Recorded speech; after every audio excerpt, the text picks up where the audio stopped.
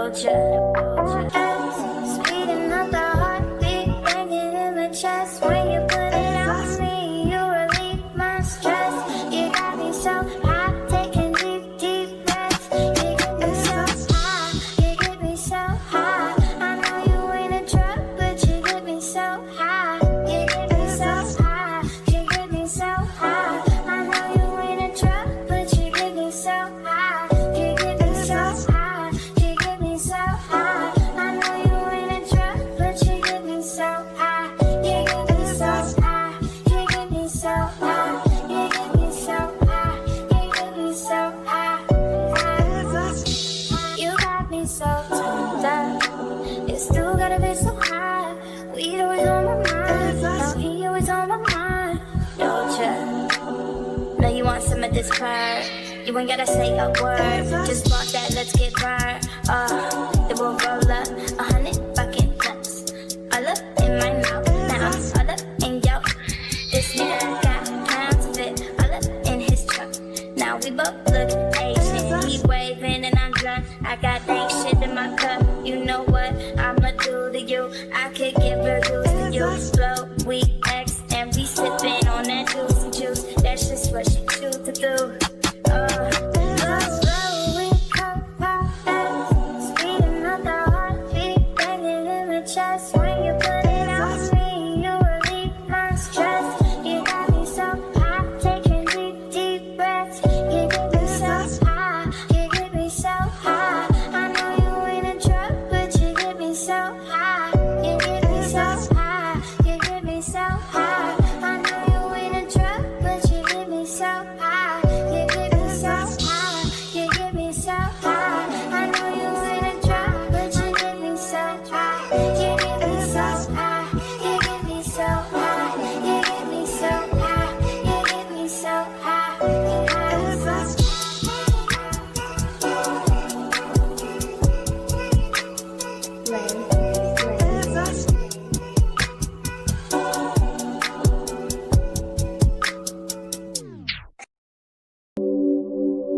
POV.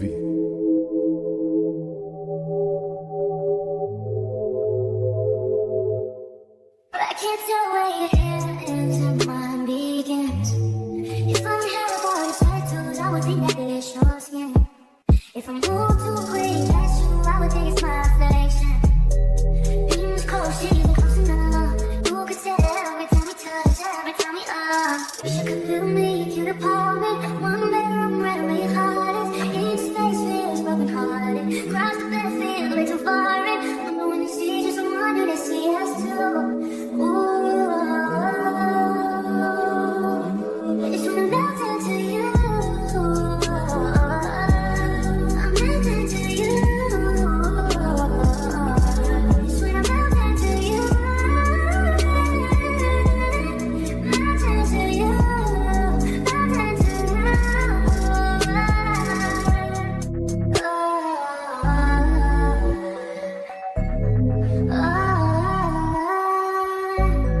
Imagine you're ready for love and taste up and down. Open your legs so you can spit it out your mouth. Inhale, exhale, breathe in. With every breath I'm sinking in. No way to describe it, I'm a riot. If I wake up and I'm still not beside you, instead of beside you, this shit is surprise you. You don't even notice, no need to remind you. Wish I could build me a cute apartment. One bedroom, right where your heart is. Each place feels broken hearted. Cross the bed feels way too foreign. I wonder when they see just one, do they see us through?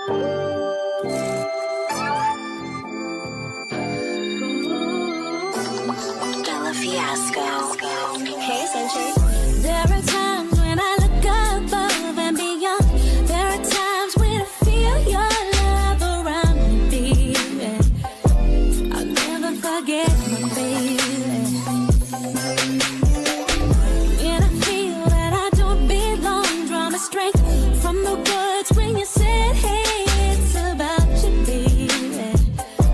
Look deeper inside you, baby. Dream about us together again. What I want us together again, baby. I know we'll be together again. 'Cause everywhere I go, every smile I see, I know you are there, smiling back at me, dancing in moonlight. I know you are free, 'cause I can see your star shining down on me.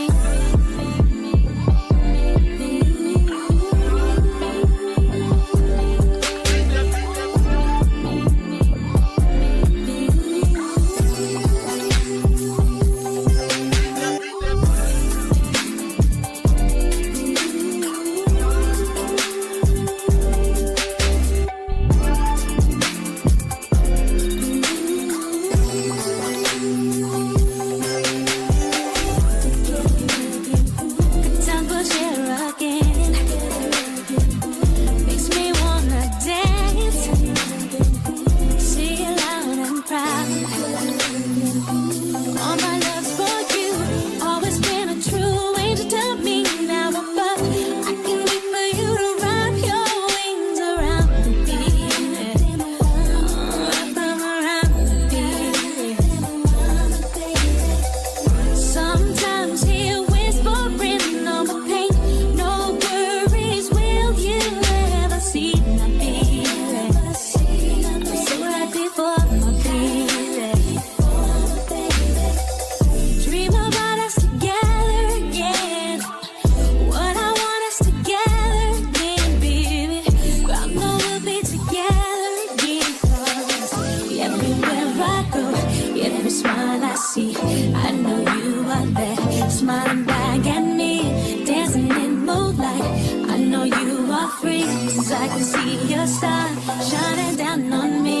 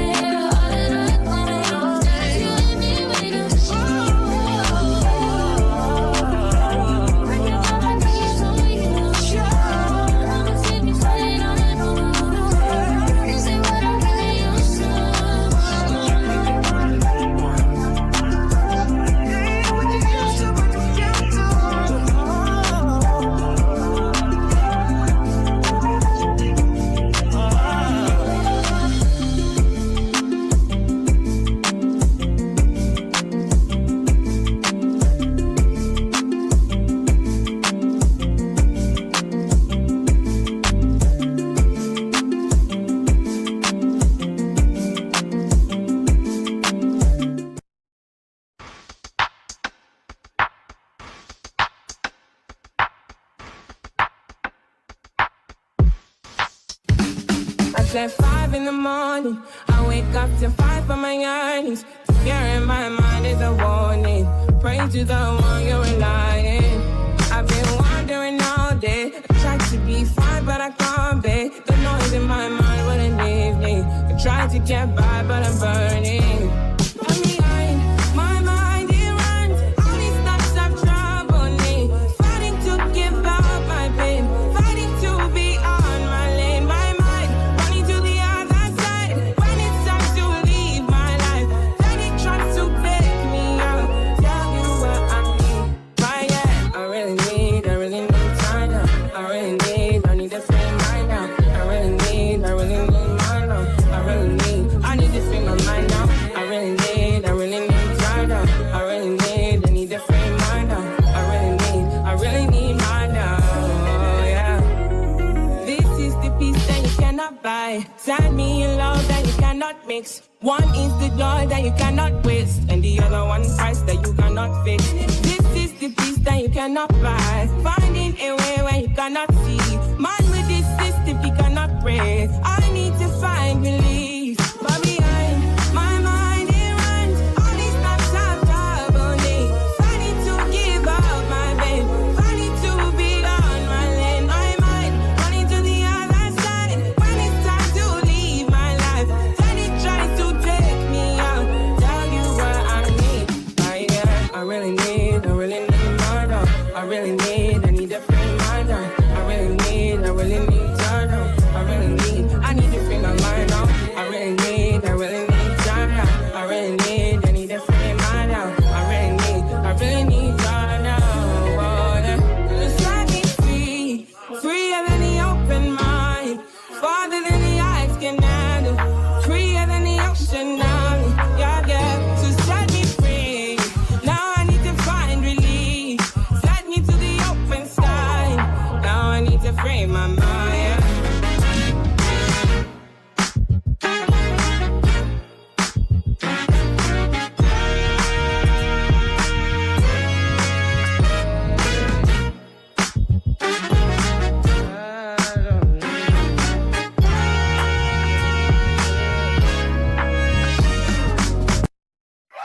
Drop top Porsche, rollie on my wrist, diamonds up and down my chain. Cardi B straight stunning, can't tell me nothing. Bossed up and not changed again. It's my big bronze boogie, got all them girls shook. My big fat ass got all them boys cooked. Some dollar bills, now we popping rubber bands. Bruno sang to me while I do my money dance like, yeah. Flexing on the gram like, yeah. Hit the little John, okay. Oh yeah, we dripping up in this game. Ooh, don't we look good together?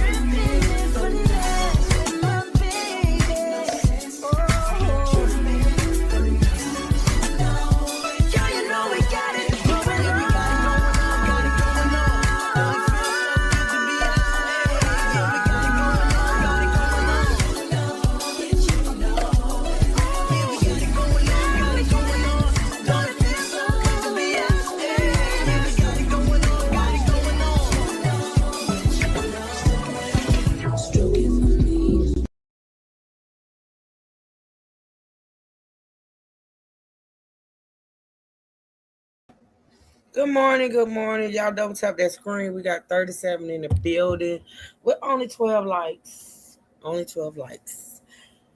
Let's get started on a good note. Good morning, Miss Carla. Happy what is it? Wednesday?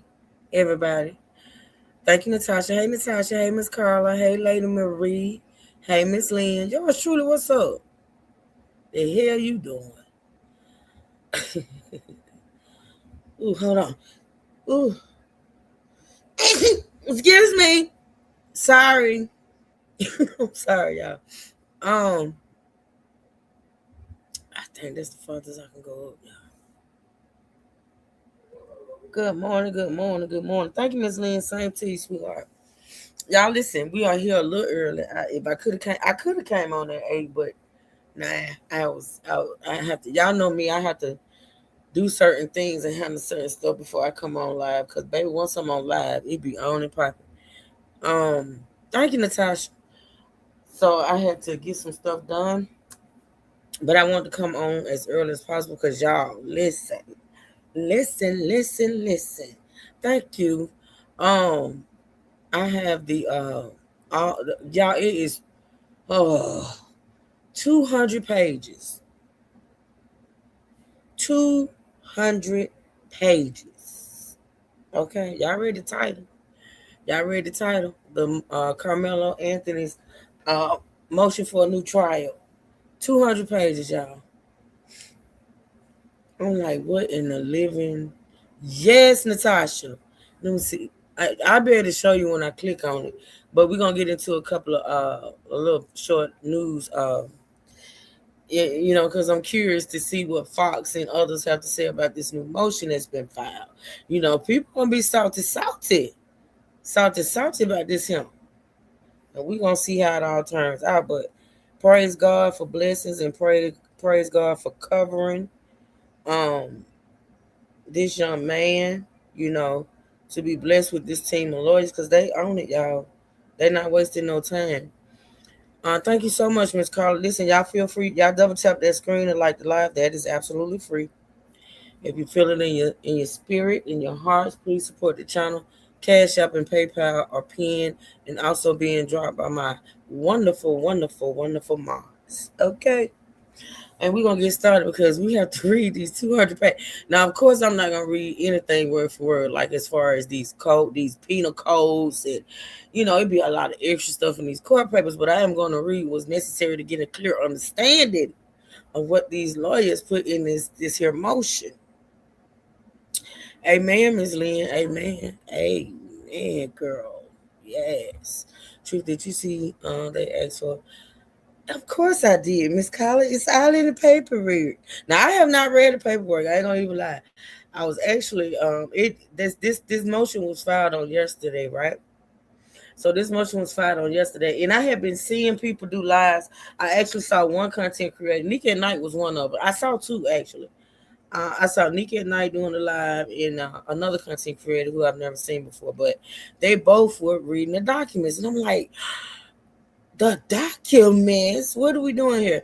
And listen, I don't really like reacting to other. Now, this is weird because I do live streams like faithfully, honestly. I mean, it's to a point of obsession. I'm a live streamer, right?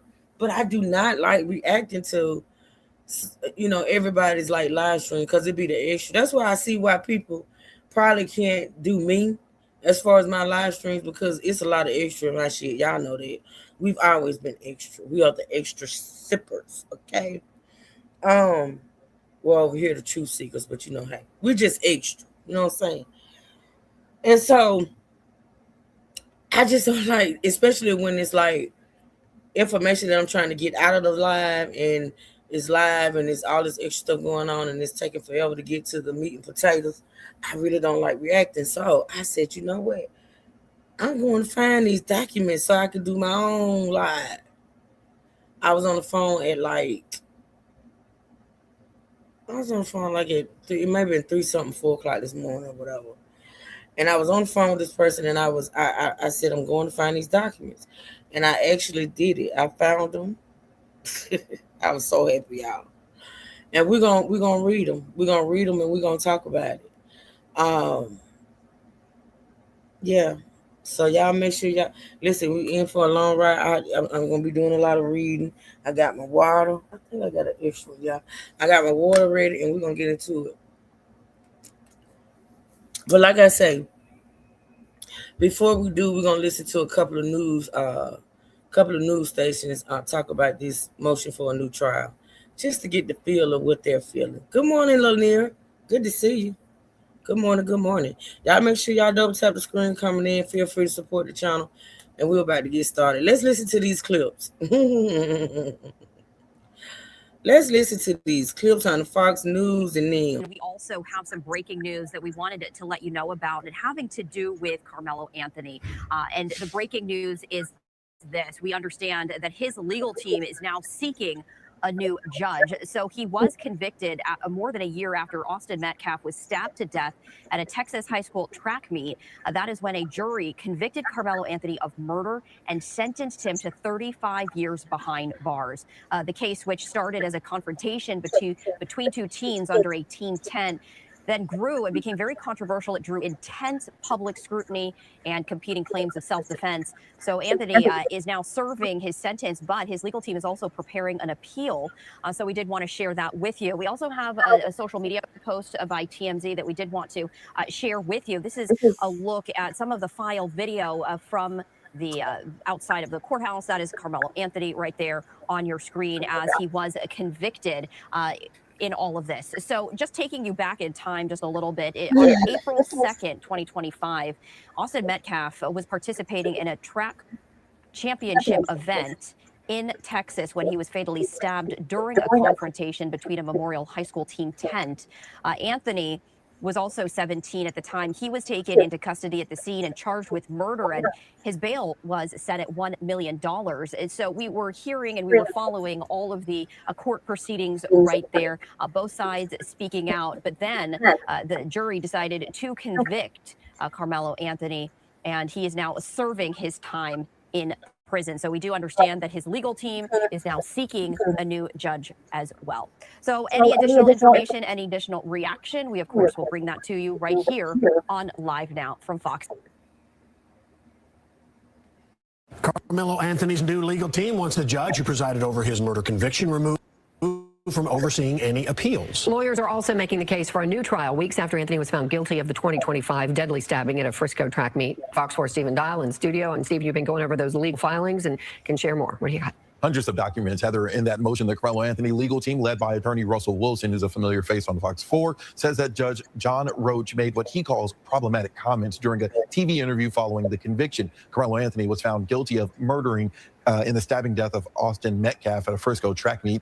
Anthony was sentenced to 35 years in prison. During the appeals process, Anthony took on a new legal team. Today, they filed two motions, one for the judge to be removed, and then the other for a new trial. Let's talk about the motion to recuse first. In the court document, the ground for recusal centers around an interview given just days after the jury's decision. Documents say Judge Roach expressed personal opinions about the propriety and correctness of the jury's verdict, the fairness and the trial and the correctness of the judge's own ruling during this trial. Now, Russell Wilson says that this case remains a pending or impending proceeding and thinks that these comments can influence future rulings from the judge. On the motion for a new trial, Anthony's legal team took issue with multiple points, including the tight restrictions about who could view the trial, saying that the courtroom was effectively closed to the public, claiming it violates the Sixth Amendment to a public trial.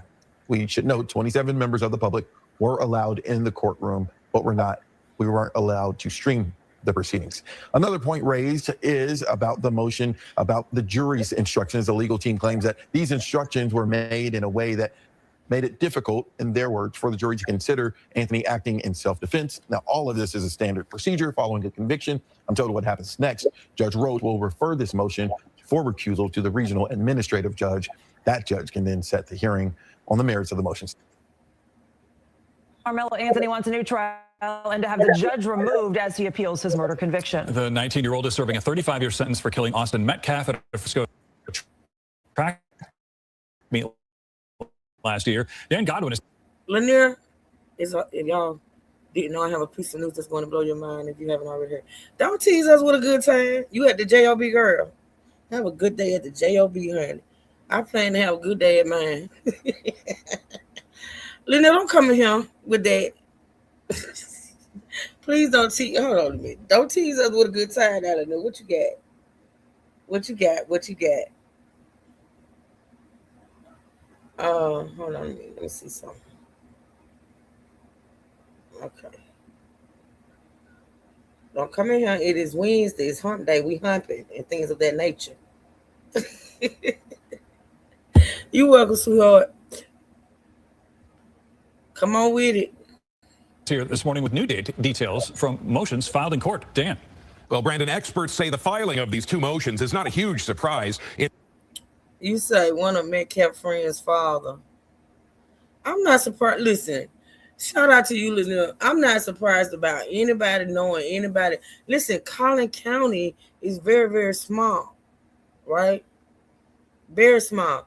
And, you know, it's like I say, it's like, I talked about it before. It's like I live in the capital of my state, right? But outside of my city is smaller, it's counties, right? And we know, you know, counties are rather small. They're smaller than actual cities. So it's just like this county that's I'm just say the county where my Tony, his dad's side of the family live. It's a county. It's a small county, right? And I'm telling you, damn near everybody in the county is related. If they're not related, they know each other. Everybody grew up together. Everybody went to the same schools. Everybody worked at the same jobs. And it's just like that because the county is so small. So I'm not surprised at who the Metcalfs know and, you know, rub elbows with and party with and things of that nature. I'm not surprised. But shout out to you with that little tip. It's 1.3 in Collin. Most of them people are wealthy and live in multi-million-dollar homes. See? I'm just saying, I ain't surprised that who knows who, you know? Asking for a new trial, the defense is not arguing that Carmelo Anthony is innocent. Instead, it claims his trial was conducted in a way that violated his constitutional rights. One motion points to the trial being effectively closed to the public with no media cameras allowed in the courtroom. Anthony's defense team argues that was a violation of his Sixth Amendment rights to a public trial. The motion also takes issue with the speed with which the proceedings took place, including a Saturday court date when the defense says many witnesses weren't available. Anthony has a new legal team that's working the case pro bono, meaning free, after Anthony said he had no money to pay for ongoing attorney's fees. In a separate filing, the legal team is asking that Judge John Roach be removed from all appeal proceedings after they say he made problematic comments during a TV interview after the trial. The defense team also alleges the judge gave biased instructions to the jury that made it difficult for the panel to consider Anthony acting in self-defense. Last month, Anthony was convicted of murdering 17-year-old Austin Metcalf at a Frisco track meet. Anthony did not testify in his own defense. His attorneys claim had he taken the stand, it could have introduced evidence that both sides had previously agreed would not be brought up in trial. And they say that influenced his decision to avoid testifying. Judge Roach is expected to refer the motion for his removal to a regional administrative judge. Anthony's lawyers also want the motion for a new trial decided by what they call an independent judge. Dan Godwin on Good Day.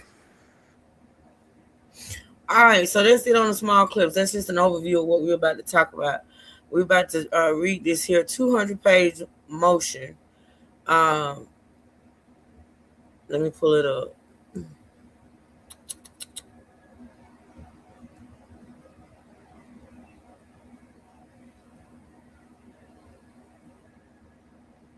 Hopefully y'all can see it. I'm gonna give it the big screen. I mean, not the big screen, but the full screen. And hopefully y'all, I know y'all probably not gonna be able to, let me see how it look. Y'all probably not gonna be able to like read the words. Don't worry about it. I got y'all. I'm gonna read. Let me see. Yeah, I'm also going to, I'm trying to, there we go. Trying to get the words a little bigger because, you know, truth, you know, eyesight ain't the best. My God, today. So listen, I know y'all probably not gonna read the words or whatever. I don't know how big it is on your device. My mods, of course, when I go to reading this here, we're gonna get the people, you know, we're gonna get them, they and those. We're not blocking unless they're being disrespectful or putting in those trigger words. Make sure y'all make it known, mods. on what the trigger words are. I don't even see. Okay. I see Miss Carla. I gotta see if I got any more minds in here. Because if not, I'm gonna have to help out. Yoshula, are you able to moderate? I didn't even know you weren't blue. Are you at work listening? Or are you able to moderate? I just need mods to just, pretty much block not everybody, you know what I'm saying? We're being very lenient, but I don't want disrespect. I just flat out disrespect. Opposite opinions, not so much concern me, but flat out disrespect and the trigger words. I can do both. Okay, let me mod you up right quick. I thought you was already moderated, but all right, boo. So yeah, and mods, make sure you let it be known, every so often what the trigger words are, okay? Because I'm not gonna have my chat flag because people want to be ignorant. Oh, I know, Miss Lynn. Thank you, Miss Lynn. You are I already know you and Miss Carla. Maybe a couple more flow in here after a while. There's Natasha. Okay. As long as I got some,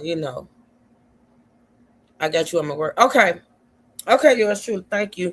All right, so we're going to get into it, y'all. We're going to get into it because this is going to be a lot. This is 200 pages. And I'm sure all 200 pages ain't full of words, you know what I mean? But I just don't know because I have not read this. And my friend asked me when I was on the phone, he was like, are you reading that right now? And I was like, no, because I got to read it with my people. I have to read. It's Keep It Cute. Hey, boo. I prayed for you this morning. I did, whether you believe it or not, girl. I did. I thought about you while brushing my teeth. Can you imagine? I was brushing my teeth and I thought about you. I had not seen you for a couple of days, but I know how it be, and I ain't want to be no nuisance. So I was gonna text you, but I don't know when because I don't be want to bother people like that. You know me, girl. But I love you, and it's good to see you. Good to see you. So yeah, y'all. This motion was filed on yesterday, y'all. It was filed on yesterday at 11:41 a.m. If you know, the sniper's always on the roof and stuff. Yeah, I know. I just know, gonna be some activity. So, and I'm gonna try to focus on this here this document or whatever, and it's gonna be hard for me to, be doing that and moderating at the same time. So, I know, boo. I know. Thank God. But we love you, and we still praying for you, okay? So, yeah.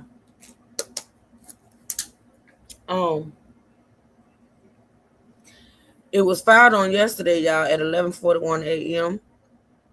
by Michael Gould. I want to say Gould in the District Court of Collin County, Texas. Okay?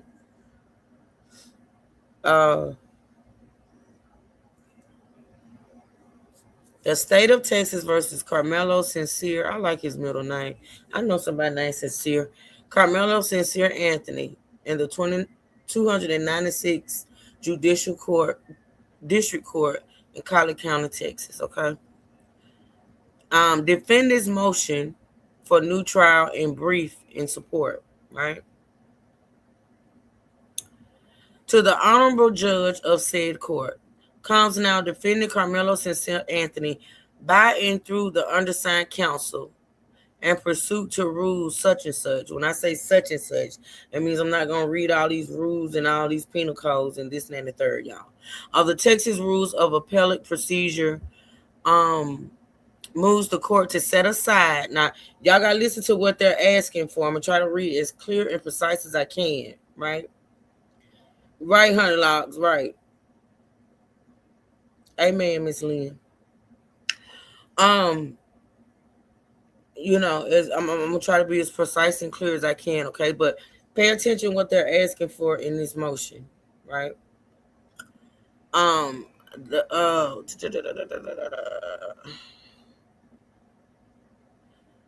the Texas Rules of Appellate Procedure moves the court to set aside the judgment of conviction and sentence and grant a new trial. The defendant moves for a new trial on 4 grounds. 4 grounds. I'm about to list the 4 grounds, right? First, the court committed structural error when it materially restricted public access in violation of the right to public trial.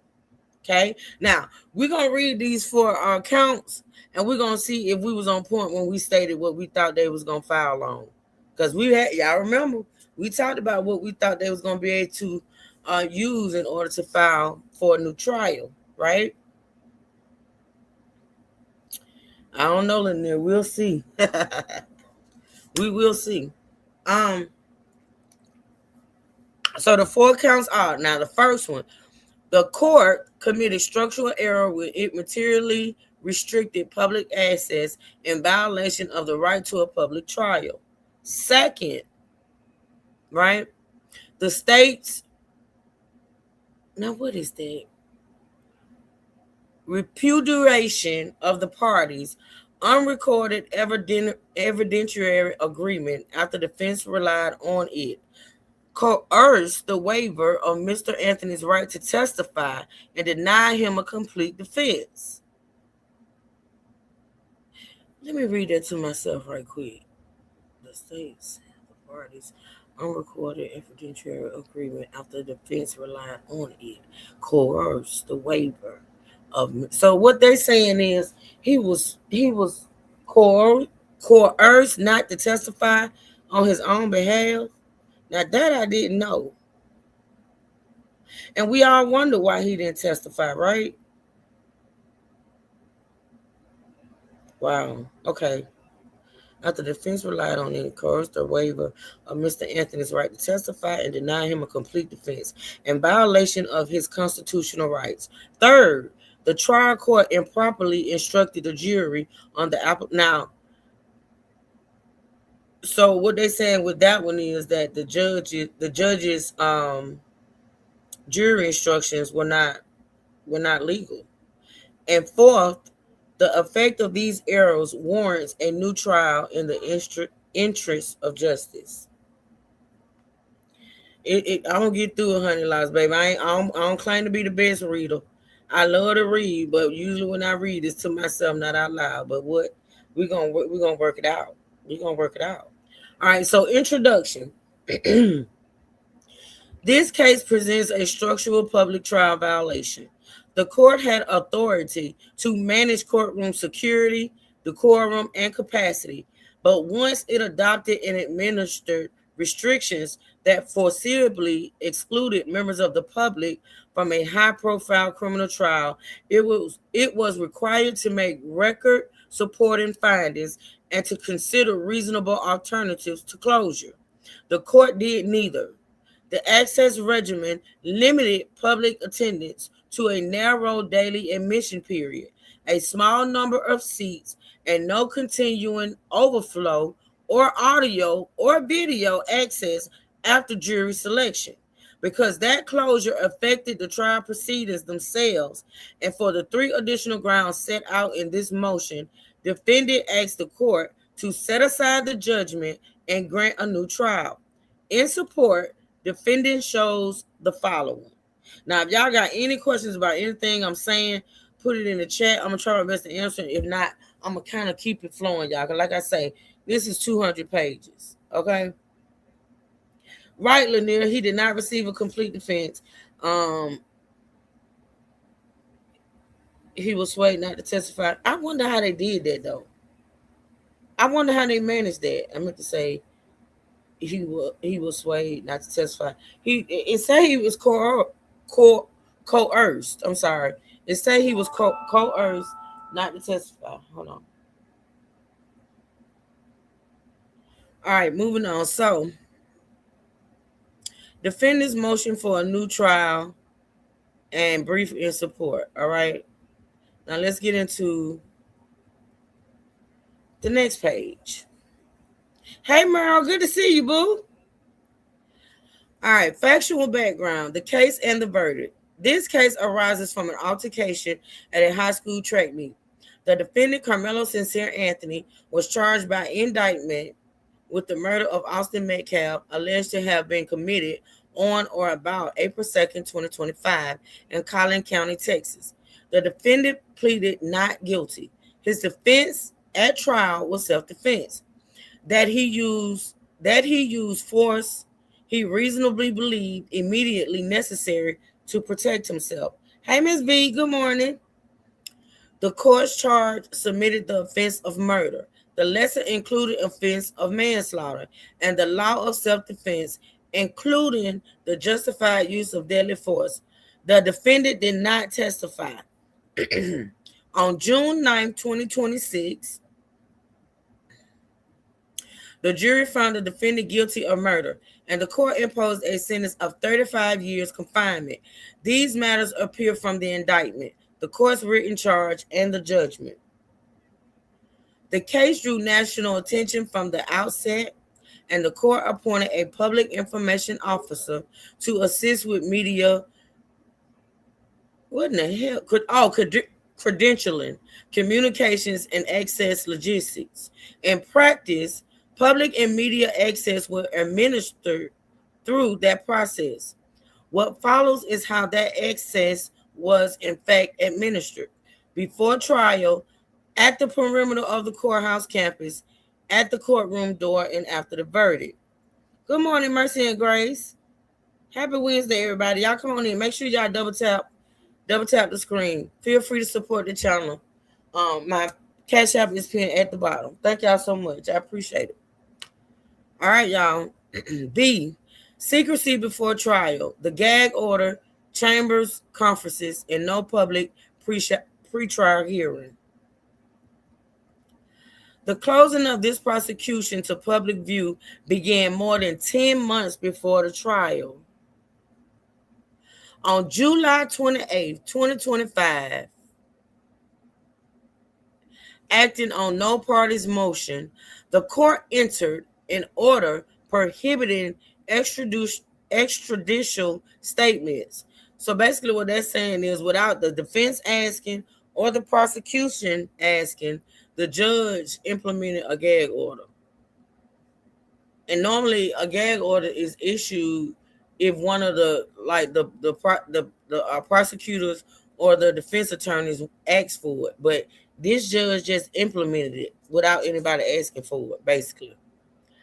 A gag order binding the parties, their attorneys, witnesses, law enforcement personnel, courthouse and court staff, and court-appointed officials, which by its terms remain enforced through the trial.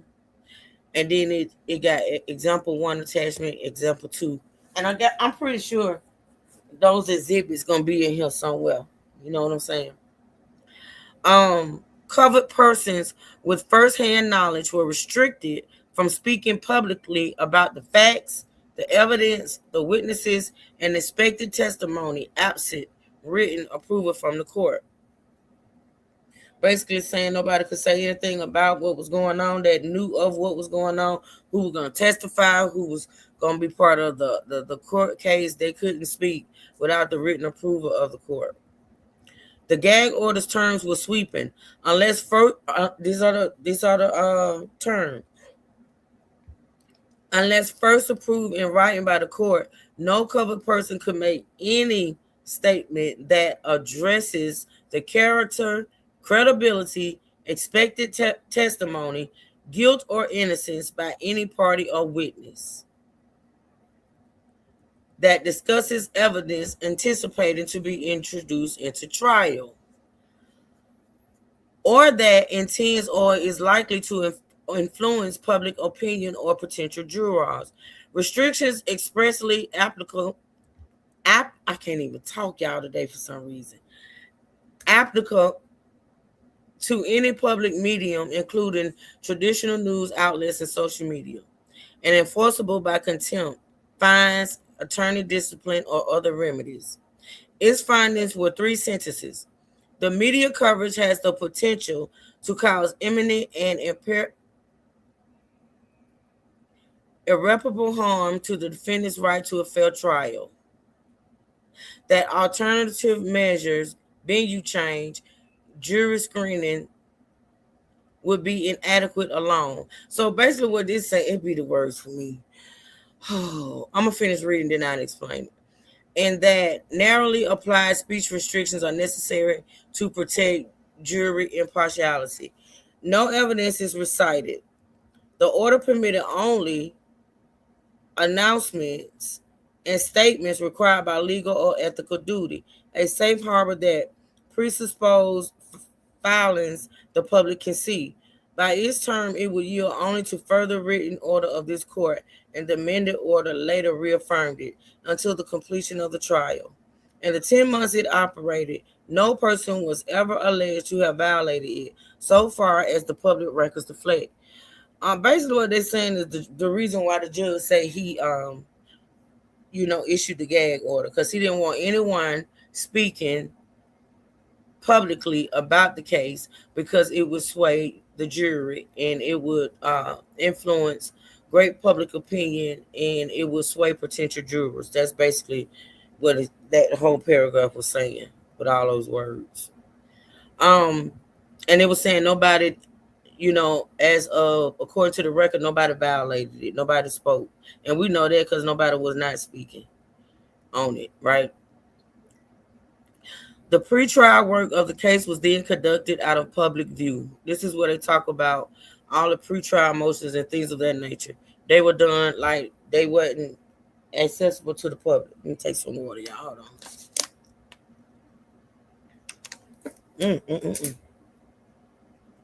It's gonna be a lot, but we're gonna get through it. And yes. All right. The parties' pretrial conferences with the court, including a May 21st, 2026 conference in chambers, at which the parties' evidentiary understanding was described to the court, and a May 29th, 2026 meeting addressing trial, security, and scheduling occurred in chambers outside of open court. No reporter's record of them exists. A matter the hearing will confirm. No pretrial hearing was ever held on the access restrictions, and the register of actions reflects no such setting. The public docket discloses no motions and none of the substantial pretrial litigation that in fact occurred. Filings that were hand delivered rather than filed in the district court's public record. A member of the public who examined the docket before trial would have found no hearing to attend and nothing to read. So basically what this saying is they had a lot of, well, I ain't gonna say a lot, they had some meetings or some conferences in chambers and not in open court. I don't know if that's unusual or no. What y'all think? For them to have several meetings, and I know they list two specifically, they list two, one on the 21st and one on the 29th of May in 2026, which is right before the trial started, actually. They had two meetings in chambers, and those meetings basically were not on the record. They were not on the record. Okay. The amended order, the written terms of access. On May 18, 2026, the court signed the amended order regulating trial proceedings, media access, security, and courtroom decorum entered to govern all aspects of the trial proceedings. The order recited the directives of Waller versus Georgia and Shepard versus Maxwell, found that unrestricted access or activity may compromise courtroom security, jury privacy, and the defense right to a fair trial, and promised reasonable public access consistent with constitutional requirements. You think it's unusual, Natasha? Me too. It's only illegal without birth. I don't know if both parties were. Thank you, Brian. I don't know if both were present or no. It doesn't say. It doesn't say. Let's go. It is still needed to be on the docket. That's what I say. Even if, you know what I'm saying, like even if it took place in the chambers, it still should be on record. But according to what I just read, those meetings or those conferences were not on the record. That's weird.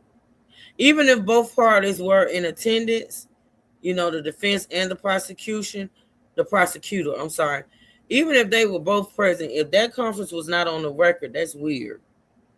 But okay, that's why it's in these court papers right now, because it was weird.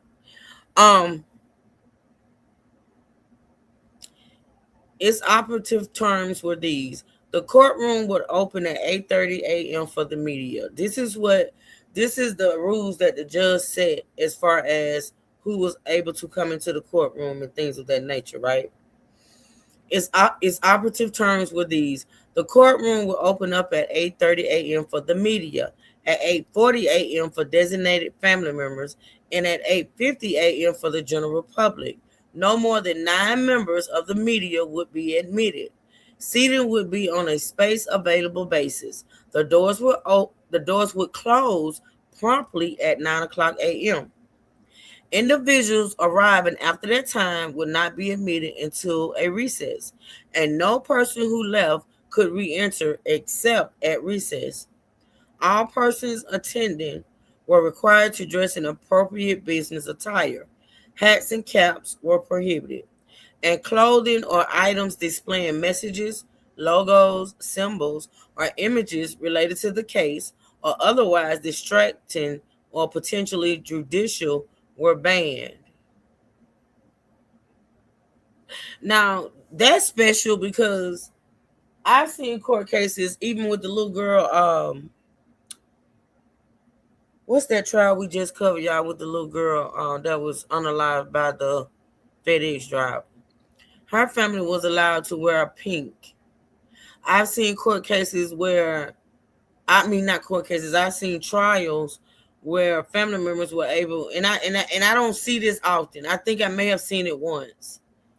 And this was at sentencing. I don't know if they was able to wear like throughout the whole court proceedings, but I've seen families where, you know how you get the t-shirts made?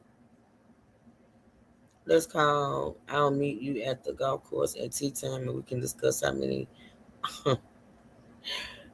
I've seen families represent their family members in different ways, such as wearing their favorite color or something like that. But in this particular case, they could do none of that. None of that was allowed, right? So, the order appointed Steve Stoller, identified in the order only by a personal email address and cell phone number, as the court-appointed public information officer, committed media credentialing to that office, and announced that the court would not intervene in or resolve disputes among members of the media regarding access or seating. The order contained no provision for an overflow room. Hold on a minute, y'all.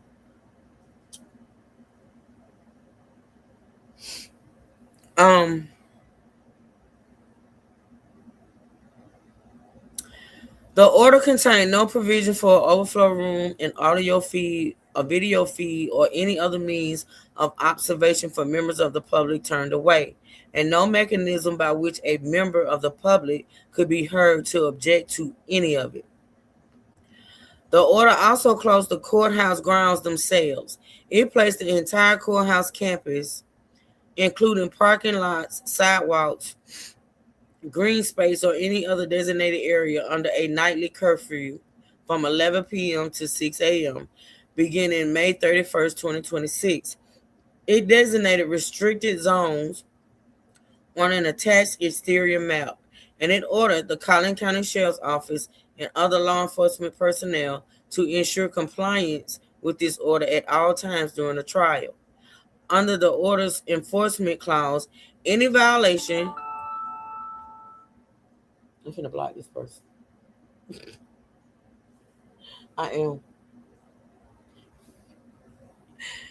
Any violation, including a citizen's presence in a courthouse parking space beside the courthouse before 6 a.m., expose the violator to immediate removal from the courtroom, courthouse, or courthouse grounds, and the imposition of sanctions, including contempt of court and no warning is required prior to enforcement.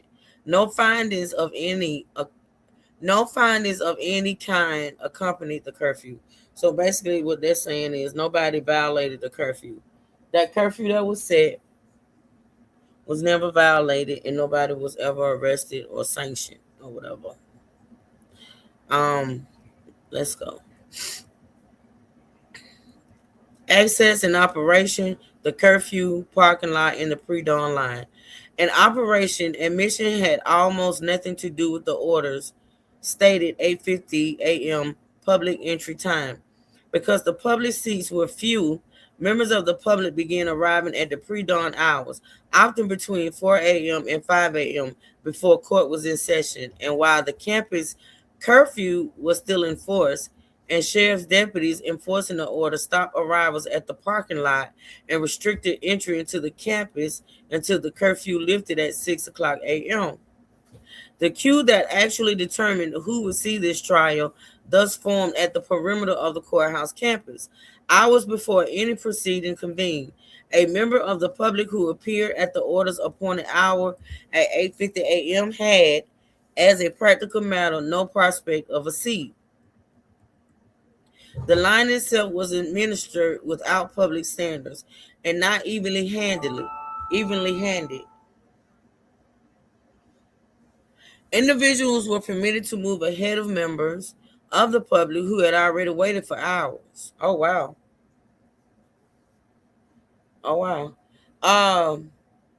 Thelma Anderson, who is she? Who arrived early on June 6 and initially held approximately the 7th position, was displaced to 35th beyond the number of available seats and was excluded from that morning's proceedings. How did they do that? What did they do? Make her move in line? I remember there was some chatter about line breaking and things of that nature, but I didn't really get into that too tough. I felt like it was petty. I guess not, because it's in his court papers. But I did hear some right, Miss Carla. I did hear some chatter about line breaking and all that crap. I did. I just didn't focus on it because I didn't think it was important.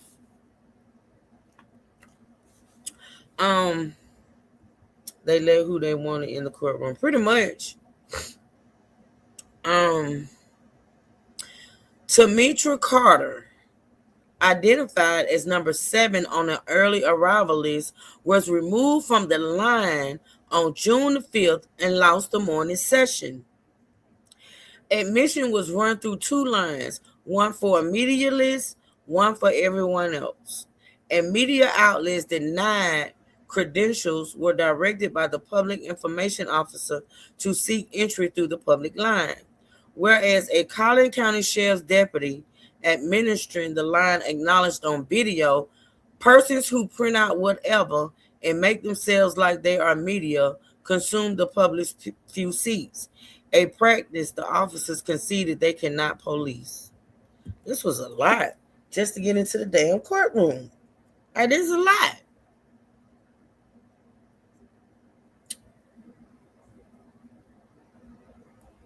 Inside the courtroom, 24 public seats and an overflow room provided and then withdrawn. The courtroom held approximately 70 seats. By the court-appointed public information officer's own written account, 15 were allotted to the prosecution's family, 15 to the defense's family, and 9 to the media, including a courtroom sketch artist, with additional seats for court staff, leaving about 24 or so seats for the general public. The trial judge later confirmed the arithmetic on television. Some 200 wait a minute. The trial judge later confirmed the arithmetic on television. So basically, they're talking about what that Judge Roach talked about on his interview. And you know what, y'all? When I was even reacting to that interview he did that interview, I want to say, I think he did 2, but I know one of them he did the day that Carmelo received them 35 years, like right after the proceedings when Carmelo got sentenced, he did an interview right after that. If y'all notice, he was still sitting in the courtroom. He was in the courtroom when he did that interview. And I remember thinking to myself, right? I don't know if I say it out loud or not, because a lot of stuff I think to myself, I don't say out loud. But I remember thinking to myself that was going to be a mistake, especially when I listened to him talk. I felt like that was going to eventually be a mistake, that interview he did. And they finna quote that right now. So, the trial judge later confirmed the arithmetic on television. Some 200 requests by the media and 27 to 32 public seats that we rotated every day. None of these allocations appear in any order, and the 15-seat family allotment was not honored in practice. Wait a minute. So basically what he stated on TV was a lie. None of these allocations appear in any order, and the 15-seat family allotment was not honored in practice. The defendant's own family was limited to 8 seats in total, so that his grandfather and his aunts were excluded from his trial, while those admitted were required to register a day in advance and were warned that a visible facial expression could result in removal. Are y'all listening? I know it's a lot, and I pray to God that I'm reading it where y'all can understand it. But what I just read is a hot mess. So basically, this is what it's saying in layman's terms, y'all. Basically, according to the judge, each side was allotted 15 seats. Carmelo side and the Metcalf side. They were supposed to have 15 seats for family, but that wasn't the case. The Carmelo's own family was limited to 8 seats in total. And because of that limitation, Carmelo's grandfather and his aunts were excluded from his trial, while those who were allowed were required to register a day in advance and was warned that a visible facial expression could result in removal. How many people remember that it was said by media that were in the courtroom that came out and spoke that Austin's mama broke down and cried several times? How many remember it was said that the members of the jury shedded tears? Why wasn't they removed? So Carmelo's family was warned that if they showed any, and people said, oh, the family set up there just stoke-faced it. Carmelo set up there like he, stoke-faced. The family showed no emotion, no expression, because they didn't want to be removed. But you had Austin mama over there weeping and other family members. You had the jury, members of the jury over there weeping. And how many times we said, when those people came out and said that the jury was weeping, especially during that 911 call, how many of us said, y'all, why were they not removed? How many times we asked that question? If a juror broke down in tears visibly in the motherfucking jury thing, why wasn't they removed? We kept asking that question, remember? Mm-hmm. This is a lot, y'all. This is a lot. And I couldn't wait for this to come out. Like, I couldn't wait.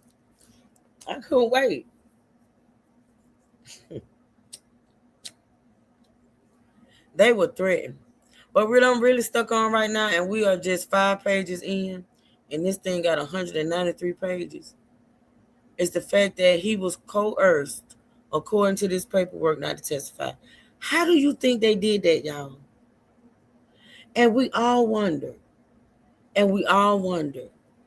And we all wondered. We talked about it. It was talked about so much till it was just, people were in shock. They were in awe. Why didn't Carmelo get on that stand? And you had people saying he didn't get on the stand because he has a background, or he didn't get on the stand because he had something to hide. Remember? But according to this paperwork, he was coerced. How did they coerce this young man not to testify? How? At this point, I wonder if the jury was paid off to give the verdict they gave. I don't know if they was paid off or not, Q, but I do know they were not that jury was not impartial. It was not fair. And I feel like those jurors that broke down in tears, they should have been removed. If you say you didn't accept 3 black women educators as a jury member because they said they couldn't see themselves, convicting Carmelo, which I believe is a lie. I don't think all 3 of those women said the same thing. I don't believe that shit. But if you gonna not allow them to be a juror, how you gonna sit up there and let somebody who's visibly emotional and upset, that's supposed to be determining this man's fate, sit up in that jury box? Like, it don't make sense. I tell you why he didn't. It's because he showed no remorse. Jody, you didn't hear what I just read? You say he showed no remorse. This paperwork said that if he showed any type of expression, he would be removed from the motherfucking court. Did you not hear that? Now I'm gonna need y'all to keep it cute. Don't get on my nerves. Probably his very own defense attorney shaking my head. They all colluded. I agree. It's on paper that they wrote down. I don't know what you're talking about. Yeah. Anywho, moving on. I don't take too kindly to ignorance. Especially when I just read something or just said something out my mouth. It just don't make sense. What some people type in chats. But anyway. All right. So I'm going to move on to number 13. For jury selection, the court furnished what its order had never promised: an auxiliary viewing location outside the courtroom. A functioning, so they said they was going to provide these things, but they did, right? Okay, but that is what was said. I'm not just telling you what I heard. Girl, damn, and I just came in to hear. Well, I tell you what. You sit in the bushes, right? And you just listen. How about that? Hey, El Boogie, good to see you, girl. So you just came to hear, so you just listen. Or you can go look it up yourself and read it yourself. You don't even have to be here. But you're definitely not going to type in my chat. I don't need no distractions. And you were distracting me. So you have a blessed day. Okay? Make sure you double tap the screen on your way out. Thank you, Natasha. All right. So, for jury selection, the court furnished what its order had never promised: an auxiliary viewing location outside the courtroom, a functioning overflow room where members of the public who could not be seated inside observed the proceedings on June 1st and June 3rd, 2026. On June 4th, the day of testimony, the court eliminated it. Are y'all listening?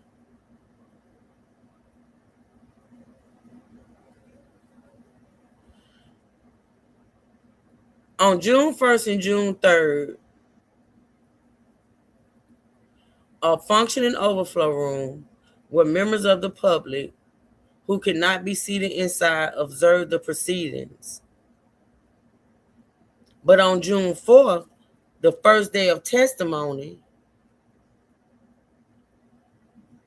the court eliminated it. So the court allowed this overflow room and things of that nature doing like jury selection. But when the testimony started, the court eliminated the overflow. Are y'all listening? No announcement was made in open court. No order was entered or modified, and no findings were made. Public access was thereafter confined to the seats inside. So for day 1 and day 2, which was jury selection, there was public viewing. But when testimony actually started, it was cut out. Why would you do that? Why would you do that? It says there was no announcement made in open court, no order was entered or modified, and no findings were made. Public access was thereafter confined to the seats inside, nor was the elimination a reaction to anything that occurred at trial. As early as May 25, 2026, the public information officer had advised in inquiring journalists in writing that there would be no overflow room during the trial. So this officer let a journalist know that the overflow room was not going to be available during the trial. This, although the county's own media request intake form listed overflow room access among the accommodations that could be requested. When Thelma Anderson, they got names in here. Wait a minute. I mean, this team ain't playing, y'all. They are not playing. You hear me? When Thelma Anderson asked the court for an alternative viewing location, there was no way even to file the request. The county's electronic filing system had no category for a courtroom access request in a criminal case. So the request was routed by email to the court coordinator and on to the public information officer, and it was denied outside any judicial proceeding. On June 5th, the public information officer confirmed in writing there is no overflow room. Wow. Wow.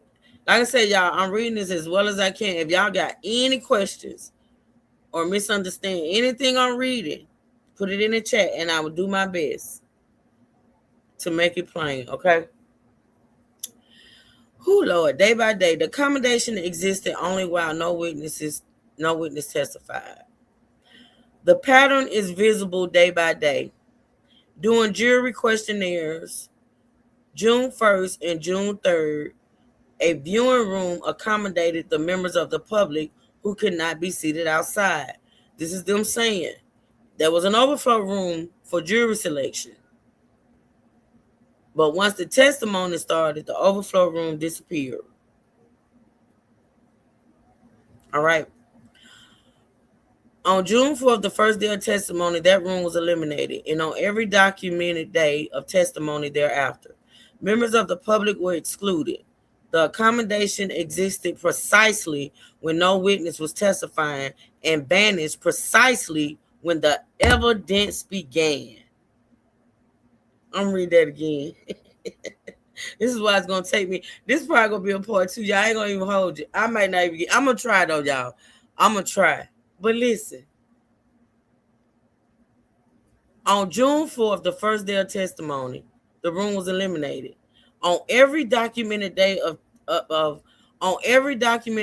testimony thereafter, members of the public were excluded. The accommodation existed precisely when no witness was testifying and banished precisely when the evidence began. Closing the overflow room was just to keep more people, witnesses, from seeing their corruption. I agree. The lies in court testimony to cover up the truth more evil as fuck. I agree, Froggy. I agree. You're absolutely right. Absolutely right. Now, this is a chart. Let me start trying to figure out what it is.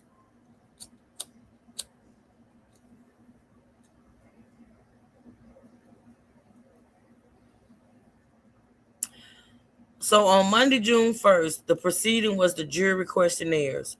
Public access as administered. A jury viewing room available outside the courtroom. At least one member of the public turned away on a purported jury members only rule. On Tuesday, June 2nd, the courthouse was closed. On Wednesday, June 3rd, the viewing room and operation of overflow public observed the proceedings from it. So on June, to be clear, The public, there was an overflow room to the public on June 1st and June 3rd, which was jury selection days. Okay, that's what that chart is basically saying right there, y'all. And then, I'm not going to read all of this, but it basically got the whole damn, all the days. I should read it, though. Okay. So on June 4th, the testimony begins for the state, right? The viewing room was eliminated without announcement, order, or findings. From a line of roughly 80 to 100, approximately 27 people were admitted. Young, Allen, and Anderson excluded.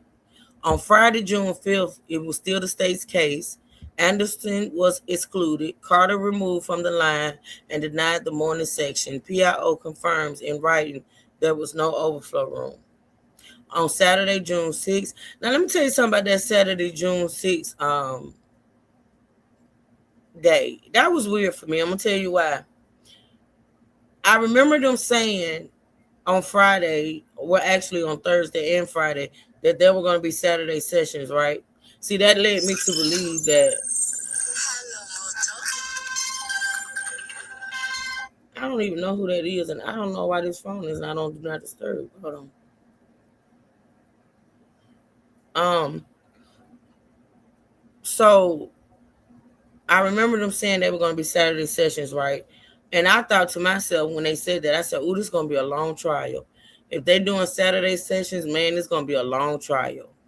Because, you know what I'm saying, judge's going to try to, eliminate some time. Like, it's going to be long, so we're going to go do Saturday so it won't be so long, right?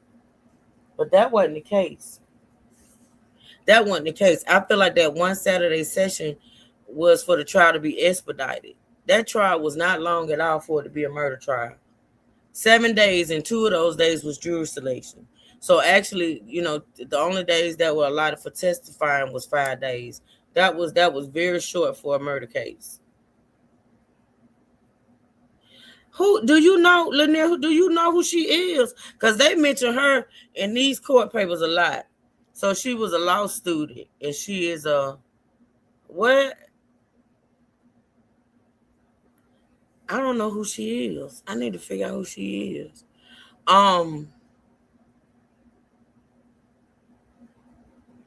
And the reason why too I say that Saturday, June 6th, that Saturday, June 6th session was weird is because it didn't get as much media coverage as the other 2 days like before. I remember looking to see if Court TV or Law and Trial had, because normally when they covering a trial, they schedule their lives ahead of time, sort of like me, but theirs be like the day before. And they didn't have anything scheduled for Saturday. So I figured that they weren't going to have court Saturday. Well, lo and behold, I wake up Sunday and court had been in session Saturday. And I didn't even know it.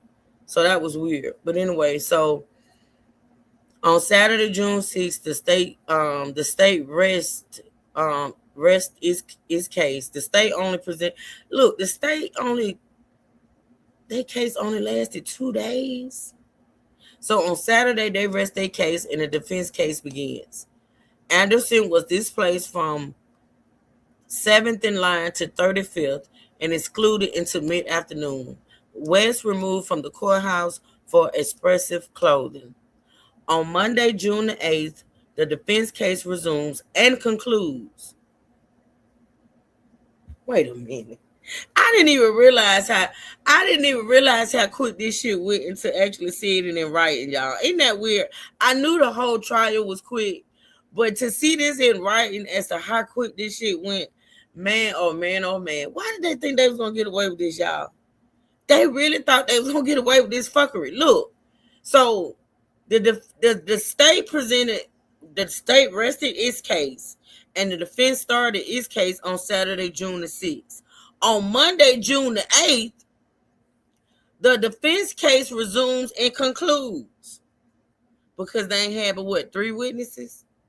Shortened day. State the parties understand the defense rests. Jurors requested overnight in a hotel. Charge set for Tuesday morning. Same, no overflow, no audio, no video access regimen remain in effect. Public access, if any, remain limited to courtroom seating and pre-dawn line administration. Further facts to be developed at the evidentiary hearing. So on Tuesday, June 9th, there were closing arguments, 3 hours of guilt deliberation, guilty verdict, an entire punishment phase at which the state called no witnesses through a 35-year sentence all the same day. Didn't I tell y'all that shit was gonna come up again? I'm just saying, like, this don't be common sense for us, right? Because we talked about this. We talked about how that young man was found. First of all, the whole trial was short as fuck. So we know evidence on either side wasn't shit, right? And then he is found guilty, sentenced, and shipped off all in the same day. Didn't I tell y'all that shit was gonna come back up? They ain't playing, y'all. They ain't playing. The excluded public. This is number 15. Point number 15, right? The exclusions that followed were repeated and concrete. Jacqueline Young traveled from North Carolina and on the first day of testimony found a line of roughly 80 to 100 people, from which only about 27 were admitted. Tira Allen flew in from Arizona, observed jury selection from the viewing room, but was told on June 4th that the room had been eliminated and was excluded from the courtroom on June 4th and June 5th. Bridget Smith, these people has contacted people, y'all. They contacted people that was actually at the damn courthouse at the trial and were not admitted. She's a 3-year student at the University of Texas. Okay. Tira Allen flew in from Arizona, observed jury selection from the viewing room, was told on June 4th that the room had been eliminated and was excluded from the courtroom on June 4th and June 5th. Bridget Smith attended on June 1st, 4th, 5th, and 6th and confirms both the roughly 27-seat public cap and the elimination of the outside viewing location once testimony began. Kiara West was turned away on June 1st on a purported jury members only rule and was physically removed from the courthouse on June 6th because of the expressive content of her clothing. Thelma Anderson was excluded on June 4th and June 5th, and on June 6th was seated only in mid-afternoon after substantial proportions of the day's proceedings had passed. Throughout, no declarant observed any disturbance, security incident, or disruptive conduct by any member of the public that would explain these restrictions. They ain't playing, y'all. They ain't playing. The unrecorded agreement. The defense tried its case under that limitation in reliance on an understanding reached off the record. Now, this is going to be real interesting. I think this is trying to talk about why he didn't testify, y'all. So listen, this is H, per H, number 16. The unrecorded agreement. Unrecorded agreement. The defense tried its case under that limitation and reliance on an understanding reached off the record. Now, let me tell you something. What these folks finna prove is that Mike Jones, what that nigga name was? Mike Jones. What that lawyer name was? What was his name, y'all? Was it Mike Jones? I keep saying Mike Jones. That's a rapper here. Hold on. What was his name? It's finna show that he was working with them, y'all. And I haven't even read this yet. Right? What was his name? Y'all tell me. I'm finna Google it, though. Hold on.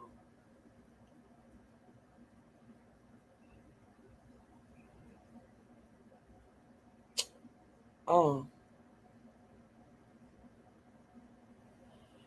Lord have mercy.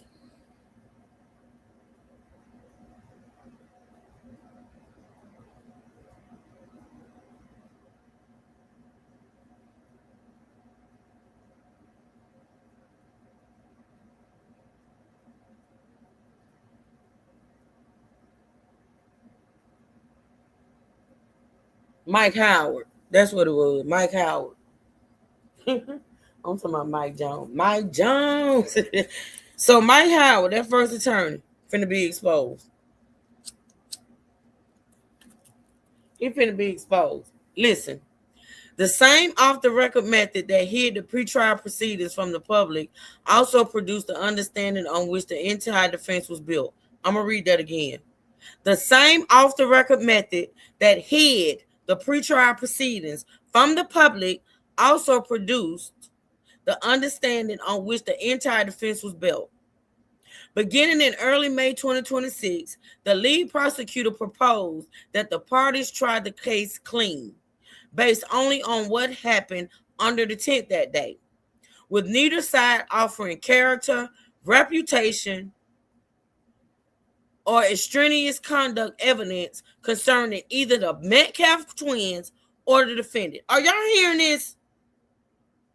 Are y'all hearing this? I'm going to read this one more time, and then I'm going to put it in layman's terms.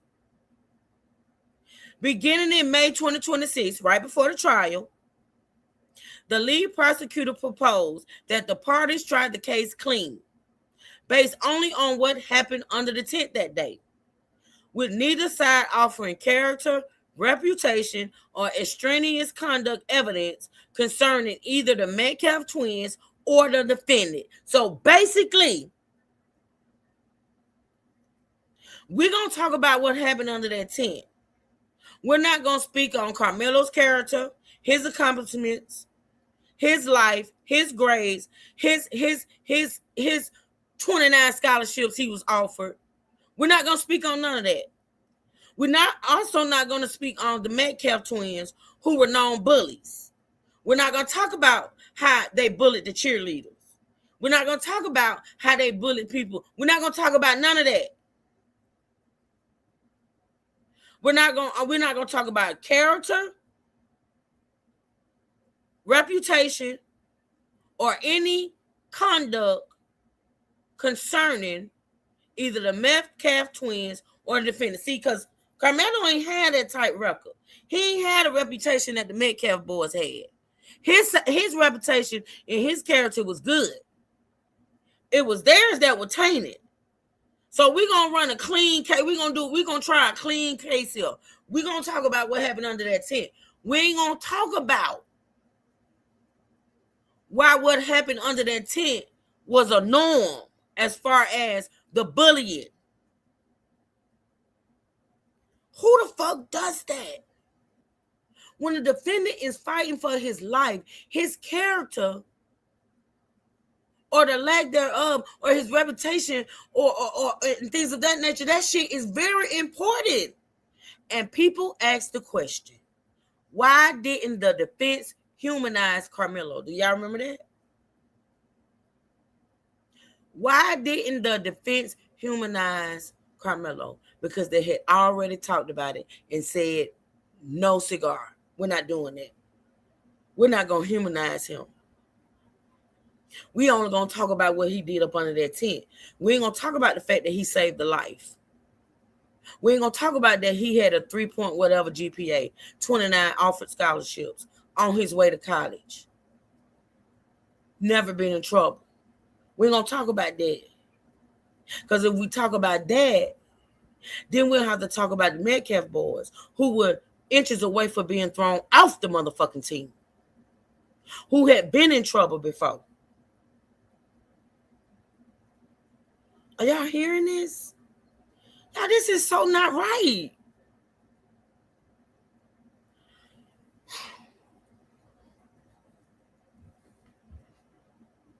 I'm going to read that one more time and I'm going to keep going. But I'm going to stress that Mike Howard was on that shit. How do you agree to that? How do you agree to that, Mike Howard? How? And then it was done off the record.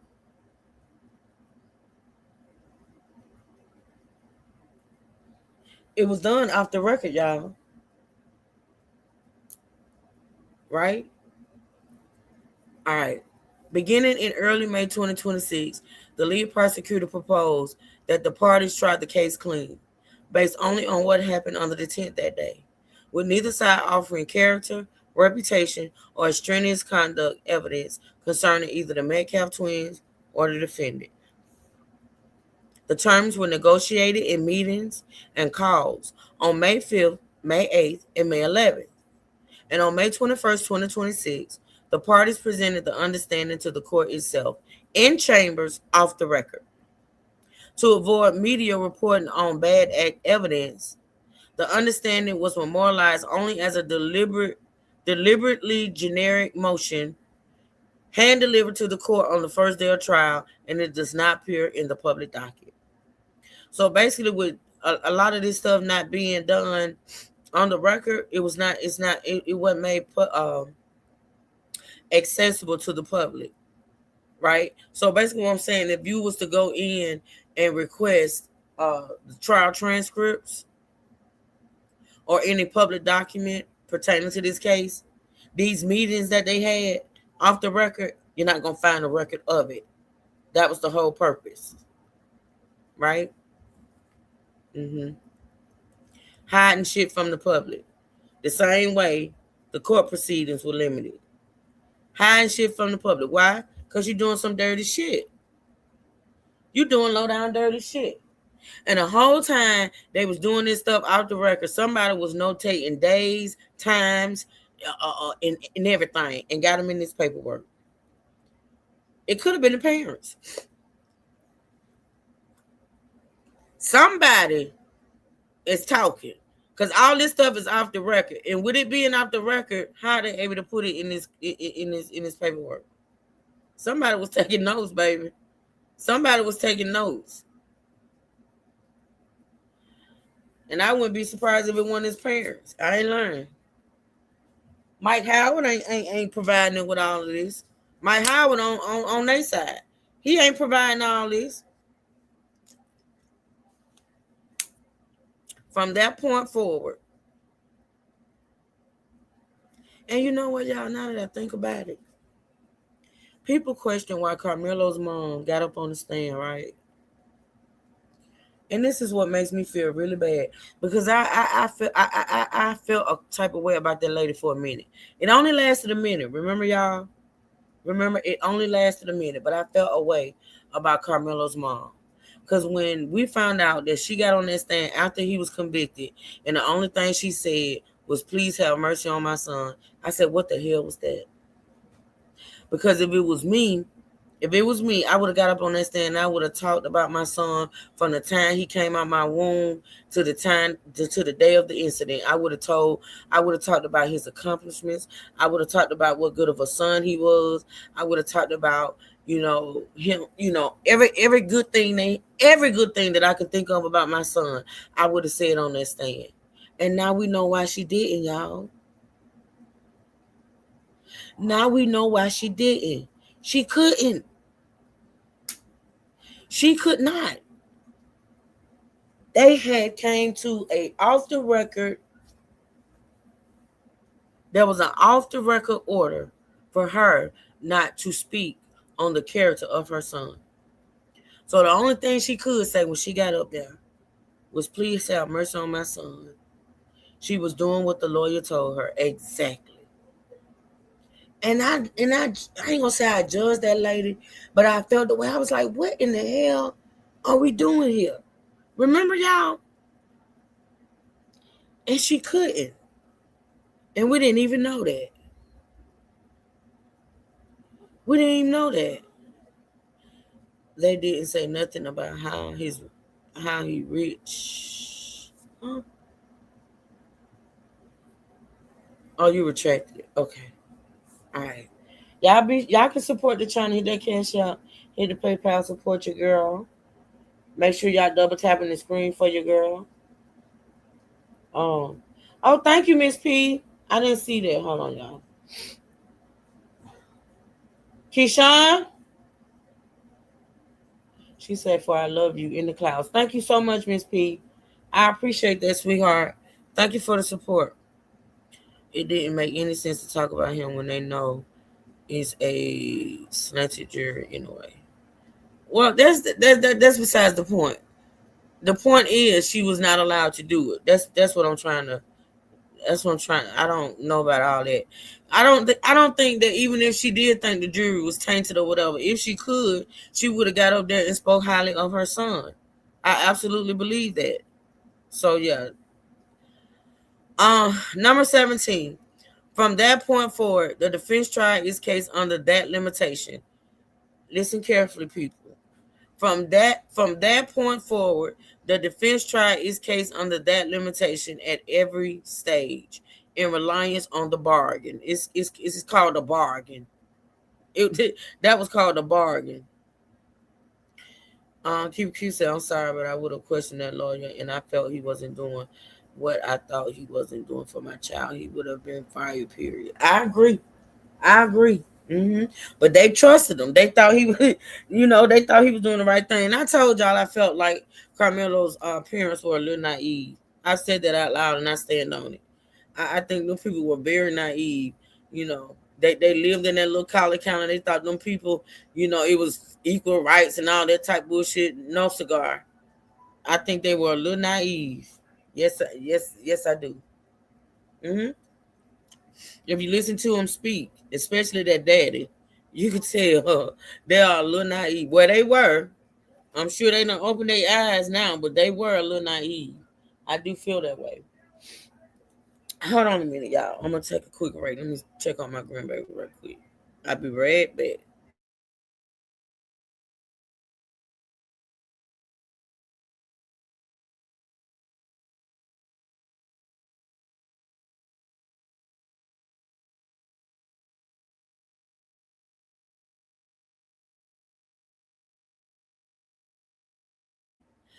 What you say? I watch too many. Me too. We all do. I think keep it cute. We all do, honey. Oh, hold on. I don't hit.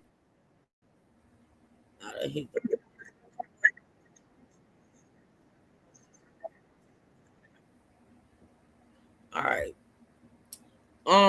Let's see. Where did I stop?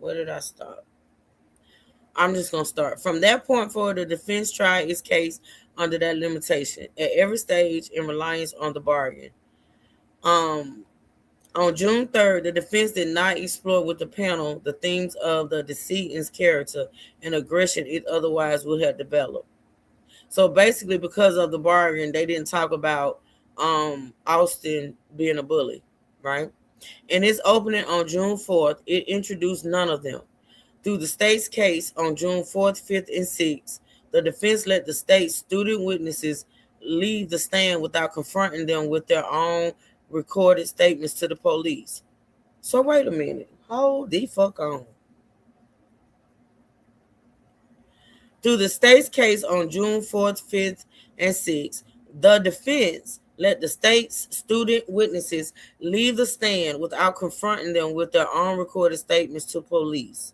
That Austin Metcalf was kind of like the aggressive guy on the team, that he got triggered, and that Austin and Hunter, they're not going to let you disrespect them. And if Austin is about to get into a fight, you can tell, and that he could be a bit aggressive at times. And in an abundance of caution, even narrowed the questioning, the understanding permitted. Did y'all hear that?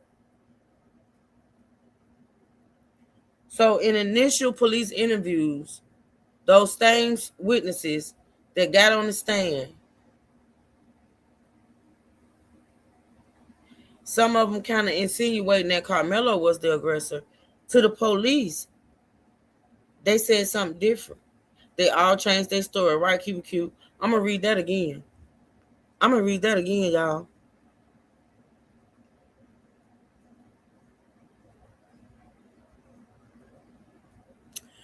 Through the state's case on June 4th, 5th, and 6th, the defense let the state student witnesses leave the stand without confronting them with their own recorded statements to police. That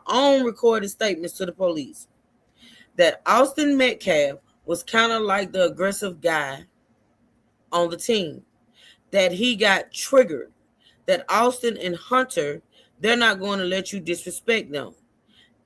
That if Austin is about to get into a fight, you can tell. And that means he fought all the time. We didn't hear about Carmelo fight. And that he could be a bit aggressive at times. and in an abundance of caution, even narrowed the questioning the understanding permitted. The defense designated no experts, foregoing a neuropsychologist prepared. Remember Dominique Alexander saying they paid for an expert witness? Does anybody remember that? Give me a yay on there in the chat real quick. When we reacted to one of Dominique's interviews where he said an expert witness was paid and was on go, ready to testify. Anybody remember that?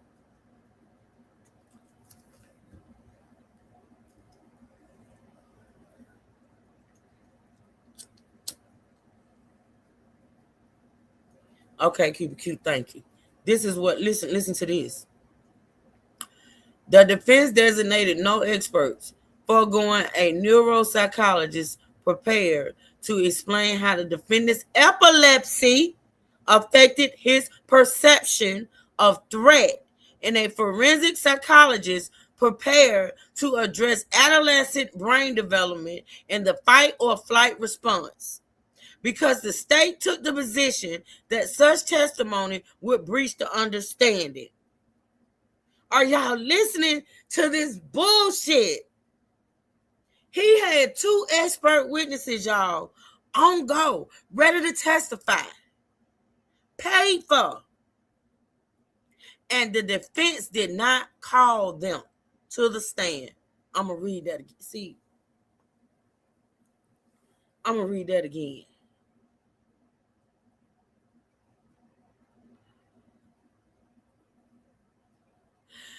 The defense designated no experts, foregoing, which means they left out, excluded. They excluded a neuropsychologist prepared to explain how the defendant's epilepsy, remember people saying he wasn't epileptic?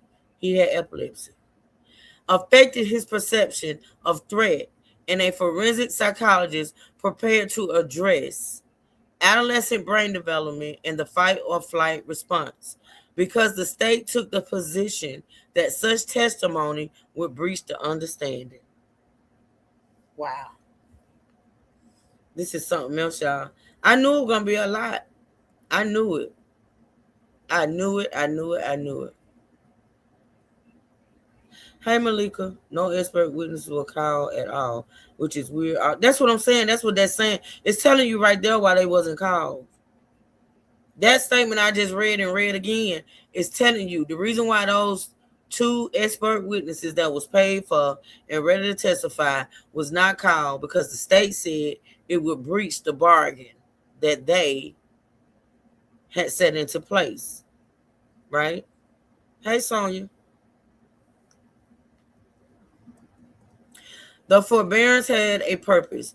The payoff was to come in the defense case. The forbearance had a purpose. The payoff was to come in the defense case under the understanding, as the prosecution itself repeatedly described it, covering all witnesses to what happened up under the tent. The defendant would testify. So this is, they're finna tell y'all, if Carmelo was to testify, listen.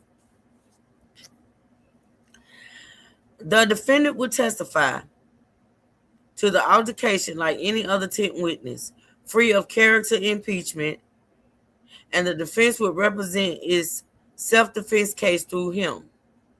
Every pretrial discussion presupposed it. The prosecution repeatedly raised the ambiguous aggressor doctrine that matters only in self-defense case built on such evidence.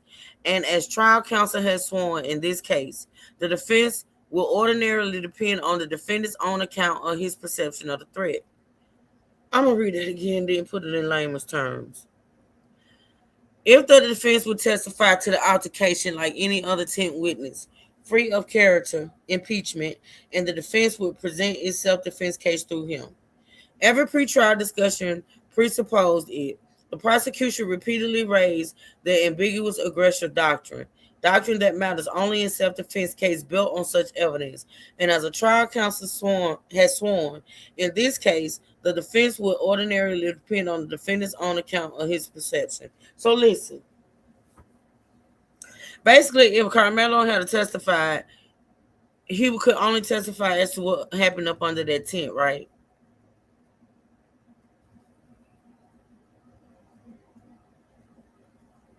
But he could not testify as to how he felt and how he felt he was threatened. That don't make sense, though. That's ridiculous. I'm telling y'all, this is a bunch of bullshit. On Monday, June 8th, the final day of evidence after the defense did its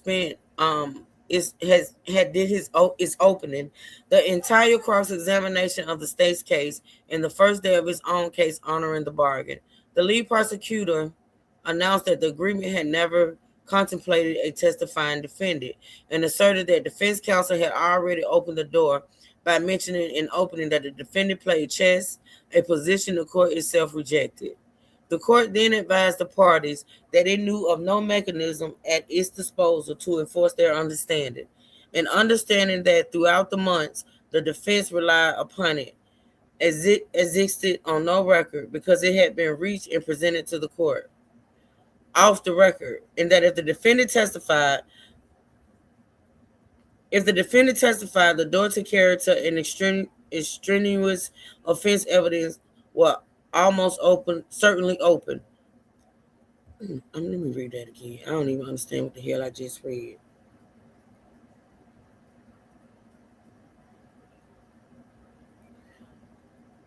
On Monday, June 8th, the final day of evidence, after the defense had spent hours had did its opening, the entire cross-examination of the state case and the first day of its own case honoring the bargain. The lead prosecutor announced that the agreement had never contemplated a testifying defendant. Also, basically, what this is saying is that the prosecutor said that they did not contemplate Carmelo testifying as a defendant, and asserted that defense counsel had already opened the door by mentioning in opening that the defendant played chess, a position the court itself rejected. The court then advised the parties that it knew of no mechanism at its disposal to enforce their understanding, and understanding that throughout the months the defense relied upon it, existed on no record because it had been reached. So basically what this is saying is that even though the defense had complied to this bargain, it was not on the record. There was no record of such agreement. And that if the defendant testified, the door to character, and basically they said that since there was no record of this agreement on the record, if Carmelo was to testify, they would be able to question him on his character and any offenses he had. See, this was a setup, y'all. Like, this was a setup. The whole time during the trial, the defense allegedly relied on this agreement that they made, right? That they would not talk about character or this and that and the third on either party. The way they kept Carmelo from testifying, the way they coerced him is they said, the judge said, well, I don't know nothing about no agreement. I'm just saying this in layman's terms, y'all, the way I speak, right? Basically, what this is saying is that at the end of this trial, after the defense had complied to this bargain, the judge said, I don't know nothing about that. I don't know nothing about no agreement y'all made. And since it's not on the record, I'm not complying to no agreement. That agreement don't have anything to do with me. And if Carmelo gets up there and testifies, it opens the door to speak about his past offenses, if there was any, to speak about his past bad behavior, if there were any. That whole thing about not bringing up, old offenses or things that's out the door, because that agreement is not on the record. That's basically what this is saying right here. That's how they got him not to testify. And understanding that throughout the months the defense lied upon it existing on no record because it had been reached and presented to the court off the record. And that if the defendant testified, listen, If the defendant testified, the door to character and extraneous offense evidence will almost certainly open.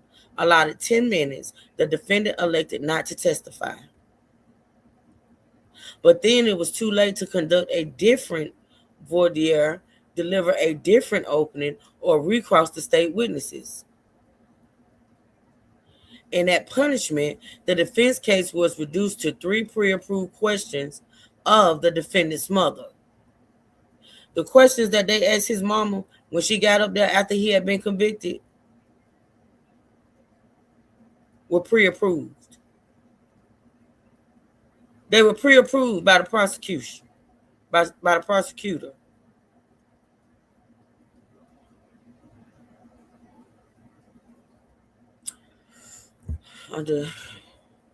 Deliver a different opening or recross the state witnesses and that punishment. The defense case was reduced to 3 pre-approved questions of the defendants. No. I got to take that back. The 3 questions that were asked of his mom, because you know his mom was one of the witnesses, right? She was one of the witnesses, along with what, 2 other teenagers, 2 other witnesses from up under the tent. The 3 questions that they asked his mom in her testimony were pre-approved by the prosecution.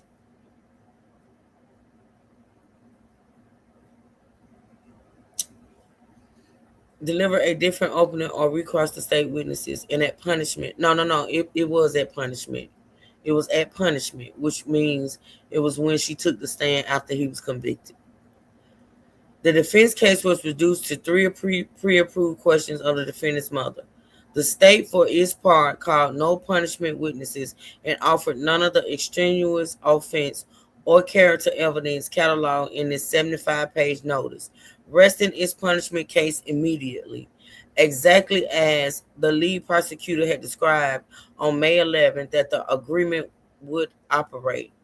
The state's punishment presentation will be confirmed by the reporter's record.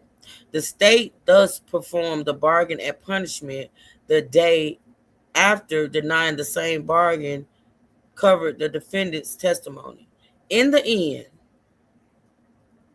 neither side put on the character evidence the understanding covered. The bargain was performed on both sides through the last day of trial. The only term was the most vital to the defense. The defendant's own testimony. Carmelo Anthony was necessarily a witness to what happened under the tent, under the understandings of the state itself had repeatedly described it. He would testify like any other tent witness, and his elimination as a witness was devastating to a defense that turned on his own perception of the threat he faced. By then, the defense had already paid the price of reliance and could not undo the voir dire opening, cross-examination, expert designations, or decision framework that had followed from the understanding. Basically, what they're saying, y'all, by the time they realized that this bargain was not on the record, and because it was not on the record, it was not recognized by the court, they had already complied. They cannot recall the state witnesses. They cannot go back and change the opening statements. They cannot go back and do nothing. They could not do it. And then on top of that, Carmelo needed to hit that stand. But if Carmelo hit that stand, he could potentially fuck up his own defense, even though he needed to get up there and tell what he was feeling and thinking at the time. They prohibited that, y'all. They fucked it up. This was calculated. You hear me? Like, this was calculated and thought out. This was in them months prior to trial, and then 10 months prior to trial, these folks was working. You hear me? These folks was working. This was all pre-calculated. And this is so fucking sad. And they thought they was going to get away with it. But the question is, how many have already gotten away with it? How many times have they already gotten away with doing stuff like this? Because this ain't the first time. You better believe it. This ain't the first time. The only reason why this is being put out here today is because this was a high-profile case, and that man got the dream team over there. But best believe this ain't the first time some shit like this done happened over there in the Collin County. Okay? How these people move, this is a common practice.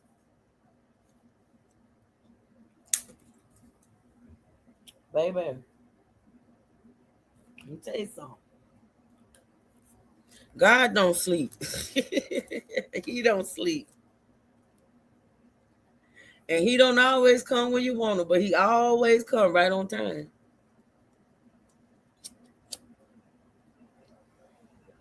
But see, everything that young man is going through, it's a purpose behind it. Y'all do realize that, though. Even though this was such an injustice, and we don't understand how in the hell could this have happened. And even though we see Carmelo sitting up in that prison as a young boy to be very, very potentially traumatizing. In the end, what he went through and what he is going through right now, there was a purpose. There's a purpose.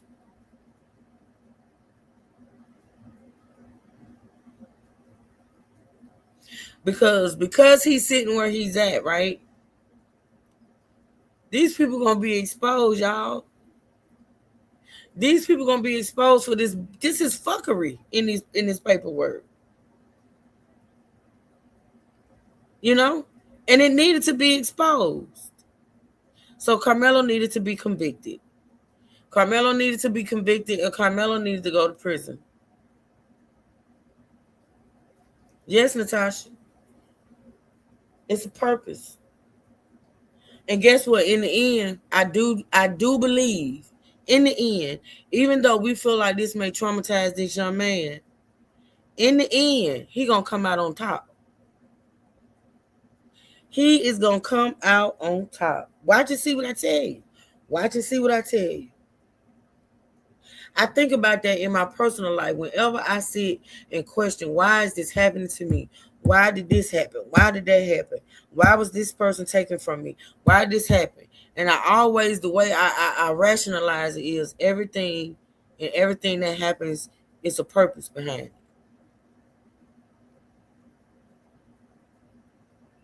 Yes, this young man has a purpose if it's even help one person in jail down to wiping out the corruption. Right, Natasha. Not just for him, because it also still shows how divided we are. That's true. That's true, Sonya, too. We are divided as a people. And it's sad, but because you see how they stick together, right? And y'all know what I mean when I say they. Them people, you can say whatever you want about them. But at the end of the motherfucking day, them people stick together.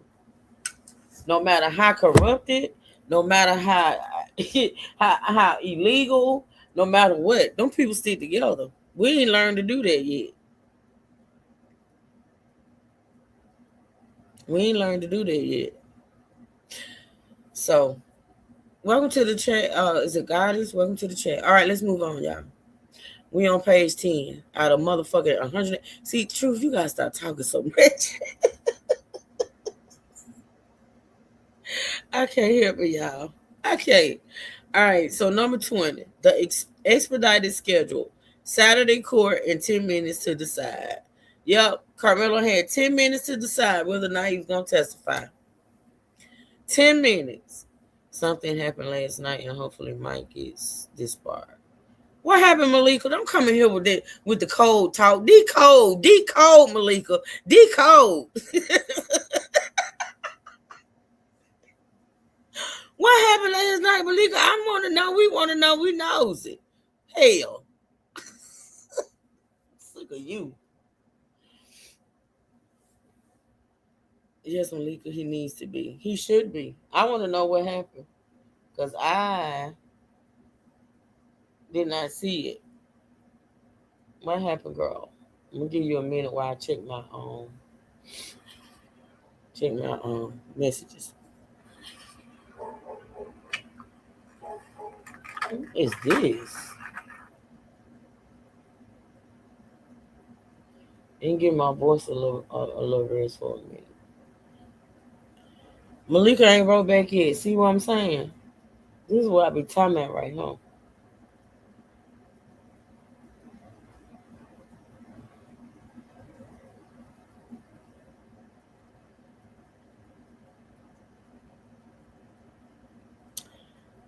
So basically, I was on Content Creators Chat, and another us reviewed Mike Howard on his website and gave 1 star. Y'all petty.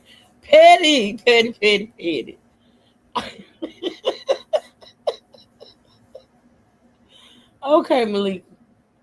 Okay, girl. Y'all crazy.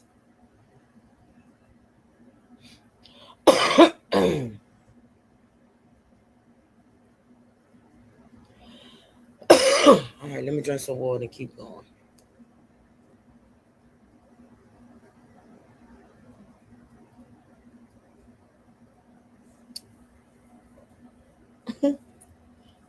His rating was 4.7. Now it's 3.1. Wow.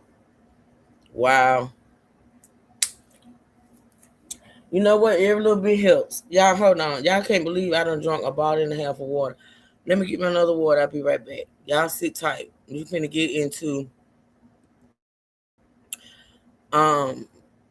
the expedited.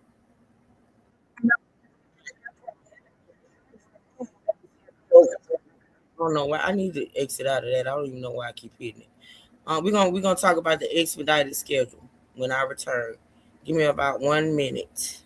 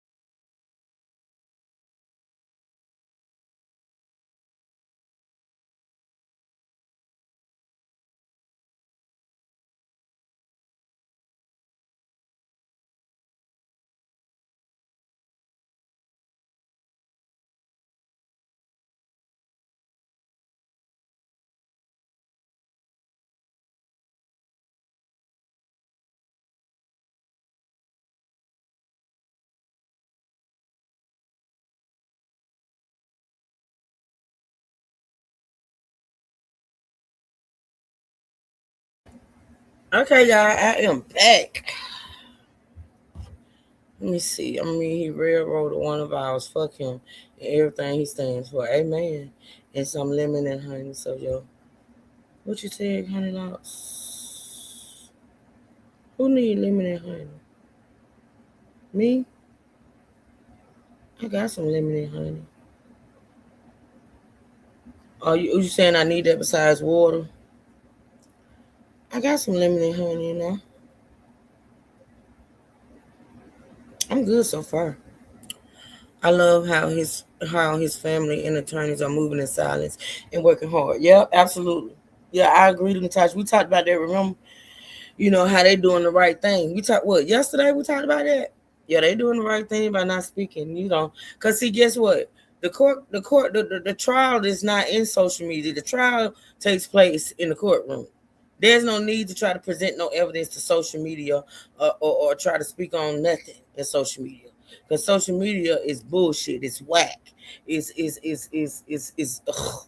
And I'm part of social media. So, and I still feel the same way. I would never try to present no case to the social of the media. Truth, the way you pronounce water cracks me. What?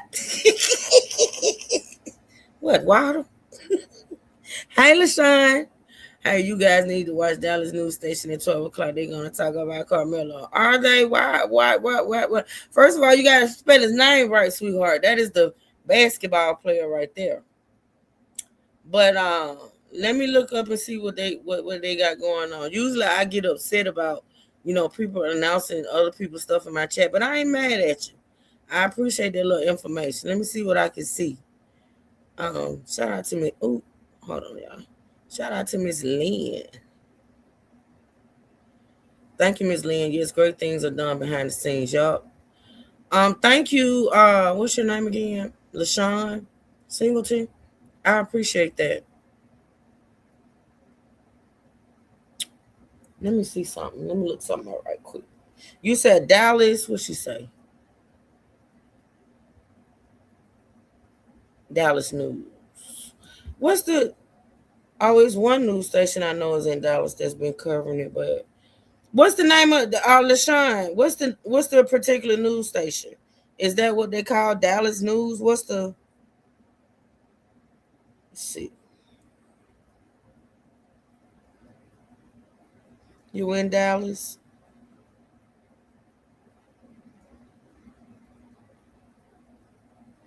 Give me the particular news station that it's supposed to take place on, and we'll check it out. We're here for it today. I'm looking and I don't see anything.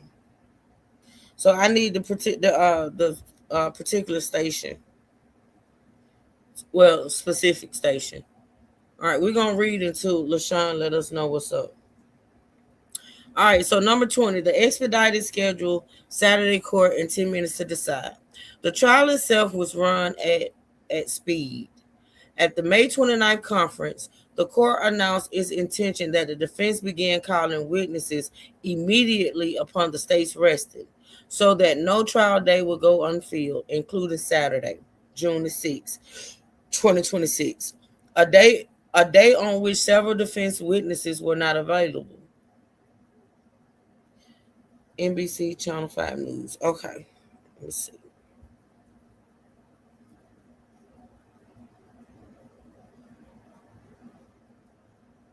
Okay, let me see if I can find it.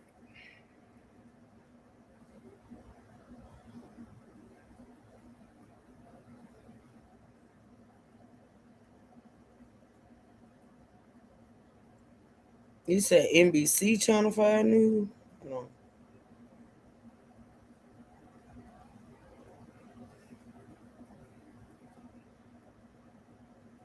You said sorry you're at work. Oh, no problem.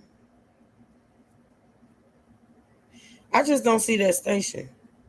When I put in NBC Channel 5 News, NBC pops up.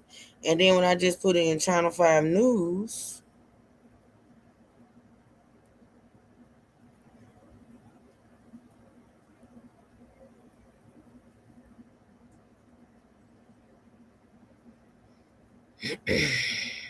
Channel 5 with Andrew Callaghan. I see nothing. 5 NBC News. Meryl said 5 NBC. Thank you, Meryl. Let me see.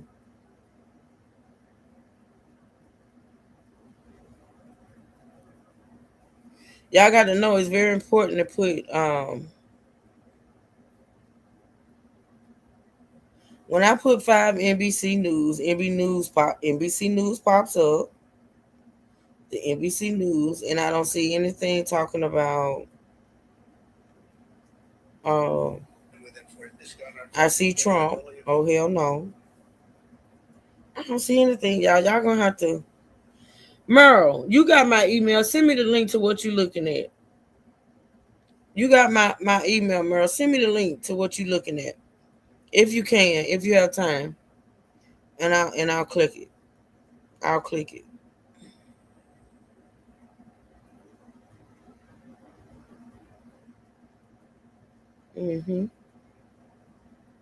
Because I don't see anything.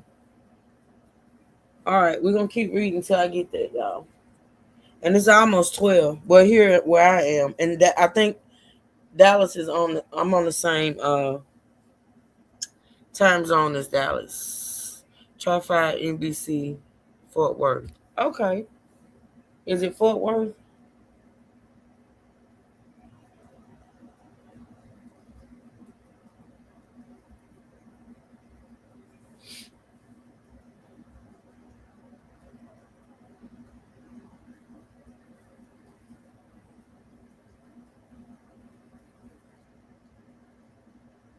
I see NBC DFW, which I guess means Dallas Fort Worth, but I still don't see where they're talking about it or maybe mentioning it.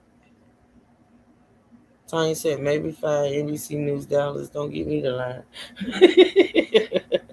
That's all right. I'm gonna see if Merle gonna send me something. Merle get me something. I can't and then maybe if I hit it, if I get on at 12 when it starts, I may see it. I don't know. All right, the trial itself was run at speed.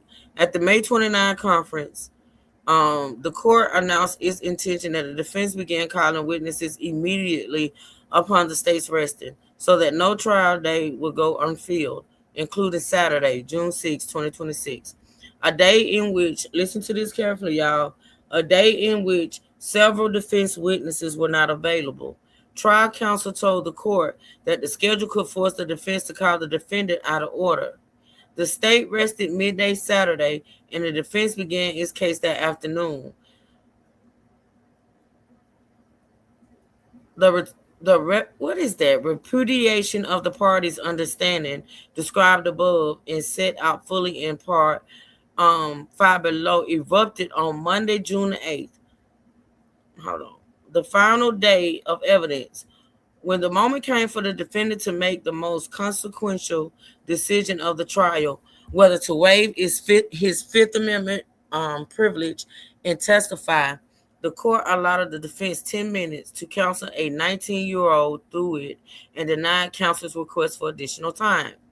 The defense rested that day after the shortened session, and the jurors were sequestered overnight in a hotel, informed that if they did not reach a verdict on Tuesday, they will remain sequestered. That's intimidation. If you see, if you really think about it, because as jurors, them people didn't want to be sequestered.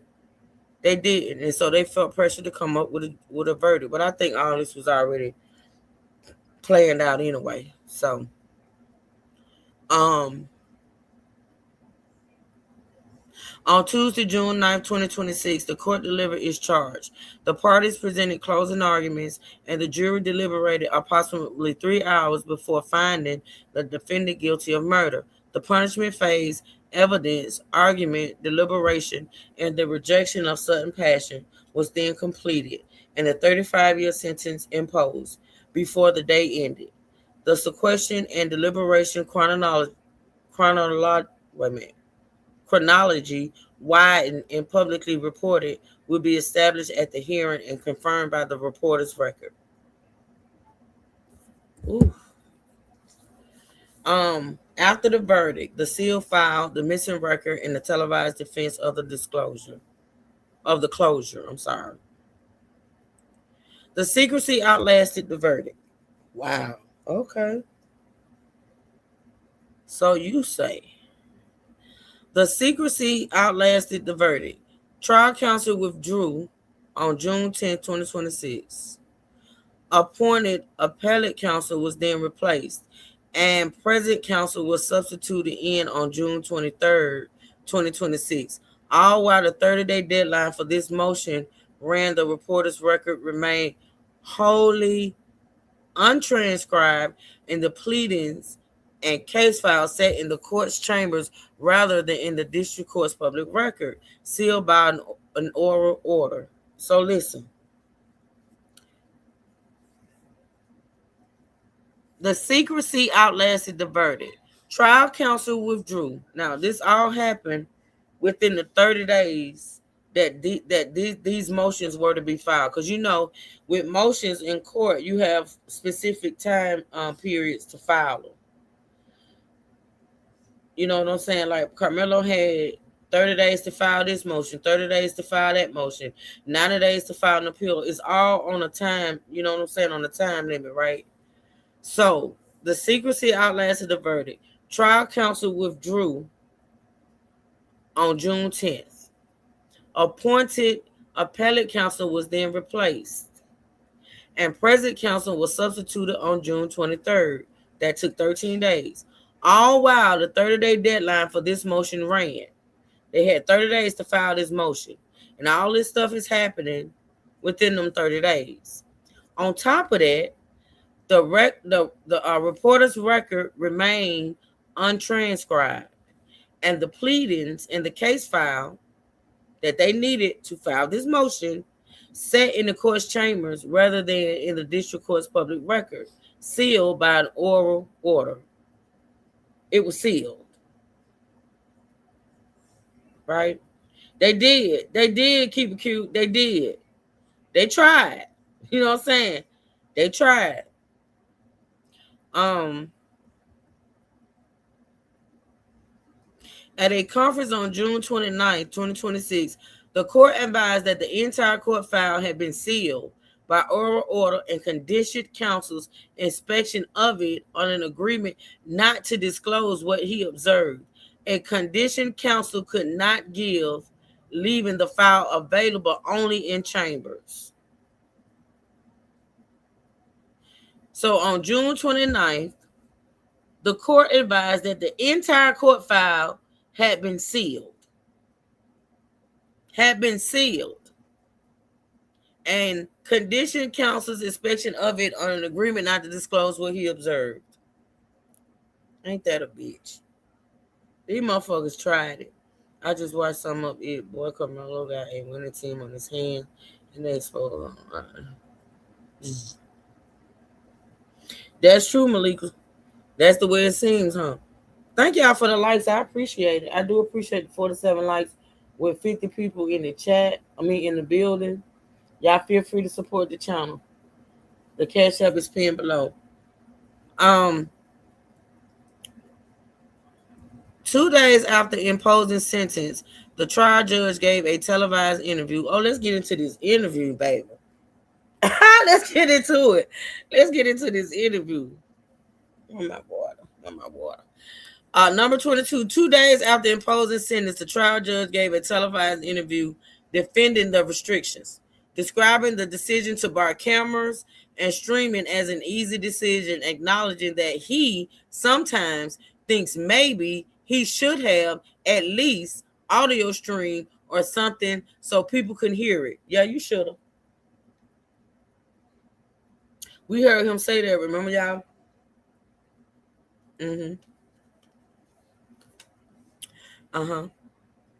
And explaining that he declined to do so because people are going to distort whatever happens. So what's the point? In a written statement to Fox News, the judge added, "Now that the trial is over, it is important to me to provide transparency." And in a public letter on June 17, 2026, he thanked the other judges of the county for adjusting their own dockets to accommodate this trial. Now, I saw somebody reacting to that letter. I'm going to have to find that letter. Hold on a minute, y'all.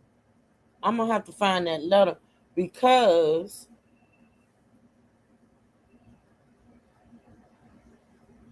what his name was, Judge. What his first name? I know his last name is Roach.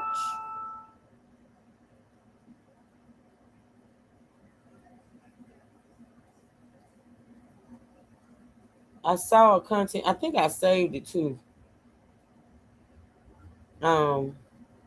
Here it is right here, I think. We'll talk about this. Yeah, I got it. We're gonna talk about it. We're gonna talk about it another time. But I wanted to make sure I had it.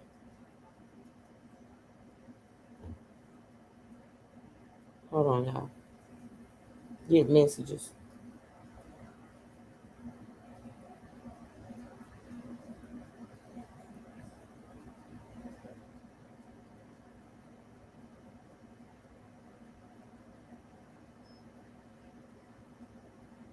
Thank you, Bushes. Oh, I got another one in my. See, this is what I be talking about. God is good all the time. So listen, I'm sorry, y'all. I was distracted from y'all for a minute, but let me see what y'all saying. I'm just getting all kind of messages and stuff. What you said, Coach Roach? I hope they get a change of venue. Yeah.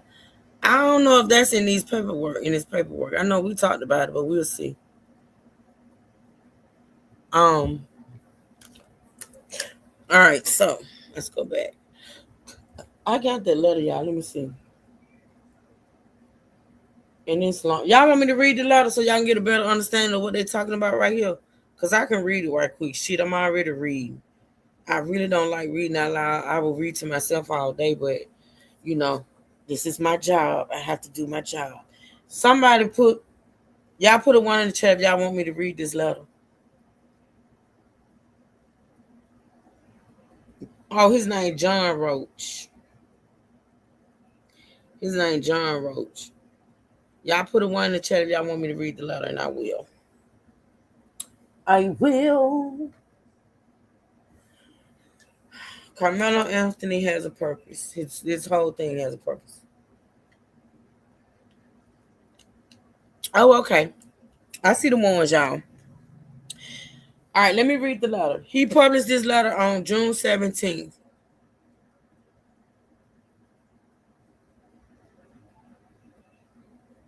On June 17th, okay? Thank you, letter from Judge John Roach. To the members of the Collin County family, as the presiding judge of the 296th District Court during the recent trial of State of Texas versus Carmelo Anthony, I want to express my sincere gratitude to the countless individuals and agencies whose professionalism, dedication, and cooperation made it possible for the court to fulfill its most fundamental responsibility, ensuring the fair, orderly, and secure administration of justice. Trials that attract significant public attention require extraordinary preparation behind the scenes. While much of the public focus is naturally directed towards what occurs inside the courtroom, the truth is that the work of administering justice depends upon the collective efforts of many people, most of whom serve quietly and without recognition. I extend my deepest appreciation to the Collin County Commissioner's Court for its unwavering support and commitment to ensuring that the resources necessary to conduct this proceeding were available. I am equally grateful to our Budget Department, Information Technology Department, Human Resources Department, Auditor's Office, CSCD, Public Works, and Facilities Department, each of which responded to challenges with professionalism, flexibility, and a willingness to do whatever was necessary to meet the moment. I offer special thanks to the District Clerk's Office and Jury Services staff for their tireless efforts in managing the enormous demands associated with jury selection and trial administration. Their work ensured that citizens called to serve were treated with dignity and respect throughout the process. Lies. I also wish to recognize the extraordinary efforts of the Collin County Sheriff's Office, whose deputies and leadership devoted countless hours to maintaining the safety and security of all participants while preserving the integrity and decorum of the judicial process. My gratitude extends to the Texas Department of Public Safety and to our law enforcement partners from the McKinney, Allen, Frisco, and Plano police departments. Their collaboration, planning, and visible presence provided reassurance and protection to all who entered the courthouse. I likewise thank the Collin County and McKinney Fire Marshal's offices for their expertise and assistance in ensuring that appropriate safety protocols and emergency preparations were in place. I would also be remiss if I did not recognize my fellow judges of Collin County. Throughout these proceedings, they modified already demanding schedules, adjusted their own dockets, and accommodated the unique needs of this case without hesitation. They understood that ensuring the orderly administration of justice in one courtroom often requires sacrifice and flexibility throughout the entire courthouse. The willingness to learn members of their staffs, including their invaluable bailiffs, provided critical support and exemplified the professionalism and spirit of service that define our judiciary.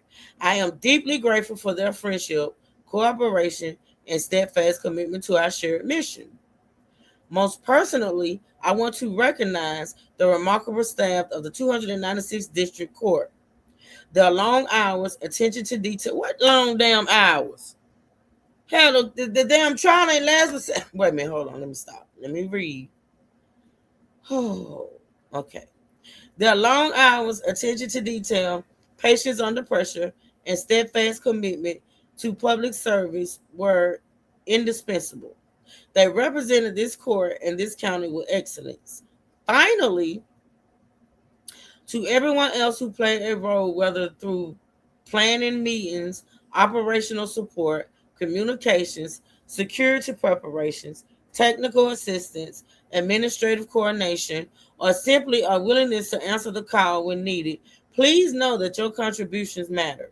The public often sees only the final product. I had the privilege of witnessing the countless acts of professionalism and teamwork that made the final product possible. Is that how you see this trial, sir? As the final product? What the hell are we talking about here? Are we talking about a production, a play on Broadway? Are we talking about a production on Broadway? Or are we talking about a trial here?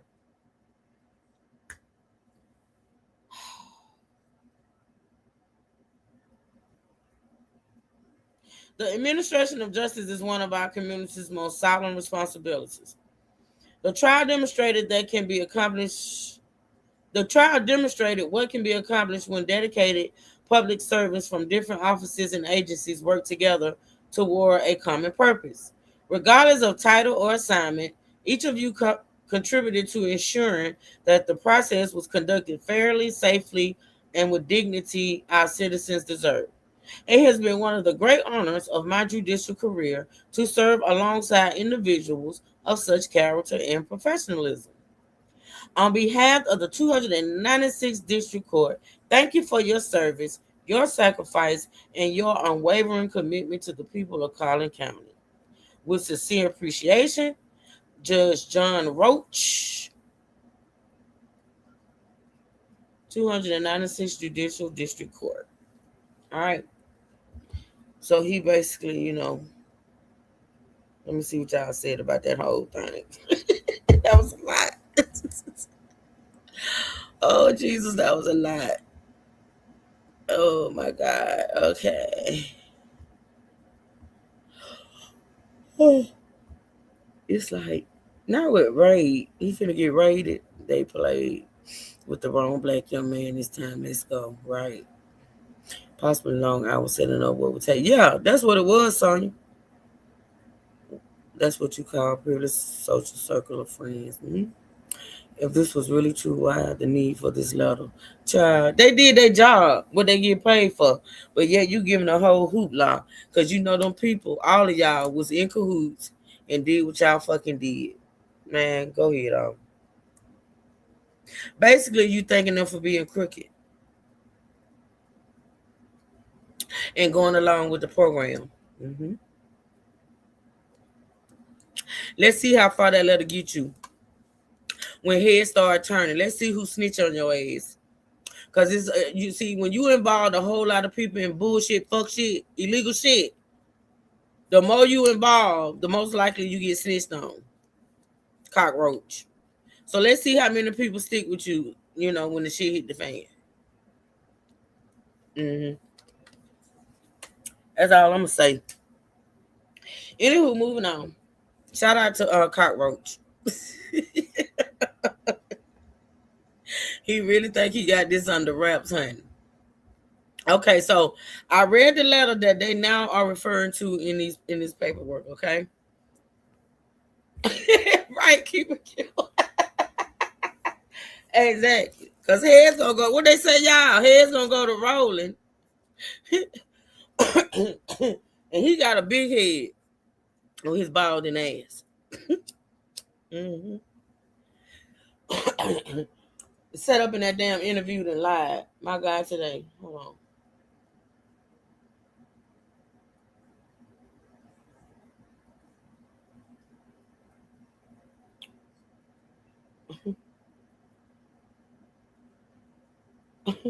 Shout out to the Bushes. Okay. So now that's the letter, y'all. So let's talk about it. Okay, so in a public letter, hold on, let me do this. In a public letter on June 17, 2026, he thanked the other judges of the county for adjusting their own dockets to accommodate this trial, at minimum raising a fact issue about available courthouse space, available staffing, and available alternatives that should have been considered before the overflow accommodation was withdrawn. So they used his own letter, right? Which is, I think, was smart as fuck. They used his own letter in thanking other judges, right, for the use of their bailiffs, for the use of their personnel, and the use of such and such, right? But yet he didn't use their courtrooms to accommodate the overflow. See, they used his own shit against him. Listen. That's why sometimes it's just best to shut the fuck up. Just like they're using that interview against him that he did. They're using this damn letter. See what I said? I said it. When that man came out and went to talking, I knew that it was gonna do more harm than good. But yet he did it. Not a big whole thank you letter, Sonya. Because like I said, these people are doing their job. They get paid to do the job. So what you sending a whole public thank you for? Hell, give them their paycheck. That's the thank you. But yeah, you came out here with a whole public thank you. Okay. So now they're using it against you. And they're saying, right? He thanked other judges of the county for adjusting their own dockets to accommodate this trial. At minimum, raising a fact issue about available courthouse space, available staffing, and available alternatives that should have been considered before the overflow accommodation was withdrawn. They knew what they was doing when they withdrew that overflow. They knew exactly what they was doing, right? Yeah. Because the reporter's record of the trial has not been prepared, the official court reporter has advised counsel that no portion of the trial has been transcribed.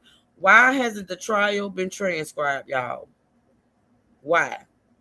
And because the case file has been held in chambers rather than in the district court's public record, the recitation above is drawn from the indictment, the court's charge, the public docket, the court's own orders, and public statements.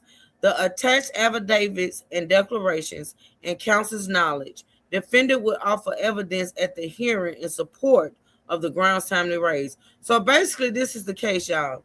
They thought they were stopping something by not releasing.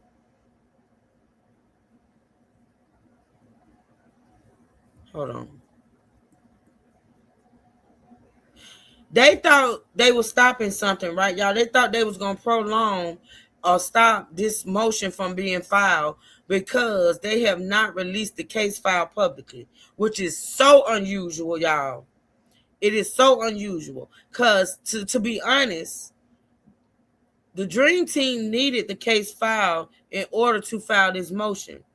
But because the Dream Team is who they are, they said, fuck the case file. Y'all want to hold it? Okay, great. This is what we're going to do. And so what they did, right? What they did was, listen to this. And because the case file has been held in chambers, rather put in the district court's public record, the recitation above, which is everything we've read so far, is drawn from the indictment, the court's charge, the public docket, the court's own orders, and public statements. The attached affidavits and declaration and counsel's knowledge. Defendant will offer evidence at the hearing in support of the grounds timely raised herein. So they said, fuck that case file. Y'all want to hold it? Hold it. We still gonna file this motion. We're gonna use this, that, and the third, and we're gonna get this motion filed. That's what the Dream Team did. That's when you know you got a Dream Team, because them dirty motherfuckers are holding the case file hostage, thinking that they weren't gonna file this motion because they didn't have it. See what I'm talking about? See what I'm saying?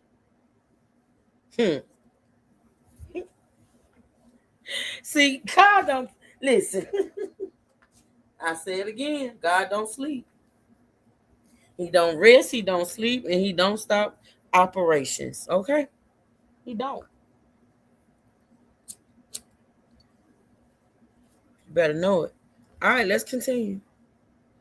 Let's continue, honey. Procedural background timeline. Procedural background timelines and jurisdiction. Number 24. On June 9, 2026, a jury found defendant guilty of murder. On the same date, the court imposed sentence in open court, assessing punishment at 35 years confinement in the Texas Department of Criminal Justice Institutional Division.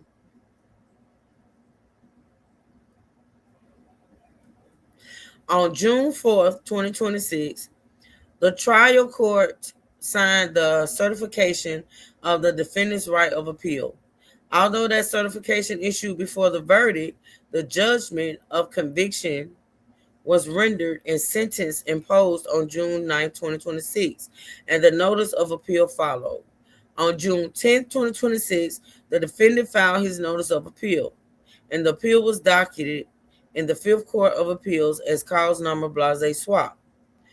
On or about June the 11th, 2026, after the verdict, the sentence, the certification of the right of appeal, and the filing of the notice of appeal, the presiding judge, oh my God, here we go. The presiding judge gave a televised interview concerning this case, which aired on WFAA TV Channel 8. That's that channel we was following, y'all. That's that channel we was following. They finna get his ass.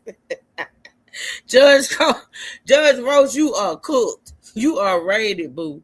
I wouldn't be surprised if he had told that the lady that takes the notes, that's the stenographer, to add or leave out some things. I just don't trust them. Well, he wouldn't have done that in open court. Now, whatever they may have tried to do behind the scenes, who knows? But he can't tell the stenographer in open court to not. She got to pretty much notate everything. But we already know they was doing some sleek shit behind the scenes, so he could have told her in advance, look, certain things don't type it. But I'm not gonna say that. I'm gonna go with what's in this paperwork, and we finna talk about that interview that the Roach did on WFAA TV, honey. Right? This motion is timely under Texas Rule of Appellate Procedure, being filed within 30 days after June 9, 2026. The date sentence was imposed in open court. The court retains authority to consider and rule on this motion through the 75th day after that date. And a notice of appeal, if any, does not divest the court of that authority until the appellate record is filed in the Court of Appeals. Hold on, let me plug up my device. Hold on.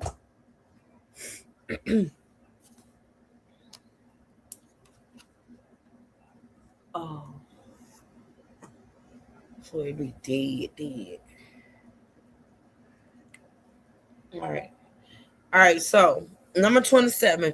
Because sentence was imposed in open court on June 9, 2026, the 30th day to file this motion is July 9th, 2026.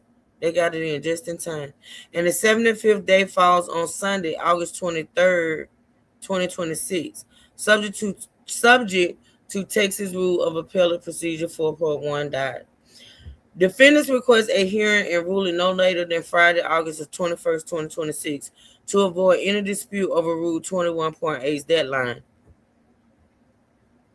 Defendant is presenting this motion within 10 days of filing, as Rule 21.6 requires, and request that the court sign the attached order on presentment and set the motion for an evidentiary hearing so that the parties may present evidence and the court may rule within the time Rule 21.8 permits. With this motion, defendant is filing a motion to recuse. Listen carefully. It should be, Malika, it should be a movie. It should be a whole Netflix documentary. In my opinion, it should be.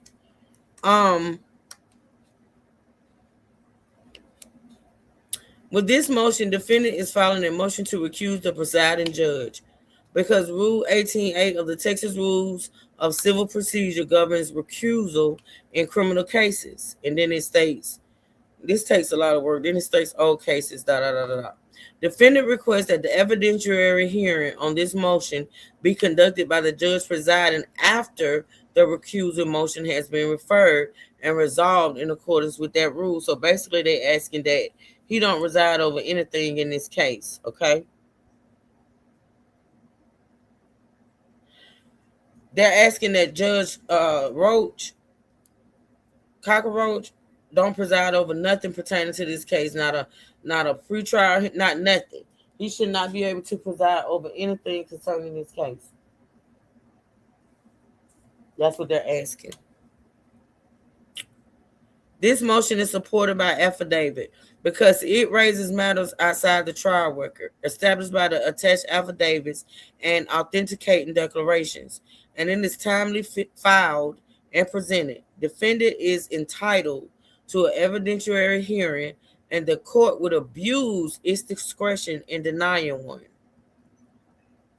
Under these circumstances, refusal to hold a hearing would be an abuse of discretion because the motion and its supporting affidavits raise matters not determinable from the existing record that, if true, could entitle defendant to relief.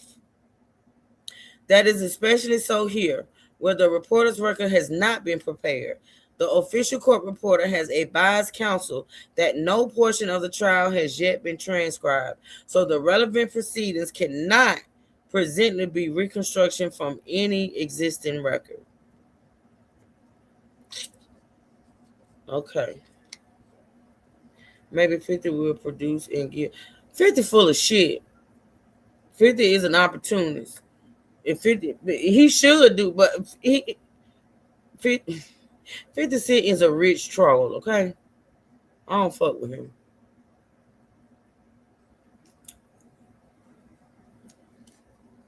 Now he'll do a documentary. A documentary on someone to be petty. But this one right here, let's see if he pick it up. Let's see if he pick it up. We know he'll do one quick to be petty, because he's a rich troll. Yeah, John Singleton pays. Who said something about John Singleton? Spike Lee can pick it up. His old ass. Spike Lee looked like, sidebar. Spike Lee looked like an old ass granny at the Knicks game. That last Knicks game that they won. He looked like somebody old grandma. What's up with him? What's up with Spike Lee? Has he transformed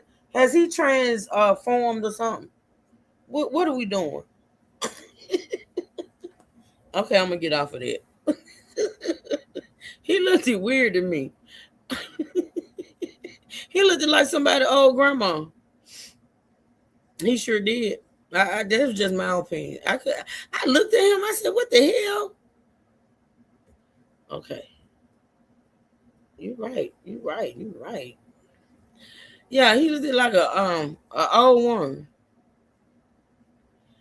All right, so let's go, y'all. First ground for new trial. Now, what we just covered so far was the motion for old Roach to be gone, right? First ground for new trial. The trial court violated defendant's Sixth Amendment right to a public trial by materially restricting public access to trial proceedings without the findings and alternatives required by Waller, Presley, and Stricker. Okay? Lanier, I don't have time. I just don't have time, honey. We trying to work him. We trying to get this stuff out here in the public, because this is something else. This paperwork is the best paperwork I done seen in a long damn time. You hear me? Mm-hmm. And I ain't got time for people who woke up with their panties up their ass. I just don't. I really don't. Because I don't wear panties to be. Oh, damn. Did I say that? All right. Anyway, the issue is not whether the court had authority to manage courtroom security and capacity, because they did.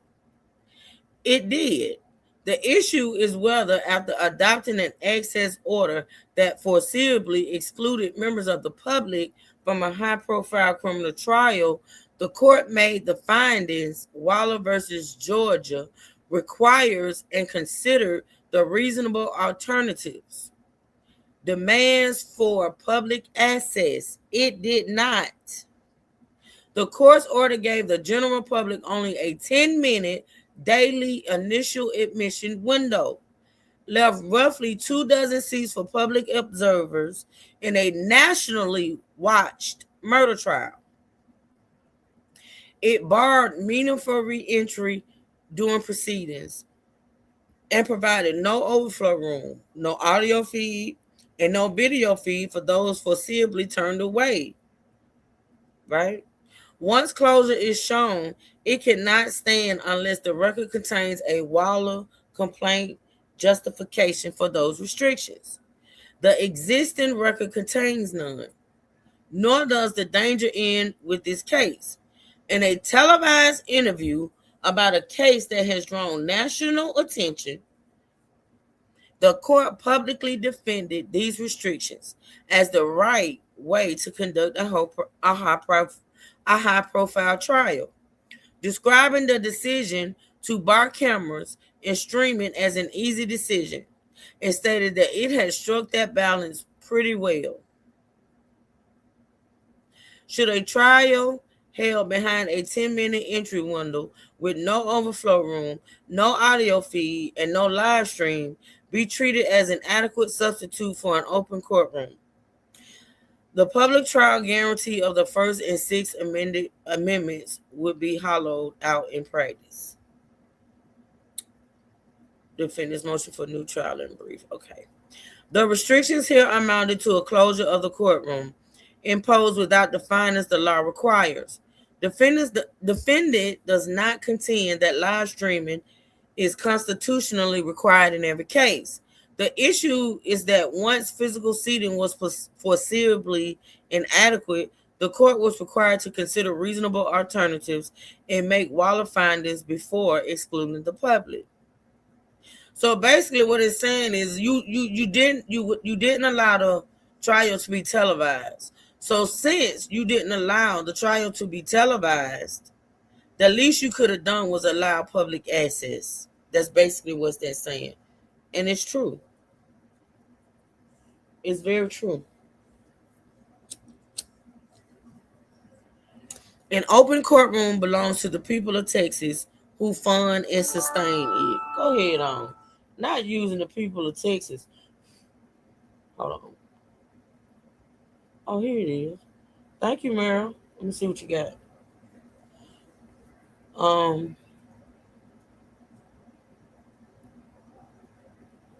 Also, it's 5 NBC. Okay, let me go back and try to find it. Hold on, y'all. Meryl just sent me. You can. I don't see Tanya. Oh, yes, I do. Go up and hit all our comments. Keep it cute. Go up to your little thing and hit on all comments.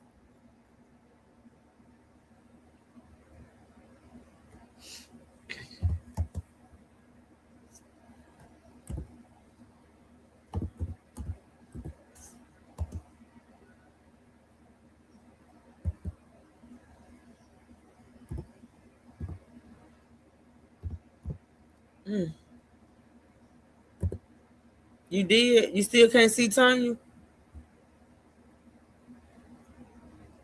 I don't understand that.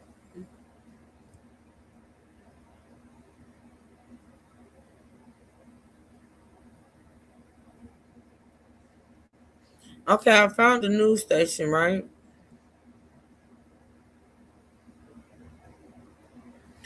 But I still don't see what they're talking about doing a news conference or anything of that nature.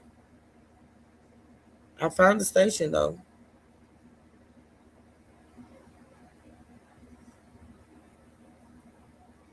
Well, found the station. I don't know. Maybe that was an inside scoop or something. I don't know what the hell just happened, but I don't see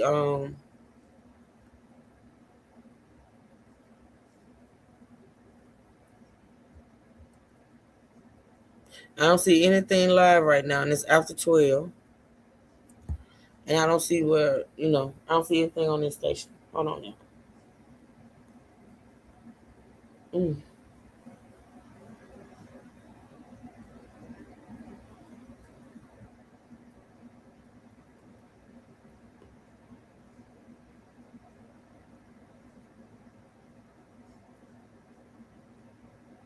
Yeah, I don't see anything. So,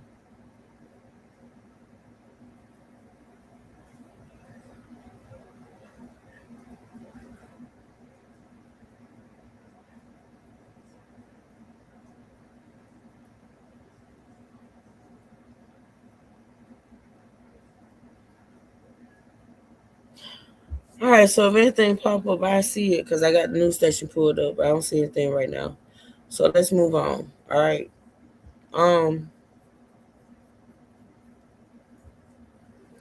Number 29. An open courtroom belongs to the people of Texas who fund and sustain it.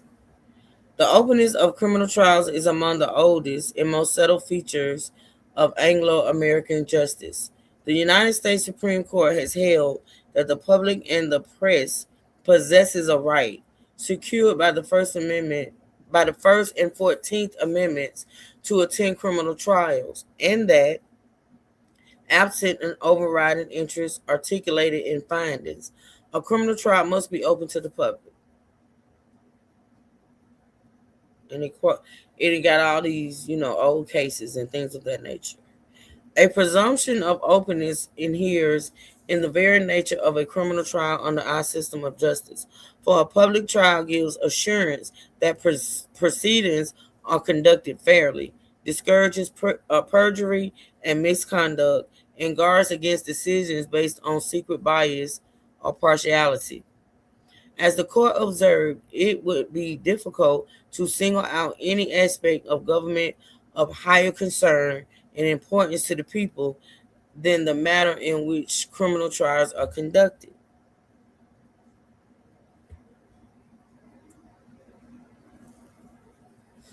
Texas has long spoken to the same effect in its own voice. The Code of Criminal Procedure commands that the proceedings and trials in all courts shall be public. The Court of Criminal Appeals has embraced the presumption of openness recognized in Richmond newspapers, explaining more than a century ago that the Texas Constitution is but in accord with the genius and spirit of our free institutions, which is intended to guarantee public publicity. Wait a minute. Publicity to the proceedings of our courts. And it states all these old cases, all right? Number 31. These guarantees are not abstractions, and they are not held by the accused alone.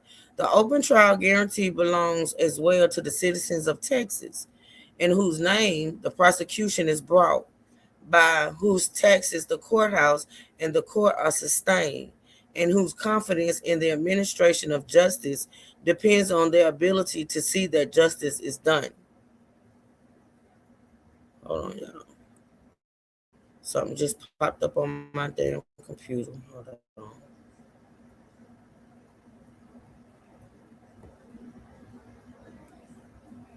Let me see something right quick. Give me a second. This is a lot. I ain't gonna want to read for about 3 months after this. Hold on 1 second. Clearing out some stuff.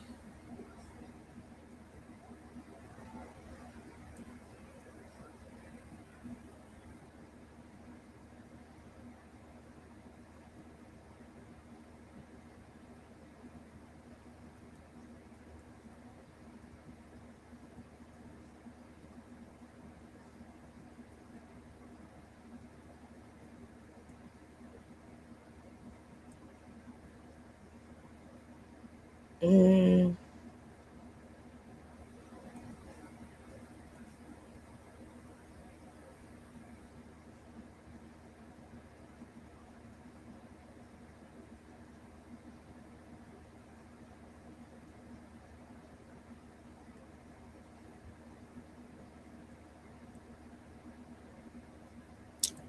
All right, let's see if that works. I'm sorry, you guys. My coworker said they came on at 11 news today. 11 o'clock news. I still don't see it, even if it had came on. I would see. I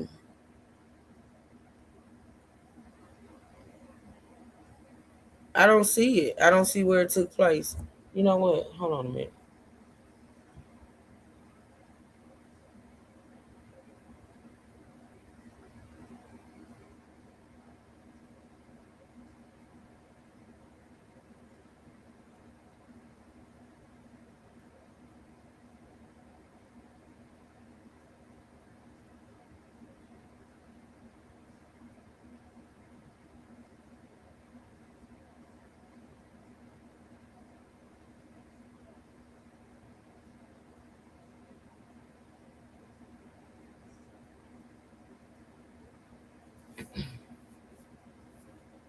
I don't see it.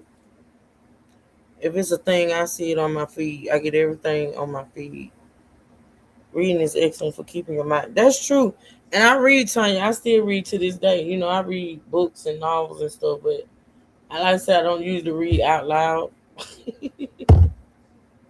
You know, reading to yourself and reading out loud is two different energies. It really is. But I'm here for it. All right, where did I stop? Let's see. I just started at the beginning. These guarantees are not abstractions, and they are not held by the accused alone. The open trial guarantee belongs as well to the citizens of Texas, whose name the prosecution is brought, by whose taxes the courthouse and the court are sustained, and whose confidence in the administration of justice depends on their ability to see that justice is done.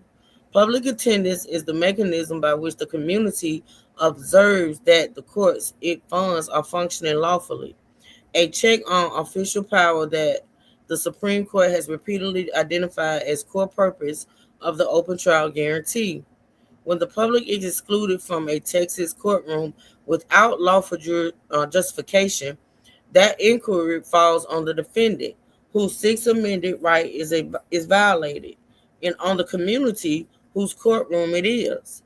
It is the defendant's injury that this motion vindicates.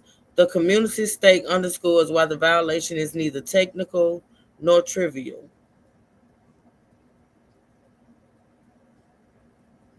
A public trial is staged for two audiences at once. The first sits in the gallery. The citizens in whose names the case is brought, who watch to satisfy themselves that the states prove what it claims and that the accused is not quietly condemned. The second sits on the bench and in the jury box, the judge and the jurors, for whom the awareness of being watched is itself a discipline, keeping them keenly alive to a sense of their responsibility and to the importance of their functions. A 10-minute entry window empties both galleries at once. It turns the public away before it can watch, and it relieves the court of the very audience whose presence is the discipline. What the order described as excess operated in practice as material exclusion. History explains why the law guards the open courtroom so jealously. The public trial guarantee is a long-standing safeguard against secret proceedings. It has always been recognized as a safeguard against any attempt to employ our courts as instruments of persecution. What openness protects, secrecy endangers. A proceeding the public cannot watch is one in which the ordinary checks and error, overreach, and bias quietly fall away. That is the structural risk a closed courtroom creates, whether or not anyone can later prove the harm the secrecy concealed, which is precisely why the court treats the deprivation as structural and does not put the defendant to proof of a hidden injury. Baby, they going extra. Going extra. A courtroom may be closed only rarely and only on the shorn Waller requires. The most directly applicable appellate authority on this precise question is a published decision of the Court of Appeals, handed down months before this trial began.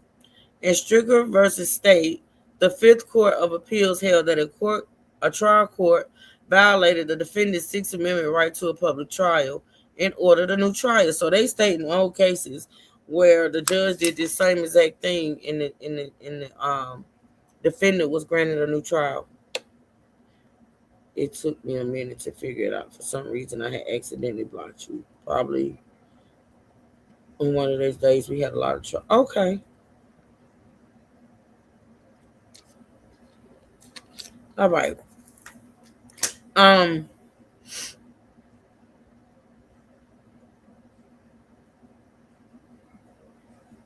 Stricker versus State, the Fifth Court of Appeals held that a trial court violated the defendant's Sixth Amendment right to a public trial and ordered a new trial, where the court, saving courtroom space in a generalized security concern, refused to see a single member of the public during jury selection without first considering the reasonable alternative the law requires.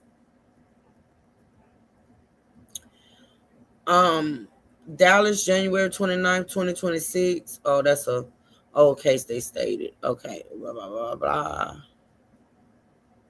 Because Stricker was designated for publication under Texas Rule of Appellate Procedure, it is a published memorandum opinion of this Court of Appeals, and thus the most directly applicable appellate authority on the public trial question.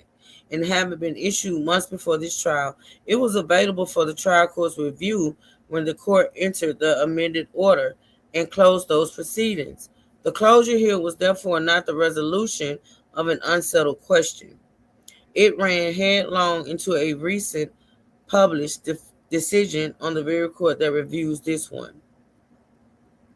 Every justification the Fifth Court rejected in Stricker is a justification the court invoked here, and the rejection was on far more extreme facts. There, the court refused to seat one observer because the venue filled the gallery. Here, the court rationed the general public to roughly 24 rotating seats every stage of a nationally watched murder trial. There, the trial court declined to split to make room, explaining, "I'm not going to spend 2 days picking a jury." The Fifth Court held that space and overcrowding through legitimate concerns must not outweigh a defendant's Sixth Amendment rights, because there are readily available alternatives, and that neither convenience nor judicial economy can constitute an overriding interest. Here, the record and the court's own public statements at least raise a fact issue that reasonable alternatives existed, including larger or additional courtroom space, a live audio or video feed, and the overflow accommodation the court used during jury selection and then withdrew. And whether Stricker Court faulted the trial judge for failing to identify a specific concrete fact of danger, the order here rests on the same generic recital that unrestricted access may compromise security. Because he never said anything about the reason why he didn't, he limited the spaces or this and that and the third. He never said anything about anybody being in danger. I don't remember him saying anything about anybody being in danger. If excluding a single member of the public from jury selection required a new trial in Stricker, then the recurring exclusion of numerous members of the public from testimony and punishment after the court withdrew an available overflow alternative and made no Waller findings cannot be dismissed as trivial. Damn, they're making all the good points. A second court of appeals reached the same result weeks later on facts materially indistinguishable from the space rationale invoked here. In Hernandez versus State, the 14th Court of Appeals reversed a capital murder conviction and ordered a new trial because the trial court closed was closed to the defendant's family and the public, citing an 80-person venue and lack of physical space without conducting a Waller analysis, making findings or considering reasonable alternatives. How do you conduct a trial where somebody is on trial for their life? Because capital murder, found guilty, you can get life. How do you restrict the family of that person from the courtroom? That's weird. And it must be unlawful too, because they used it. They used it. Where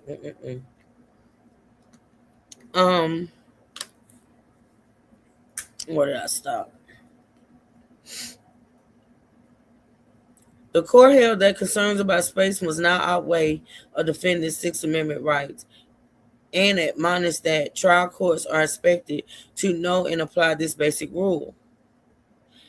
Stricker and Hernandez, thus recent, published Texas decisions holding that a space-based closure of jury selection entered without Waller findings or the consideration of reasonable alternatives, a structural error requiring a new trial, and both were available for this court's review before this trial. Stricker and Hernandez addressed the merits of a space-based closure.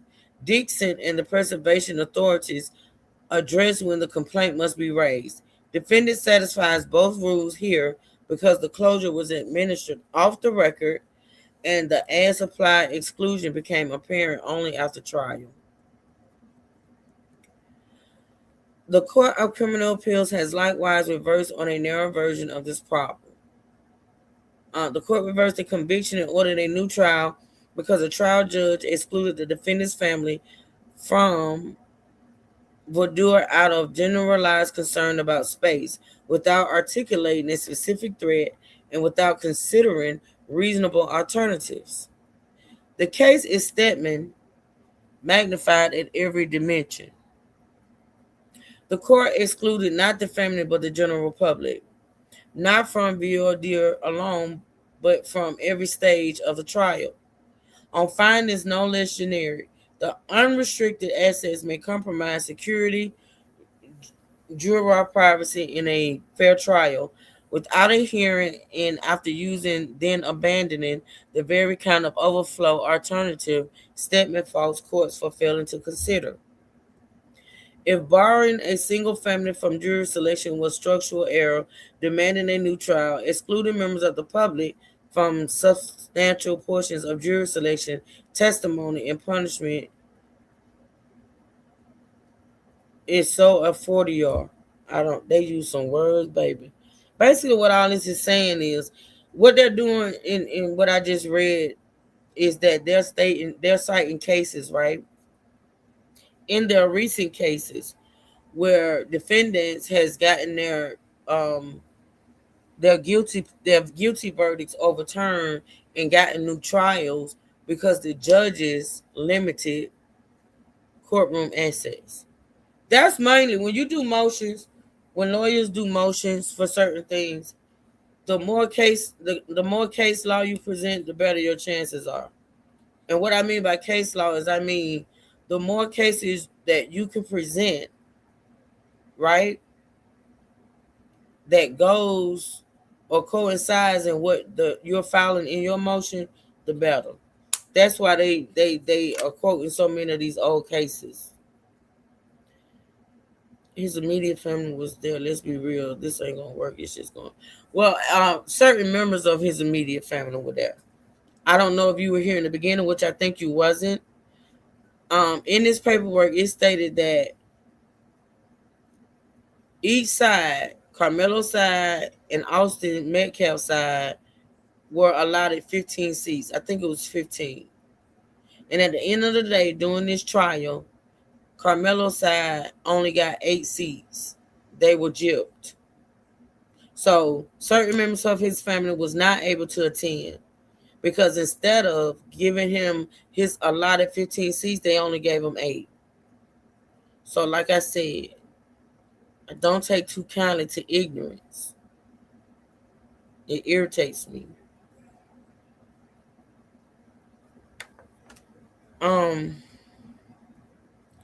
The Sixth Amendment to the United States Constitution guarantees the accused in a criminal prosecution the right to a public trial, a guarantee applicable to the states through the 14th Amendment.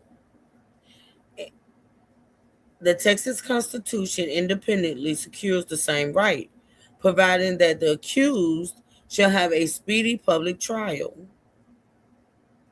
The proceedings and trials in all courts shall be public. The right to a public trial is not confined to the presentation of evidence. It extends to jury selection. Presley versus Georgia. Before a trial court may exclude the public from any part of a criminal proceeding, it must satisfy the four-part test of Waller versus Georgia. The party seeking to limit access must advance an overriding interest that is likely to be prejudiced. Any limitation must be no broader than necessary to protect that interest. The trial court must consider reasonable alternatives to closing the proceeding, and the trial court must make findings adequate to support the limitation. The Court of Criminal Appeals has adopted and applied this test. The trial court bears the burden of considering reasonable alternatives. The balance of interest must be struck with special care, and findings by the trial court are the linchpin of the Waller test. Y'all need to stop. The right of public access with particular force to the selection of the jury. The Supreme Court has held that the guarantee of open criminal proceedings reaches the voir dire of prospective jurors because the selection of jurors has presumably become a public process, with exceptions only for good cause shown. Open jury selection was the settled practice in America when the Constitution was adopted, and the court emphasized that proceedings conducted in secret frustrate the very public interest that open selection exists to serve. Closure of jury selection is therefore permissible only in the same showing of an overriding interest. Narrow tailoring and specific findings that Waller and Press Enterprise require. The order's restriction nonetheless applied to jury selection only with every other phase of the trial, conducted behind the same closed doors and unsupported by any such findings. I'd be surprised if they get anything. Kid got what he deserved. 35 years was too light. Well, like I told somebody else that came into my chat talking about what somebody deserved. There are people out there that's saying Austin, got what he deserved. I'm not saying he did. He should not be dead. He shouldn't.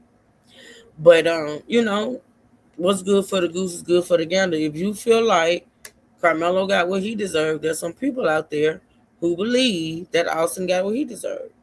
So, everybody has their opinions. And it's not whether or not he got what he deserved, it's whether or not, he was given a fair trial. That's what this is about. I wonder if they checked for DNA from the brothers grabbing his clothes. Oh, I don't know. It wasn't much evidence presented. Like, I don't even know. Listen, the whole thing that they had a replica.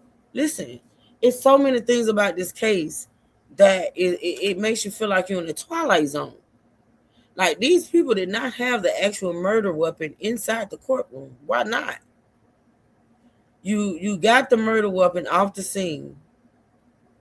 A lot of people feel like that murder weapon might not have been Carmelo's. A lot of people feel like that murder weapon may have had some other prints on it besides Carmelo's. There's a lot of theories going around as to why the actual murder weapon was not presented in court. Now, I don't do theories and I don't do assumptions and I don't do, made up narratives. What we do know, right? We don't know why, right? We don't know why, but we do know that the actual murder weapon, right? The actual knife that was used was not in court. Why? They got it. They got the knife. Why wasn't it presented in court? Why was a replica presented in court? I've never seen anything like that before. I have watched so many court cases, so many trials. We've watched a lot on this channel. I've watched a lot, outside of YouTube, like in my own free time. I've never watched a trial where an actual murder weapon, let me put it like this. I've never watched a trial where a replica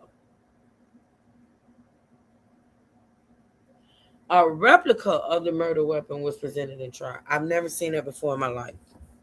Either they had the murder weapon or they did. Makes me think they may not have. Like, it's just a lot, y'all. And all this is going to come out, whether people going to get mad. They want to get mad. They want to get mad. They want to get mad. All this shit is going to come out. Why? Because it was destined. Preordained. So, y'all people may want to just calm down. Y'all people may want to just calm down. I thought if it was no weapons, no charge. No, that's not necessarily true. Just because the police don't, there's a lot of people that been charged and found guilty and the weapon was never found. They don't always have to have a weapon. Hell, we learning, well, I've been knew it, but in talking about the case of the little girl, Javea, we learned that, in most states, you don't even have to have a body for somebody to be found guilty of murder. Yeah, that you don't necessarily have to have the actual weapon to prove a case.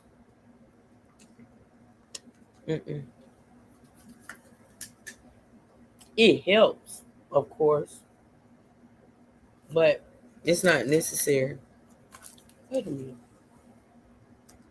Wait a damn minute. Oh. Sorry, y'all. I want to know what was thrown in that trash can and then retrieved back from the trash can, and then why it turns its clothes at the same.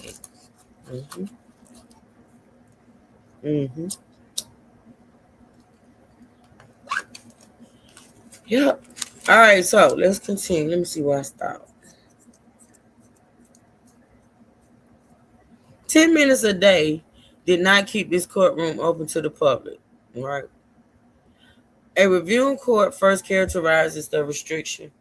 A full closure is tested under all four Waller factors.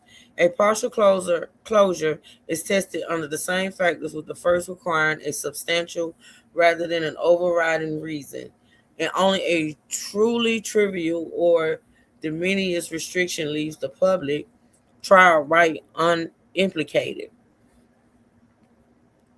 The court's amended order regulating trial proceedings, media access, security, and courtroom decorum was not a trivial restriction. It provided in pertinent part. And right here it's talking about the rules that they implemented. The courtroom shall open each day of trial at 8:30 a.m. Entry shall be permitted beginning at 8:30 a.m. for members of the media, at 8:40 a.m. for designated family members, and at 8:50 a.m. for members of the general public. No more than 9 members of the media shall be permitted in the courtroom at any one time. Seating shall be on a space available basis. The courtroom door shall close promptly at 9:00 a.m., and individuals arriving after that time should not be admitted until recess. Once admitted into the courtroom, no person shall leave and re-enter during the proceedings except during the recess.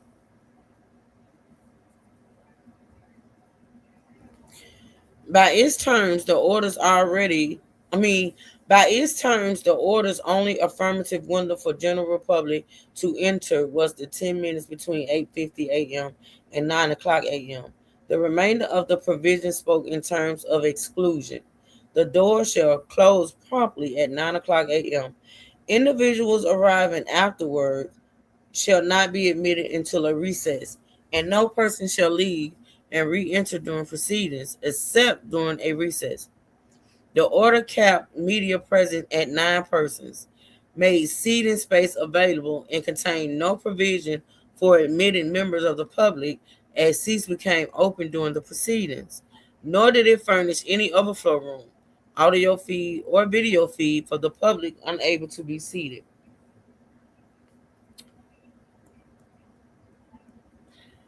By its terms, the amended order governed all aspects of the trial proceedings, and it remained in effect and was applied throughout.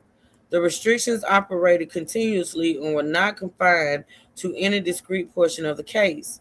They governed the jury selection process, the guilt-innocence phase, and the punishment phase alike. The closure was therefore pervasive rather than incidental, depriving the public of access to every stage of the proceedings at which the order applied.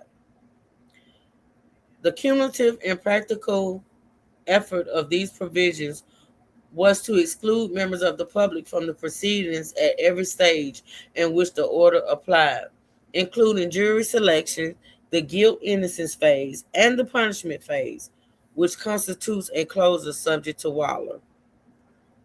And when I say Waller, y'all, that's them referring back to that case I stated. That one case, that old case. That's what they mean when they say Waller. Because it was Waller versus such and such. Right.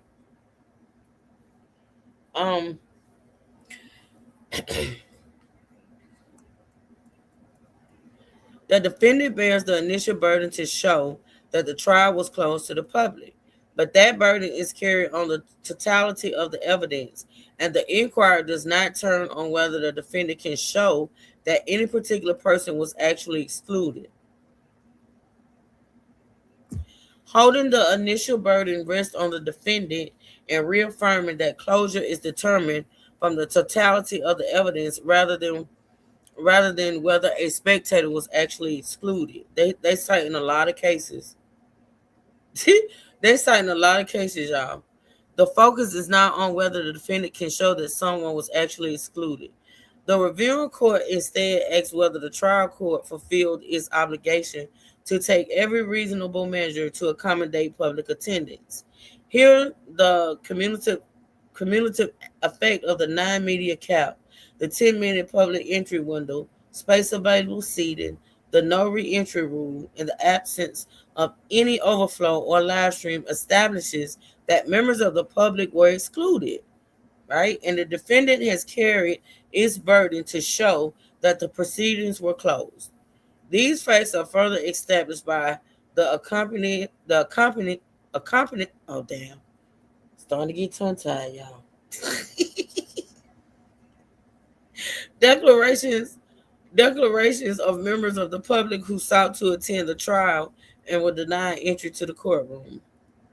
Those declarations executed by members of the public who came from across the country to attend established the closure concretely and consistently, and no witness observed any disturbance or security incident that would explain it. Jacqueline Young traveled from North Carolina.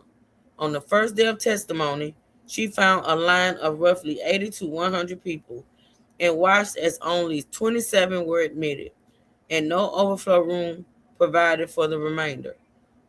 Tara Allen flew in from Arizona and observed jury selection from an auxiliary viewing location she knew as the Oval Room on June 1st and June 3rd. On June 4th, she was told that the accommodation had been eliminated, and she was excluded from the courtroom on both June 4th and June 5th.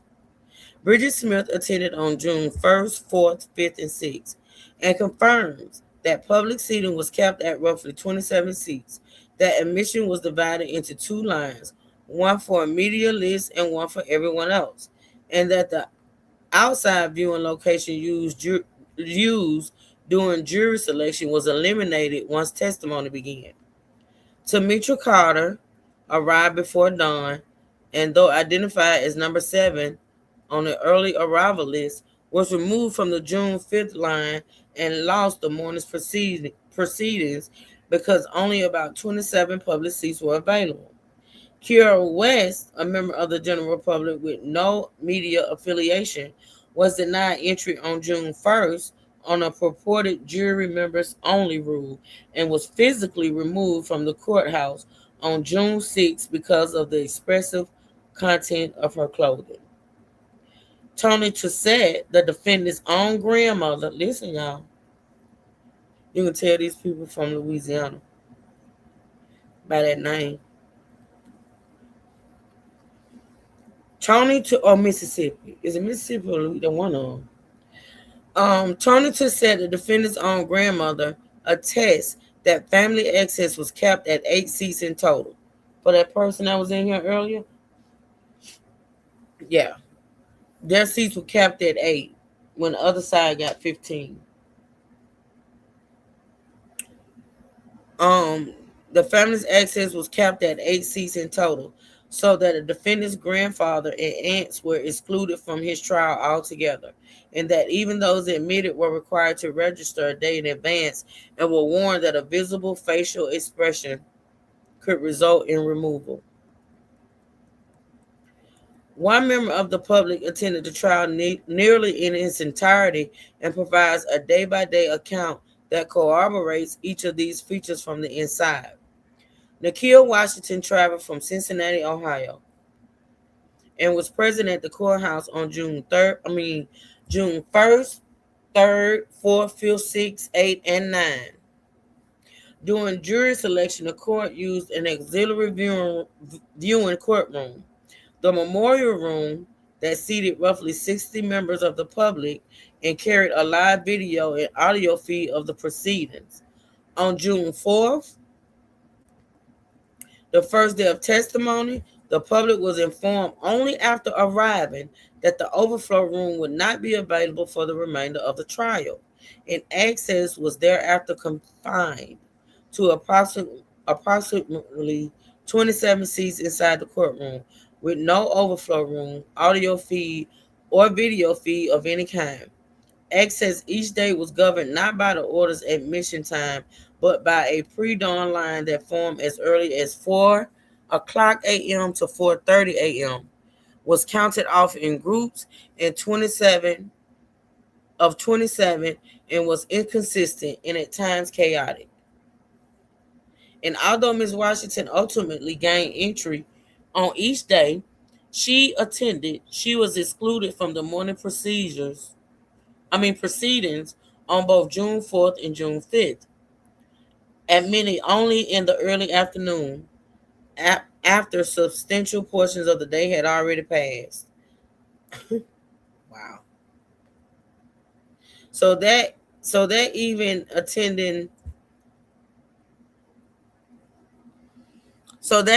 an attendant member of the public was denied access to significant parts of the trial. She observed no disturbance or disruptive conduct inside the courthouse that would justify excluding the public. The only altercation she witnessed occurred outside in the line and arose from the very manner in which the court administered access.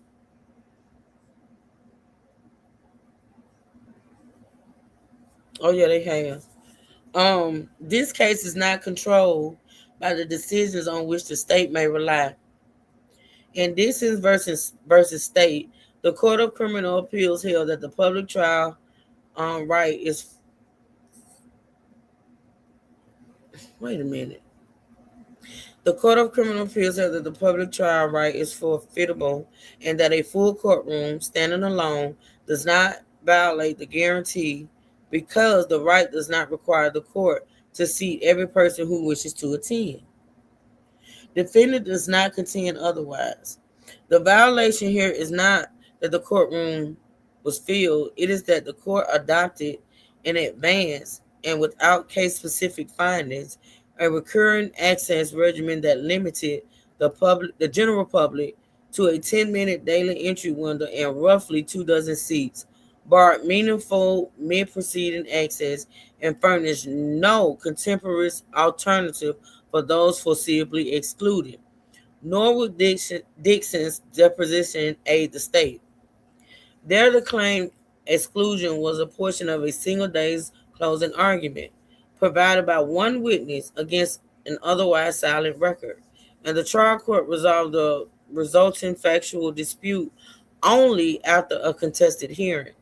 Here the closure spans the testimonial phases of the trial and is established by 7 mutually corroborating sworn accounts, by the written admission of the court's own appointed officer that there is no overflow room, by the court's own televised confirmation of the seating figures, and the disputed elimination of an accommodation the court had itself been provided, and no findings of any kind exist to which deference could attach.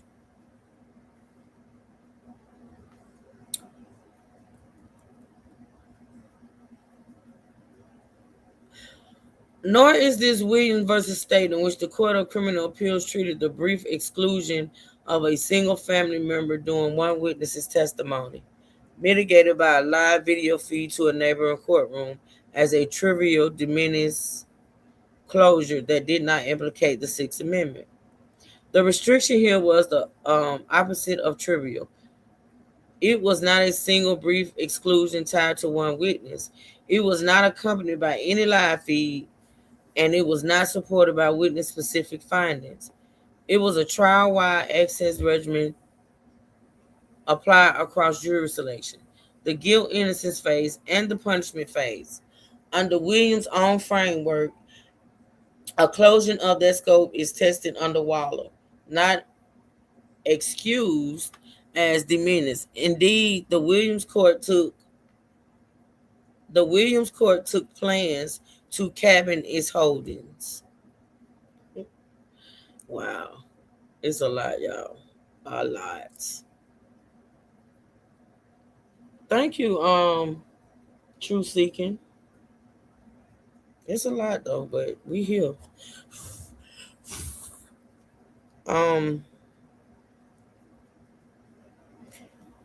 It characterized the triviality doctrine as an exceedingly narrow exception to Waller.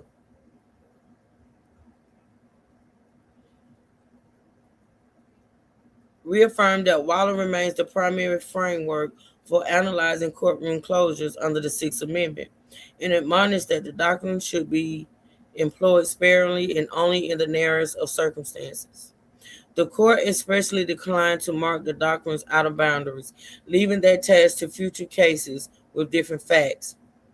A standing trial-wide access regimen spanning jury selection, the guilt-innocence phase, and the punishment phase is not the rare circumstance Williams contemplated.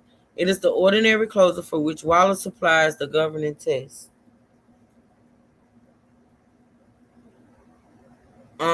And this Court of Appeals has already applied that principle to reject the very triviality argument the state may advance here. In Stricker, it declined to treat the exclusion of the public from jury selection as trivial, holding that the values sought to be implicated by the Sixth Amendment are violated when the public is excluded from jury selection. Defendant need not prove that every seat was empty or that every member of the public was excluded. At minimum, the access regimen was a partial closure. Members of the public were repeatedly excluded from substantial portions of the proceedings, while no continuing overflow, audio, or video access was provided.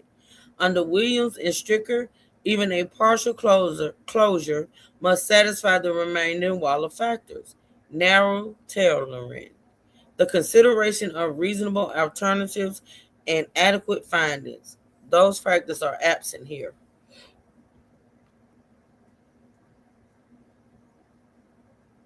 Oh, thank you. Take your time. This is important. Yeah, let's note the possible issue. It's pretty detailed and it's a lot, but I mean, it's blowing my mind, to be honest. It's blowing my mind, to be honest. I don't know about others. It's blowing my mind. And even though some of this stuff we knew because it was just outright, like the closing of the court and things of that nature, like the inside stuff that's being exposed, This shit is blowing my mind. Okay, number 53. These decisions do not create a mechanical rule that a live feed is always required or always sufficient. They make a narrow point. When seating limits predictably exclude the public, the trial court must consider practical alternatives. Reserve public seating, a larger courtroom, staggered admission, an overflow room, or an audio or video feed. See, he could have just avoided all of this by letting the shit be streamed. Even if you didn't want to let the people in the courtroom, you absolutely should have let this be streamed on Court TV, Court TV, Law and Trial, Live, all that. If you didn't want to let the people in the courtroom, I get it, okay? But you should have absolutely let this be streamed, period. And he asked for this shit. Like, he really thought he was going to be able to just, Judge Roach. That's who I'm talking about. He really thought he was going to be able to just pull some shit and get away with it. And then had the nerve to see his narcissistic ass on an interview the day that this young man was sent off for 35 years and did a whole interview. Just smug in the face, and thought he was going to be able to get away with it. Sad. These decisions do not create a mechanical rule that a live feed is always required or always sufficient. They make a narrow point. When seating limits predictably exclude the public, the trial court must consider practical alternatives. Reserve public seating, a larger courtroom, staggered admission, an overflow room, or an audio or video feed, and must make findings explaining why any rejected alternative is inadequate. Here, the court used an overflow alternative during jury selection and then withdrew it when testimony began. And then they got a little chart here with all they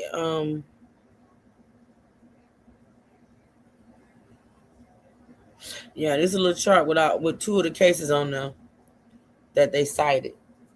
Right? Oh shit, they got all of them. All those cases that I told y'all they cited, old cases, they got them in a chart. And they point out, man, this is whoever did this deserved not having the streaming allowed, the guided answers be allowed. Because he knew they weren't going to say the correct thing, their kids. Yeah, it turns out those kids lied. It's in this paperwork. Those kids lied. They switched up their stories, and it's in this damn court document. This is probably what they've been doing, so this is very normal to them. This type of behavior for a courtroom, right? That's what I said, Ms. Lynn. I was like, how many more cases were done this way? How many more people were railroaded? And I'm gonna tell y'all something. This is gonna be something. Y'all listen to me carefully. If Judge Roach is brought up on charges, whether it be legal, judicial, like any type of, if they find any type of wrongdoing on the part of this judge, do y'all not know that those people got to go back and re-examine all of the cases that he presided over? I don't know if that's the thing. I don't know if they're actually going to do that. I don't know. But if he's found to have done any wrongdoing, there's some doors that could be open that's going to improve a lot of corruption. But hey, it is what it is. Number 54, this case is on the wrong side of that line, and uniquely so. The court did not merely fail to provide an alternative, it provided one during jury selection, a live feed to an overflow room, and then switched it off for testimonial phases, the most consequential part of the trial. A court has shown it can pipe the proceedings to an overflow room and then darkens the feed when the witnesses take the stand, has not taken very reasonable measure to accommodate public attendance. See, he fucked up there too. He fucked up there too when he allowed the overflow room for the selection of the jury, and then he cut it off for the testimonial part and all other parts. Because when you provided that overflow room for jury selection, you showed that you were able to do that. That was a thing. You should have let that continue on during the duration of the trial. Because why would you provide an overflow room for jury selection, but not for the remainder of the trial? It doesn't make sense. But it made sense to them because they knew what they were doing.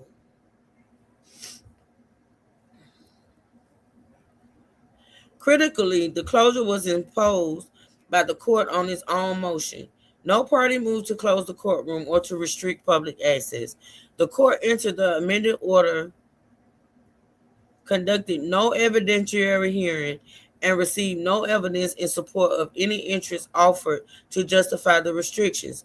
Defendant was not afforded a pre-order hearing or an opportunity to be heard before the access regimen was imposed, and the written order did not disclose the fact that made the closure apparent in operation. The actual allocation of public and family seats, the defense family limitation, the withdrawal of the overflow room when testimony began, the denial of alternate access, or the off-record administration of the public line. I wonder if there's public record of a case prior to this that shows similarities in how they handled the case and how many years they got. I'm sure. Somebody had to find it, though. This ain't their first time doing this, y'all. It was done too. They were too precise, right? This is not the first time doing some shit like this. I can guarantee that, and I don't know for facts. Like I wouldn't, but it's just common sense. They did it. It just like that judge sat there in that interview and said, "This trial moved like a well-oiled train." Y'all remember him saying that? Yeah, because they had done it before. They knew what to do from doing it previously. The deficiencies in the order's text was compounded by the way the access regime operated in practice. Because a closure is assessed on the totality of the evidence, the actual operation of the regime is properly before the court. Then it states some other cases. The affidavit of Thelma Anderson, a member of the public who reportedly sought to attend the trial, establishes that the regime operated more restrictively than its text provided, and that a reasonable alternative was not merely overlooked, but firmly withdrawn. These facts compound the deficiencies apparent on the order's face. They do not supplant them. Consistent with Cameron and Lilly, the closure is established on the totality of the evidence, and the defendant need not show that any particular member of the public was excluded. Most significantly, the court demonstrated that an overflow viewing room was both available and workable, and then it took it away. During jury selection on June 3rd, 2026, the court provided an auxiliary viewing location outside the courtrooms where members of the public who could not be seated inside could still observe the proceedings. The court did not merely provide this accommodation, it announced it in writing before trial. On May 2026, the court appointed public information officer advised that the media and general public will have an opportunity to watch a live feed of the jury selection process from the ceremonial courtroom, with television monitors and audio provided, and that once testimony begins, the proceedings will take place in the 296th District Courtroom, following the same proceedings. On June 4th, 2026, the first day of testimony, the court eliminated that accommodation and confined public access to the seats inside the courtroom, with no overflow room, no audio feed, and no video feed of any kind. The significance is twofold. First, the court's own use of an overflow room during their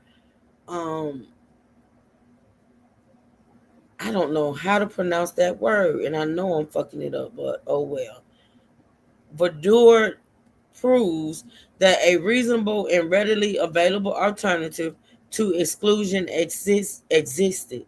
The very kind of alternative Presley required the court to consider, and it states that case. Second, the court did not merely fail to consider that alternative, it adopted the alternative and then withdrew it for the guilt, innocent, and punishment phases, without findings and without explanation, narrowing public access precisely as the most consequential testimony began. The reason a deputy gave members of the public for refusing overflow that the trial courtroom was the only room without video conferencing Zoom capability does not withstand scrutiny. Defendant expects to establish at the hearing through courthouse administration and information technology witnesses that courthouse space and technology were available to provide continued overflow or audio video access.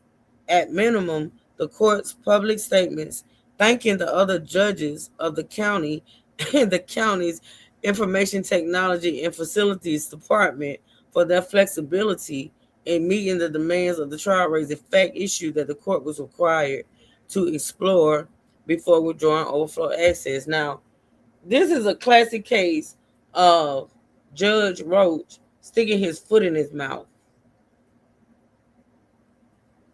I'm just saying. They are using that public letter that he wrote and that interview that he took part in. They are using both of those things against him. Epic. Just epic. I'm just saying. All right, y'all, let me take a break for a minute. I mean, it's going to be like 30 seconds. I just want to stop reading for like 30 seconds. Oh. Sorry, y'all. Yeah, dumbass.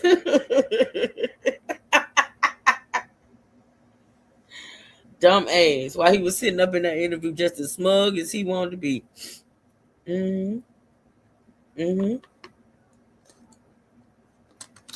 They're using all that against him. And it's so funny to me. I'm gonna look and see if I see anything anything about what that person has said.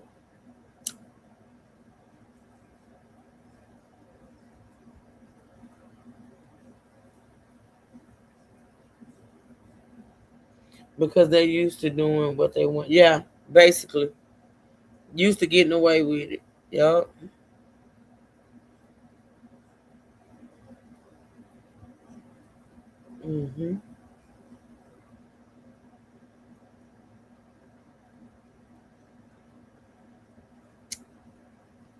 I still don't see nothing but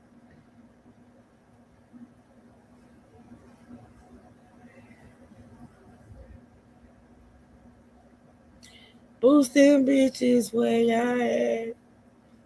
Stuffing that shit in y'all bag.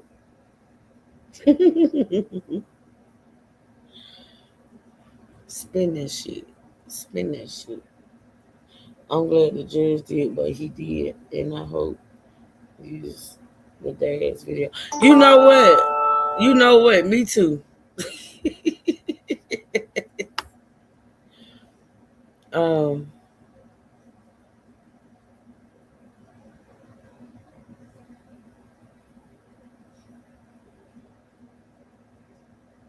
Yeah, boosting bitches. Okay, y'all. I'm finna start back, but let me go to the restroom real fast. I'm gonna go to the restroom real fast so we can start back again. I'll be right back. Mars, hold it down. I love y'all. I appreciate y'all. I'll be right back. Do I need to put some? Let me see. I ain't did this in a long time. Hold on.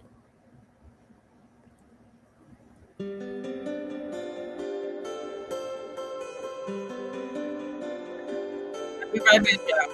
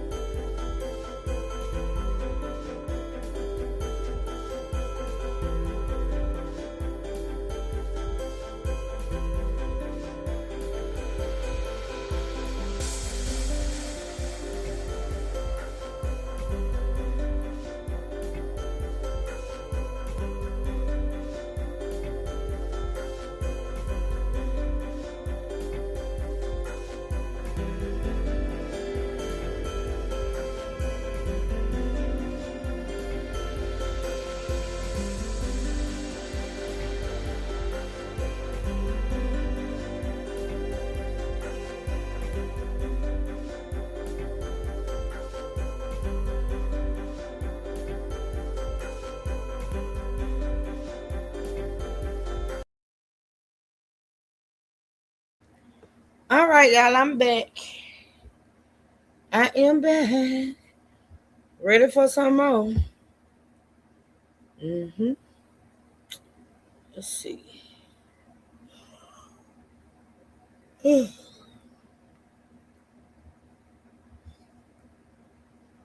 right, where did I stop? Okay.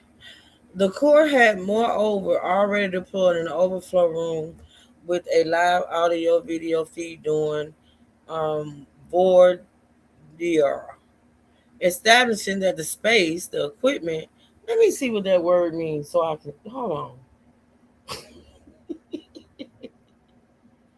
Hold on a minute. I'm sick of this. I am sick of, hold on. Let me see what that word means. Because, see, they could have just used the lamest term. They didn't have to do this. This is not fair to people like me.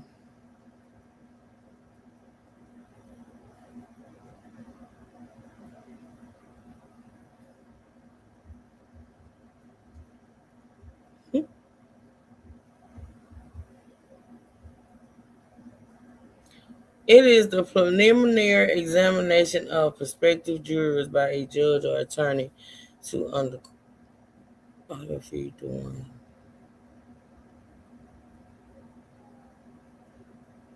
So basically that word is that's how you laughing at me. Basically that word is the preliminary examination of prospective jurors by a judge or attorney to uncover biases. So basically all that's saying is the court had, moreover, already deployed an overflow room with live audio feed during jury selection. That's basically what that means. That word means jury selection. Establishing that the space, the equipment, and the personnel to provide it I'm sorry, and the personnel to provide it existed, and it acknowledged that an audio stream of the proceedings was feasible. Yep. The order's only affirmative public entry window, the 10 minutes between 8:50 a.m. and 9 o'clock a.m., provided illusory in operation. In practice, the limited public seats were claimed by a line that began forming in the pre-dawn hours, often between 4 a.m. and 5 a.m. Admission turned not on the entry time, but the order specified, but on how early a member of the public was willing to arrive and wait. A member of the public who appeared at 8:50, the time the order designates for public entry, had as a practical matter no realistic opportunity to be seated. The narrow window the order provided on paper was therefore narrow, still in operation, and for many members of the public, it was no window at all. How long we been on here? I've been reading for 4 hours.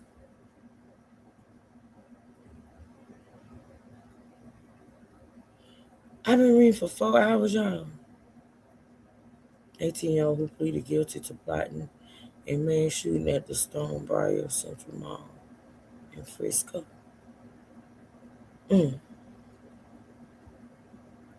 Yours truly. Yours truly. I can't believe it, girl. This is too much.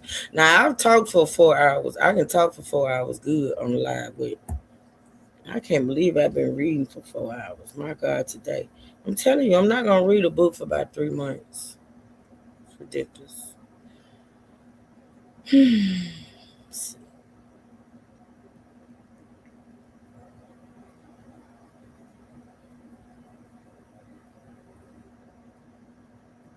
Number 60.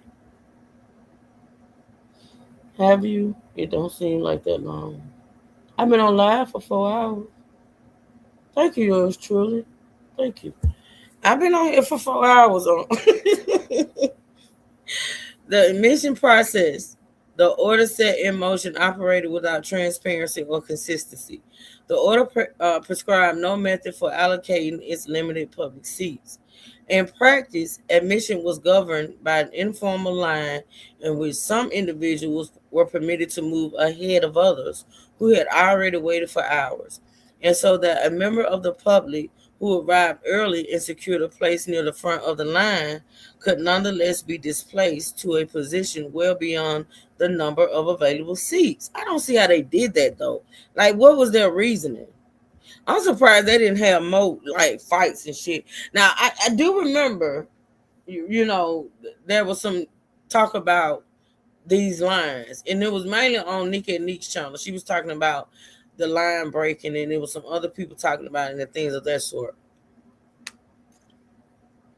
But I'm surprised they ain't had like just because that's crazy. Snatching the people about the line and displacing them, that's crazy. I'm working and listening, but I'm enjoying, especially when you put it in plain ink. Oh, I'm trying to touch, because, you know, these court papers, these court documents, rather, they can be a lot, but I try my best.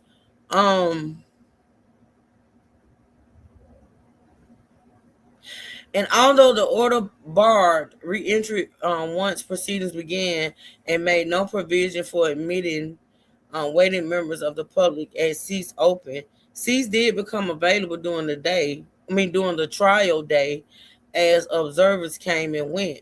Yet members of the public who had waited outside were admitted, if at all, only hours later, after substantial portions of the proceedings had already passed.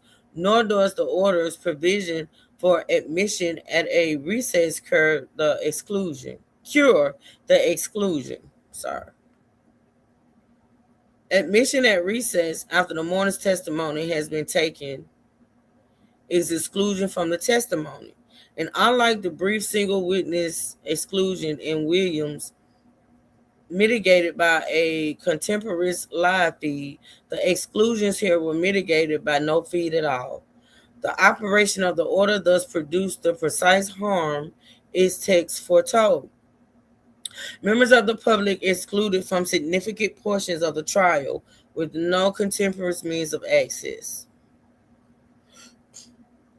Finally, the mechanism in which the court administered and defended these restrictions operated off the record. See, that's the thing. They do shit off the record, so it don't be public record. You know what I'm saying? Like, if you doing everything by the book, why hide? Judge Roach and them. Why hide? A member of the public's request for an alternative viewing location could not be filed through the county's electronic system for a criminal case and was instead routed by email to a public information officer designated by the court, who reviewed and denied the request outside any judicial proceeding.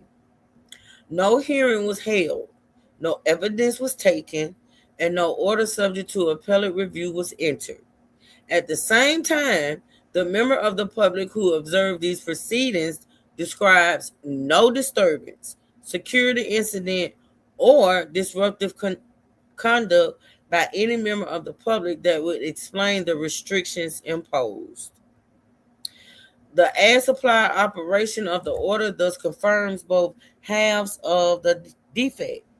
The closure was more severe in practice than the order's text, and the generic speculative findings offered to justify it are contradicted by the conditions the public actually encountered. These conditions can be stated with precision because they recur across the sworn accounts of the members of the public who tried to attend, including the affidavit of Thelma. There go Thelma again. Thelma keep popping up. Hey, Miss Coleman. Not trying to overwhelm you, but I did send you another story you probably been hearing about. When you sent it? Like, when? Let me see. Just now. Well, about 8 minutes ago. Let me see. Miss Coleman, y'all gotta be consistent. Like, you gotta be consistent with me because it irritates me when Did you see my live stream yesterday, boo? Did you see my live yesterday? Hold on, y'all, let me take a sip of water.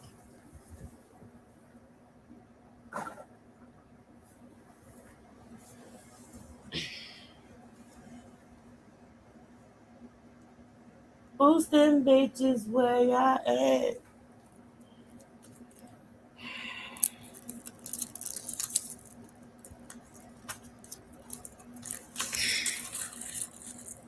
Miss Coleman, are you looking now to see what my live stream yesterday was about?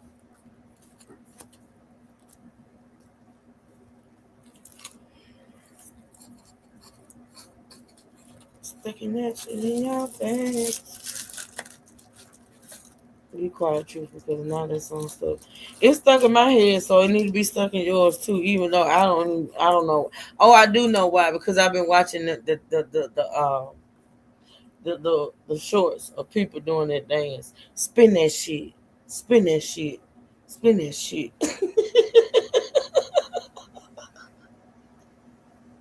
I ain't ashamed to say I've been watching them shorts, laughing my ass off, for real. Timeline. Here's what we know about the disappearance of. Yeah, I got that in my playlist. But yeah, Miss Coleman, we talked about that yesterday, and we're gonna talk about it from here on out. I just need to get this in right quick because this was just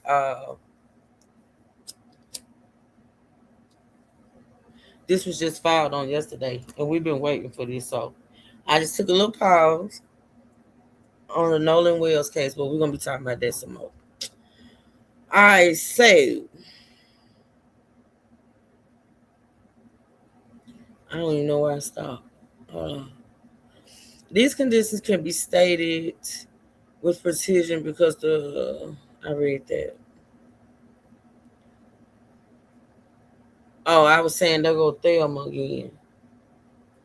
So the including the affidavit the affidavit of Thelma Anderson and the accompanying declarations, and the court-appointed public information officer's own email. The amended order addressed entry times, a 9-person media cap, space available seating, and re-entry.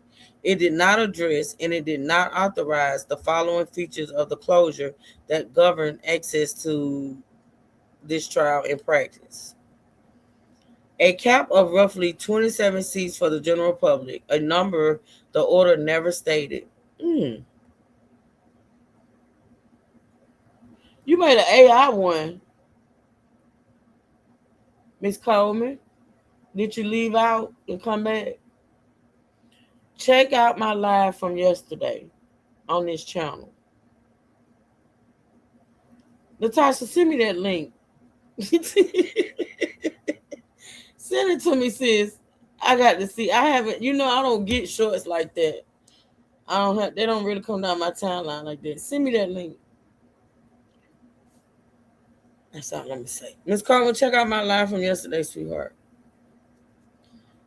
I wonder if you could load this into ChatGPT. I probably could, but let me tell y'all a secret about Truth Hurts. And I know a lot of people are probably gonna say, what the hell? But I got to tell y'all, because my friend said the same thing to me last night or early this morning. I have never used ChatGPT ever. I've never used it ever for nothing. Now I'll Google some shit quick, but I've never used ChatGPT. Don't ask me why. I'm still not. I'm that one that's still not real familiar with the tick of the top, the snap of the chat.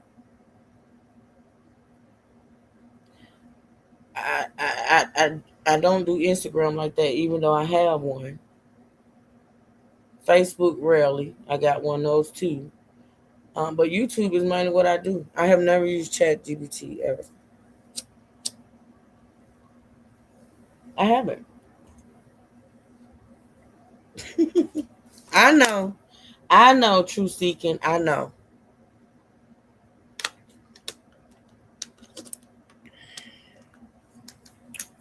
Yep. Damn it, I done lost my damn. What page was I on?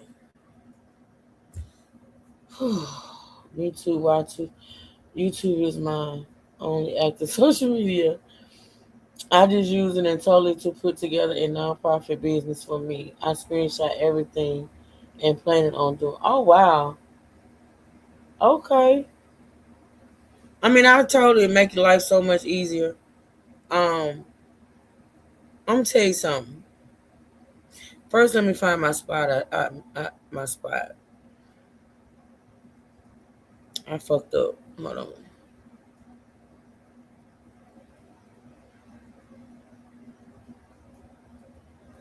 Oh, I know I'm past page 20. I know that much. I was on 21. Hold on.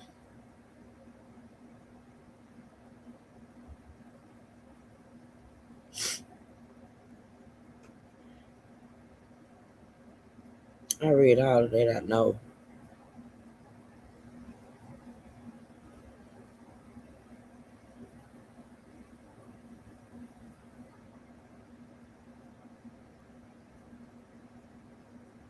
I read all of it. Damn, I hate. Y'all know what page I was on? Oh, shit. I read all of that.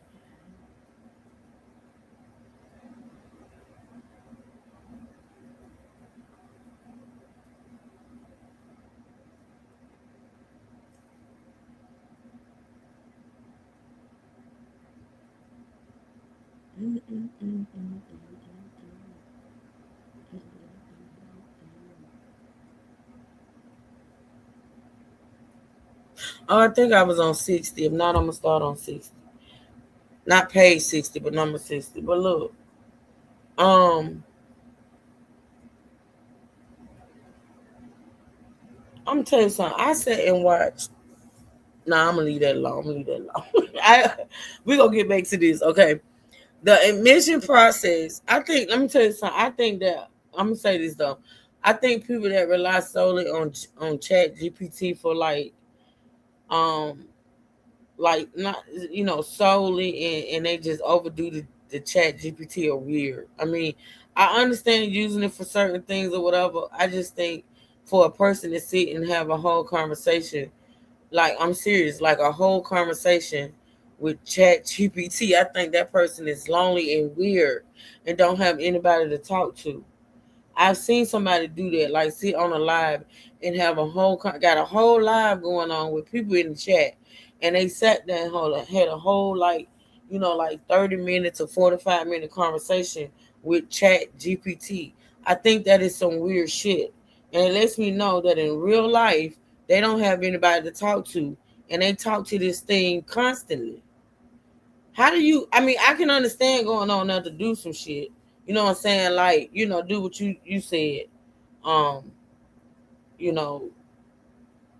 Truth seeking. I get what you're saying. But this person said on live in front of an audience and spoke to Chat GPT like a whole back and forth conversation for like 45 damn minutes. And that was some weird shit.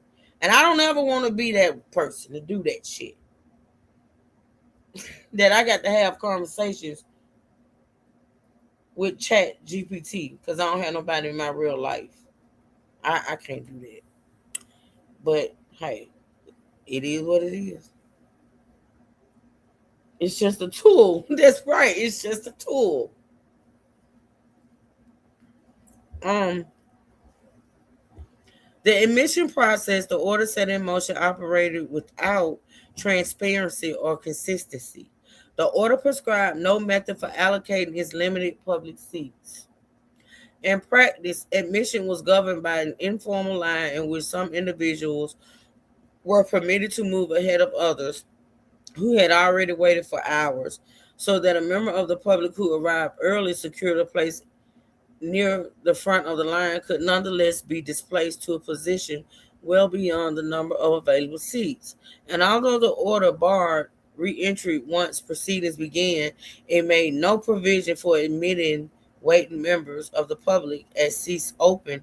Seats did not become available during the trial day as observers came and went.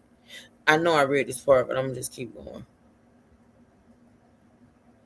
Yet members of the public who had waited outside were admitted, if at all, only hours later, after substantial portions of the proceedings had already passed. Nor does the order's provision for admission at a recess cure the exclusion. Cure. I don't know why I want to keep saying cure. Cure the exclusion. I agree, truth. Don't be the crazy cat lady. I don't have a cat. I'm crazy, but I ain't that damn crazy, right? Not yet. Even though you ask my daughters, they may beg to differ, but I ain't there yet. I'm a little wackadoodle, but I ain't there. I ain't got to the point of where I got to sit and chat with Chat GPT for 45 damn minutes. Nah.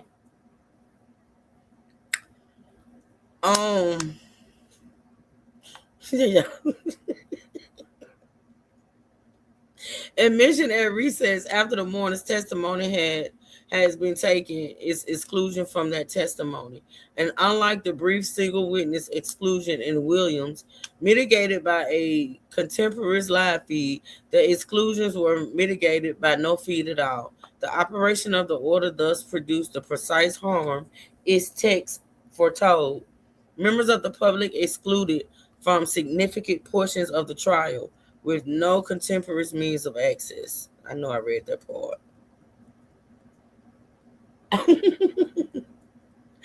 Finally, the mechanism in which the court administered and defended these restrictions operated off the record. A member of the public's request for an alternative viewing location cannot be filed through the county's electronic system for a criminal case and was instead routed by email to a public information officer designated by the court. who reviewed and denied the request outside any judicial proceeding. No hearing was held, no evidence was taken, and no order subject to appellate review was entered. At the same time, the member of the public who observed these proceedings describes no disturbance, security incident, or disruptive conduct by any member of the public that would explain the restrictions imposed. The as-applied operation of the order thus confirms both halves of the defect. The closure was more severe in practice than the order's text, and the generic speculative findings offered to justify it are contradicted by the conditions the public actually encountered. I think I know I read all that, but I just, in order for me not to miss something, just let me. I gotta keep reading because I don't want to miss anything, and I don't know. Oh, I was right here because I was talking about Thelma. We back. We currently True Secret. These conditions can be stated with precision. Because they recur across the sworn accounts of the members of the public who tried to attend, including the affidavit of Thelma Anderson and the accompanying declarations, and the court-appointed public information officer's own email. The amended order addressed entry times, a 9-person media cap, space available seating, and re-entry. It did not address and it did not authorize the following features of the closure that govern access to this trial in practice. All right. A cap of roughly 27 seats for the general public, a number the order never stated.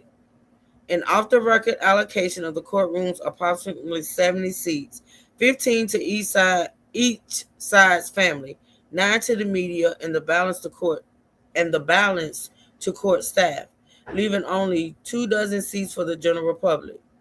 The provision of an auxiliary overflow viewing room during jury selection on June 3rd, 2026, and its elimination on June 4th as testimony began, with no overflow room, audio feed, or video feed by any kind thereafter. Admission governed not by the order's 8:50 a.m. entry window, but by a line that formed in the pre-dawn hours, often between 4 and 5 o'clock a.m., so that arrival time rather than the order's scheduled control who was admitted. The absence of any method for allocating the limited seats, producing an inconsistent and non-transparent line in which some persons were permitted to move ahead of others who had waited for hours, displacing the members of the public who had arrived early to positions well beyond the available seats. The administration of public admission and the denial of access by a court-appointed public information officer and county staff who described the process in the collective first person. We chose, we invited, we had no choice, rather by the court in open court and on the record. A standardless media determination that permitted self-designated media to consume the public's limited seats. The routing of requests for an alternative viewing location by email to the public information officer because the county's electronic filing system provided no category for a criminal courtroom access request, and the denial of those requests outside any judicial proceeding, leaving no hearing, no evidence, and no order subject to review. An initial prohibit. Why I can't say that word. Prohibit. I want to say prohibition, but that ain't it. Prohibition. Y'all, I don't know if I need to stop because how about I just skip it?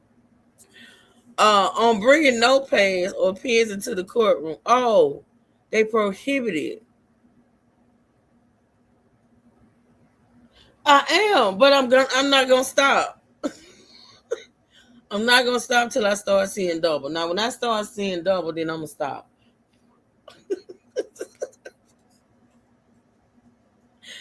Oh, Lord have mercy. Prohibition. That's what it is, y'all. It's prohibition. I don't know why I couldn't say it.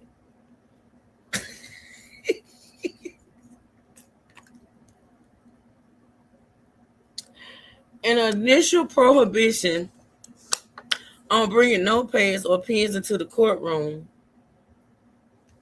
later modified a restriction on public observation found nowhere in the order. So I wonder who sat in the family's remaining seats, unless I missed that part. I don't know, Sonia. I don't know. That's a good question. That's a really good question. That's a really good question. And I didn't even think about it. But in these court papers, they're saying that, you know, Carmelo's side, I'm trying to read something, yeah. They're saying that Carmelo's side, that his family wasn't allotted all of their seats. But that is a very good question. I don't even know. Yeah. Okay, so the physical removal or turning away of individual members of the public, including the removal of a member of the public for the expressive content on her clothing and the denial of restroom access to her mind. What? So the person that was removed, the physical removal or turning away of the individual members of the public, including the removal of a member of the public for the expressive content of her clothing and the denial of restroom access to her minor son. Now, why was that done? Why was that done? That is crazy. Oh my. Okay. That's wild. So they didn't let the baby go to the bathroom. Wow. Okay. A limit of 8 total seats for the defendant's own family, which excluded the defendant's grandfather and aunts from his trial. Partial access even for those eventually admitted, who is in some instances were seated only in mid-afternoon after substantial portions of the day's proceedings had already passed.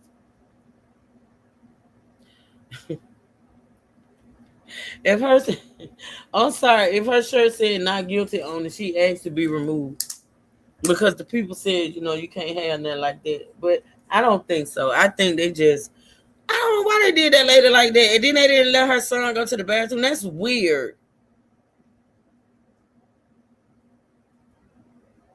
That's crazy. None of these conditions appears in the amended order, and none rest on any finding the court made or any evidence the court received. Access on the totality of the evidence, they established that the proceeding was closed far more severely than the order's text discloses, and that the closure was neither narrowly tailored nor the product of the consideration of reasonable alternatives the law requires.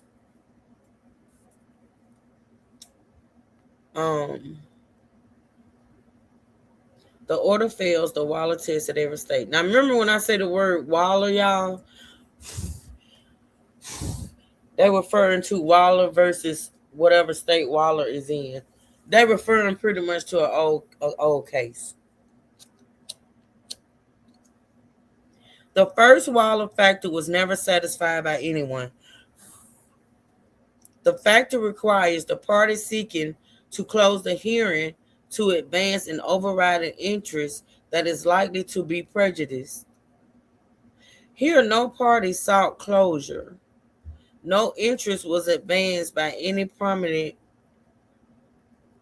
and because the court took no evidence, no interest was shown to be likely to be prejudiced. The court's generic recitals could not supply that showing, and a court may not relieve itself of the burden by acting on its own motion. To the contrary, in Presley versus Georgia, the trial court excluded the public from jury selection on its own motion, and the Supreme Court reversed precisely because a trial court must satisfy Waller and must consider reasonable alternatives even when the parties do not propose them. Can't just do what you want to do. There are laws, there are rules, right? The remaining Waller factors fail as well. The restrictions were broader than necessary. A fixed numeric cap on attendance, a 10-minute public entry window, and the categorical absence of any overflow accommodation swept more broadly than required to protect any interest of the court identified. And the record does not reflect that the court considered any reasonable alternative. An overflow room with a closed-circuit audio or video feed, a larger courtroom, or staggered or reserved public seating, as Presley required it to do, even on its own motion. The order's findings cannot bear the weight of the Sixth Amendment places. The order's findings cannot bear the weight the Sixth Amendment places on them. The court did recite findings that the case has generated substantial public and media attention, and that unrestricted access or activity may compromise courtroom security, juror privacy, and the defendant's right to a fair trial. But findings of this kind are legally insufficient. They identify only generalized categories of concern, not the specific, concrete facts or articulated threat that Waller and Presley require. And the word may confirms the court identified a speculative possibility rather than a demonstrated risk. They made it up. He did what he wanted to do and he made up his own shit. This is just sad and wrong in every way. Wait a minute, what y'all saying? Probably, okay. So black people can't use their restroom either, straight bones. Wow. This is just sad and wrong in every way, but I guess all the trolls that were here a few weeks ago don't see anything wrong with any. No, they're not going to be here for this type teaching. You know, they're not going to be here for this type teaching. First of all, you know, they're mad that this motion was even filed. Let's talk about it. You know what I'm saying? They mad that this motion was even filed, you know? And then on top of that, they don't want to sit and listen to and acknowledge all the injustices that took place. The cowards. They are cowards. Face the music. Face that this judge, you know, fucked up. Prosecutors fucked up. These behind the scenes, all this behind the scenes shit that they did and thought they were going to get away with is now being exposed. Own your shit. Own it. You know? But it is what it is. Oh, where did I stop?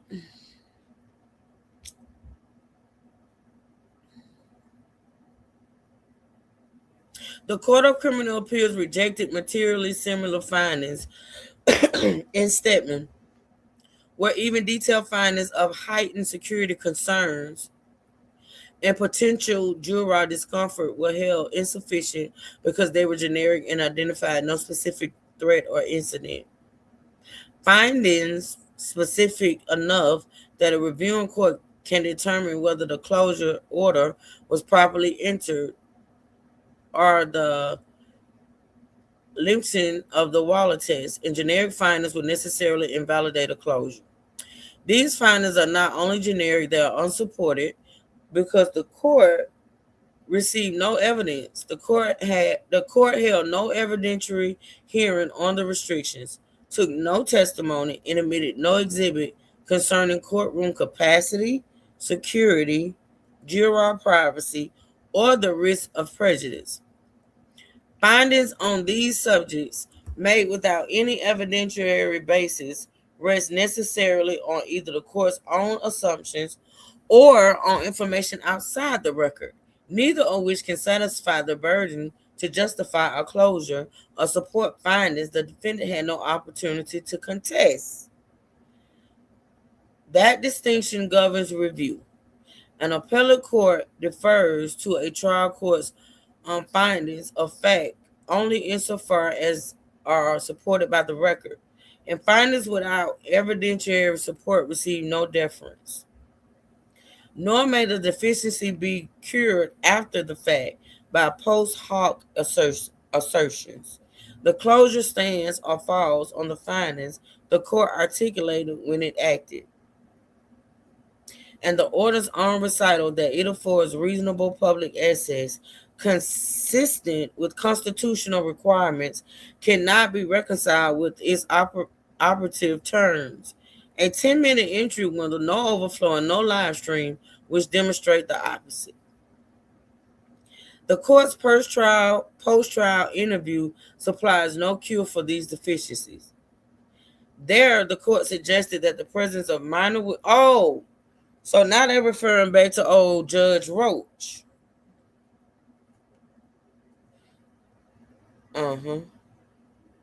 Thought because there was no cameras allowed, they can do whatever and get away with it. No, ma'am. Right. So now they're referring back to this interview that Roach did, right? And when they say the court, they're talking about him. Because it says the court's post-trial interview, which is that interview that Cockroach did after the trial, supplies no cure for these deficiencies, which means it supplies no explanation, right? Because it says there the court suggested that the presence of minor witnesses justified limiting public access. Remember he said that, and I said bullshit? Yep. That rationale appears nowhere in the order's contemporaneous findings, and a closure cannot be rehabilitated by a justification offered only after the fact. So basically, even though Cockroach got in that interview and said the reason why he closed off these proceedings was because of those minor witnesses, he did not put that shit on the record. He did not take the correct legal route, argued that position in court, and enabled the defense to fight it. He didn't. He came up with that shit afterwards. Bullshit. He came up with that explanation afterwards. He did not put it on the record. He did not have a hearing to determine whether or not that was a thing. He did what he wanted to do. And then he did a interview later stating it, gloating about it with a smug face. Yep. Because he felt like what? He could.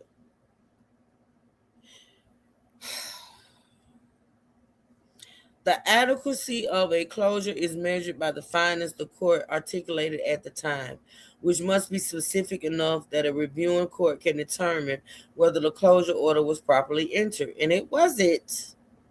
It was not. The rationale falls on its own terms in any event. The Supreme Court has squarely held that even the compelling interest in protecting minor victims of sexual offenses a more sensitive concern than the mere presence of minor witnesses does not justify a rule of mandatory closure. Protection of a minor must instead rest on a case-by-case determination, supported by particularized findings. That exclusion is necessary as to specific witness. A generalized concern for minor witnesses could therefore support, at most, a narrow measure addressed to particular testimony, not a fixed seating cap, the elimination of overflow, and the denial of any live stream across the entire trial. Texas law confirms the point. Even in juvenile proceedings, in which a child stands accused and faces adjudication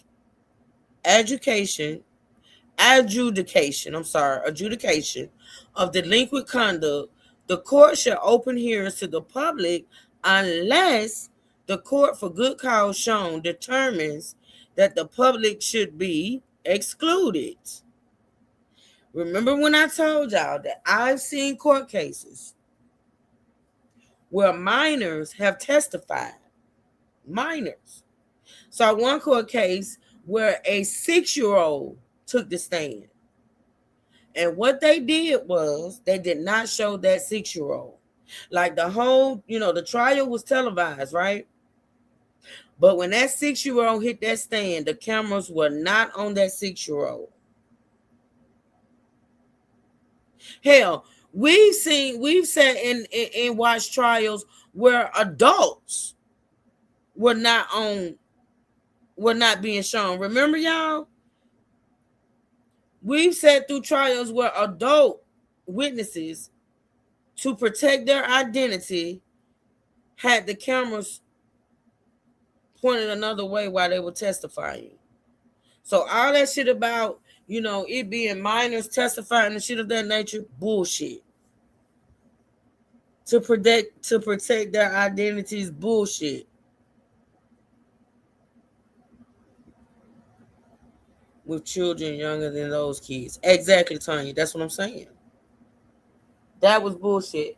And that was something he came up with, like I said, y'all, after the fact. Because if you thought that was a valid reason to close those proceedings, it would have been done. It would have been a hearing in court, right? It would have been a hearing about it. You illegally did that, and you thought you was gonna get away with it, for real. Yup.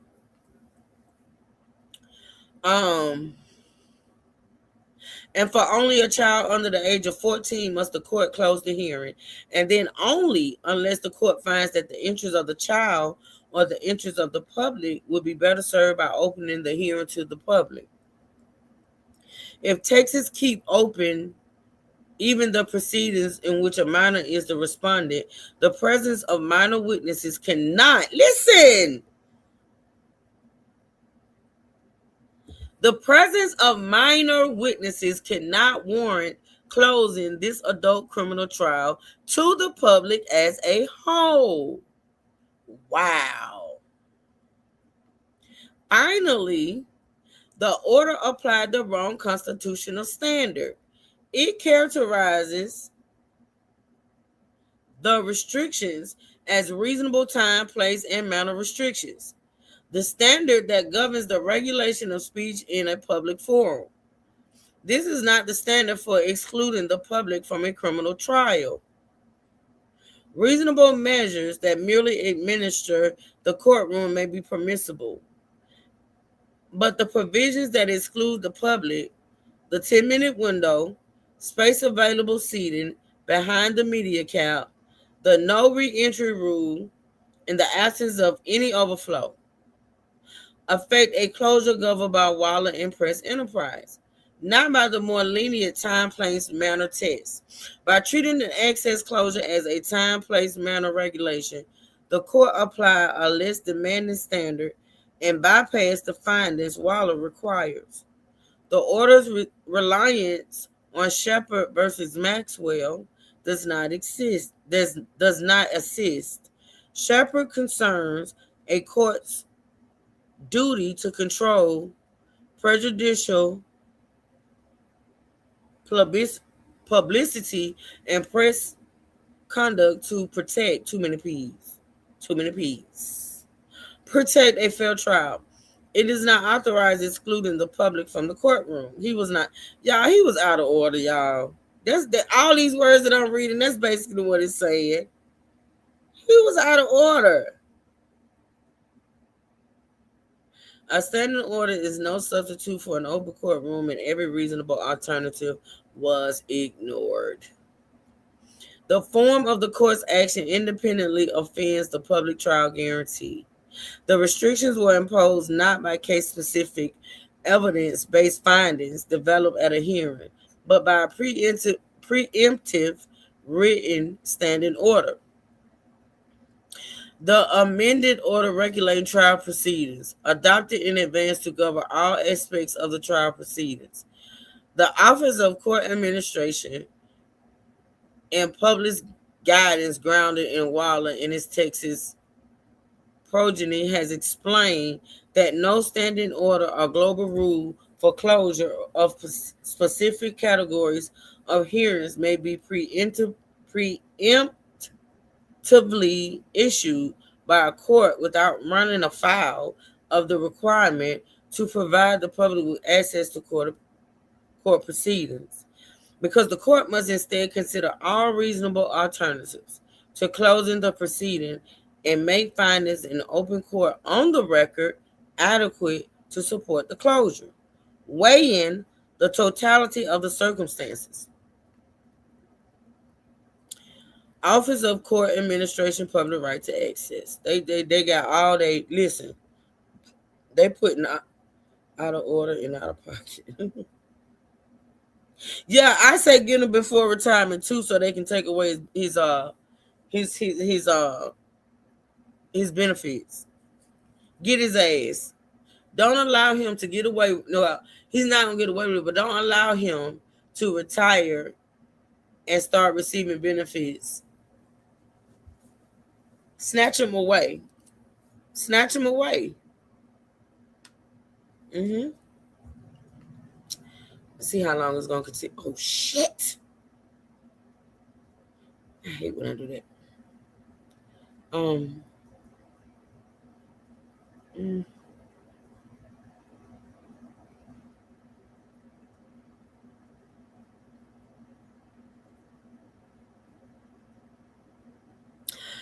The trial court is obligated to take every reasonable measure to accommodate public attendance at criminal trials, period. And the burden of doing so rests on the court itself. Texas courts have a proven, readily available means of discharging that burden when in-person seating is limited. Real-time public access by audio or video live stream during the COVID-19 disaster, when shelter-in-place orders made attending a hearing in person a punishable offense. The emergency orders of the Supreme Court of Texas required that proceedings continue with reasonable notice and access to the participants and the public, and courts throughout the state discharged that obligation by live streaming proceedings to the public. If a declared statewide disaster did not excluding the public, but instead required courts to bring the public in by other reasonable means, they are cold with it. They are cold with it. You hear me? Then the ordinary demands of public interest in courtroom security cannot justify excluding members of the public here while offering no alternative at all. The court provided no overflow room. They keep saying that, and I feel like a dumber keep repeating it. But I know it's a reason why they keep putting it in there, though. I know it's a reason why they keep putting it in there. The court provided no overflow room, no audio feed, no video live stream, and the record does not reflect that it considered any of them. These alternatives are neither novel nor untested. Across the country and in Texas, courts confronting public interest as intense as this case or far greater have kept their proceedings open by ordinary means rather than closing them. Okay? Hold on a minute,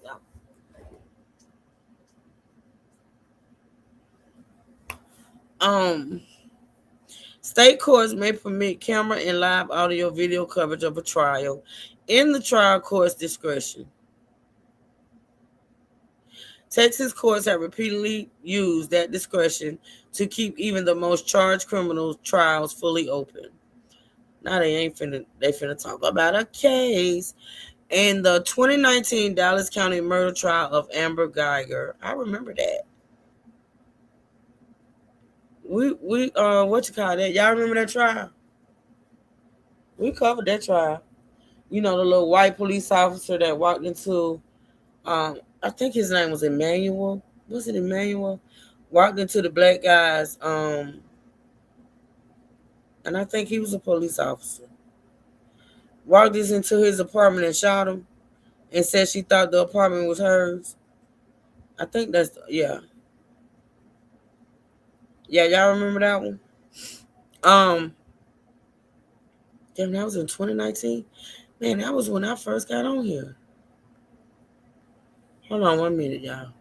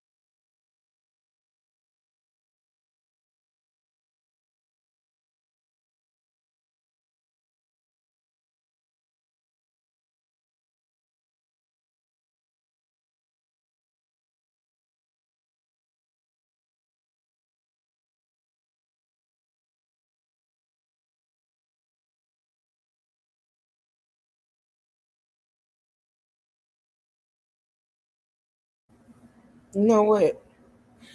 I am putting my foot down. No, he wasn't a police officer. He was just a regular dude who we think she had. Yeah, we do remember that I think we think she had interest in him. They live in the same apartment complex. So he wasn't a cop. Yeah, that's right. Thank you, True Seeking. So you remember too, huh? Yeah, we covered that case. She thought she was gonna get away from that shit. Talking about she was so exhausted from the job that she went into the wrong damn apartment. Still ain't figured out why she was able to get into that apartment though. That was weird. But yeah, told that lie.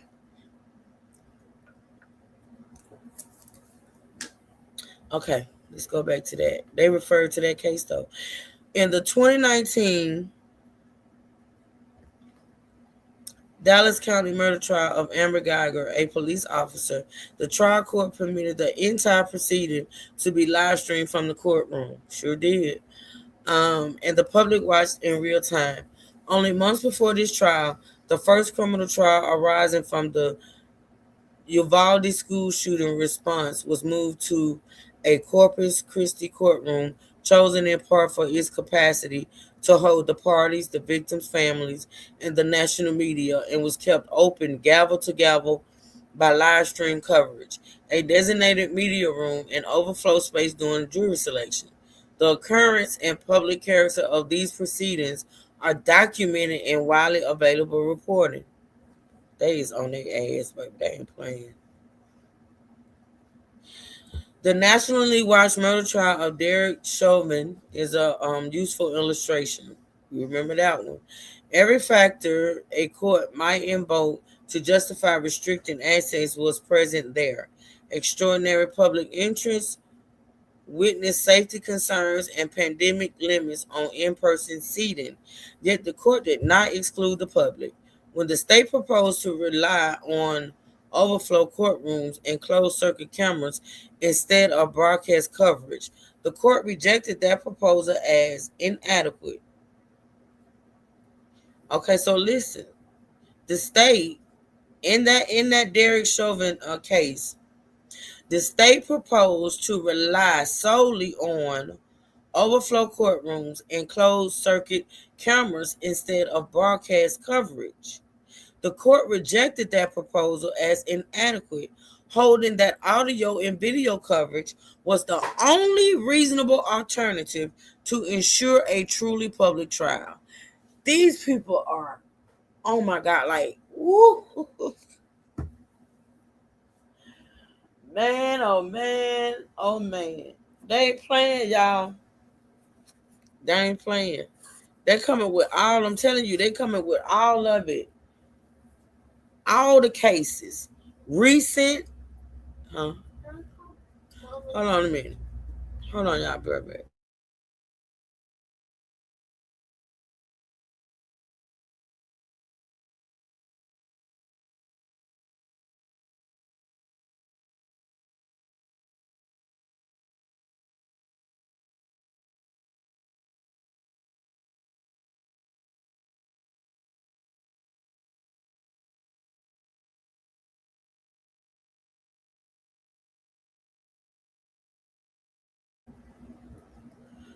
All right, y'all. Hold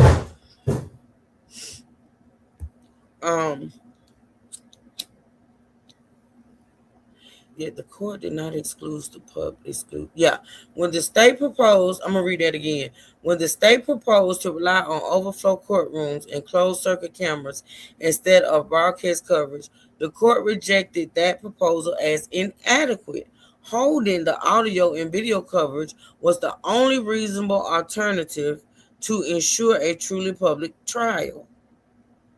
The court authorized the entire trial to be broadcast and live streamed, declining only to show juvenile witnesses. Declining only to show juvenile witnesses or the victim's family on camera. The contrast with this case is stark. Hold on. The overflow viewing by closed circuit feed that the Chauvin court deemed the constitutional flaw and found inadequate standing alone is more than this court ever provided. For here, there is no feed of any kind. My God. The principle holds even where broadcasting is forbidden. The federal courts prohibit photographing or broadcasting any proceeding from the courtroom. The Fed, and that's what I'm trying to figure out. How is the Feds able not to broadcast theirs? Maybe this is going to explain it. Because I never I know that federal cases are not, televised or live streamed or any of that. But to be honest, I never asked why. The federal courts prohibit photographing or broadcasting any proceeding from the courtroom. Yet they keep even the most security-sensitive prosecutions open by first come, first serve seating in overflow rooms, carrying live feeds inside the courtroom. The January 6th Capitol cases and the Boston Marathon bombing trial proceeded in open court with the press and public present. So they're saying that even though you said I knew the whole camera not in the courtroom. Oh yeah. So they're saying basically that even though the feds don't allow live streaming and photographs and all that, they still allow public access. These people ain't leaving no stone untossed or no rock unturned or whatever. Y'all know what I mean. They ain't playing. They said even the feds who don't allow live streaming and photographs and all that, they still allow public access, which is true.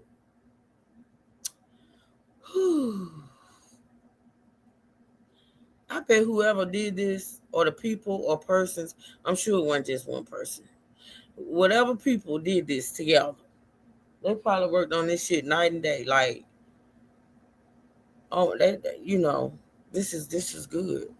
The January 6th Capitol cases and the Boston Marathon bombing trial proceeded in open court with the press and public present.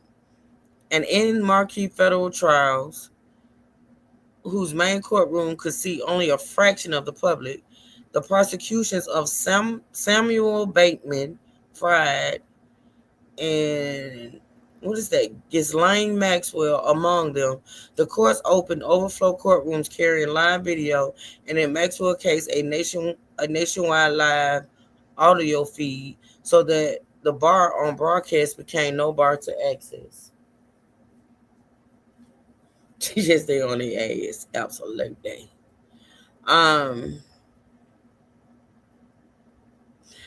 A no-camera state forum did the same.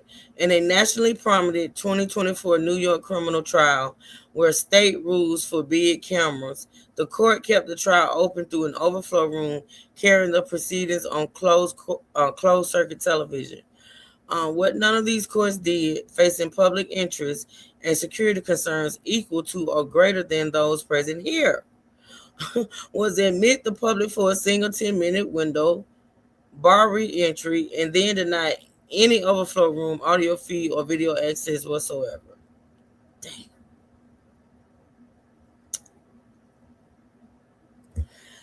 Whew. Still going, y'all. It's a lot. I'm gonna stop for a second. Y'all type in the chat. I'm gonna stop for a second.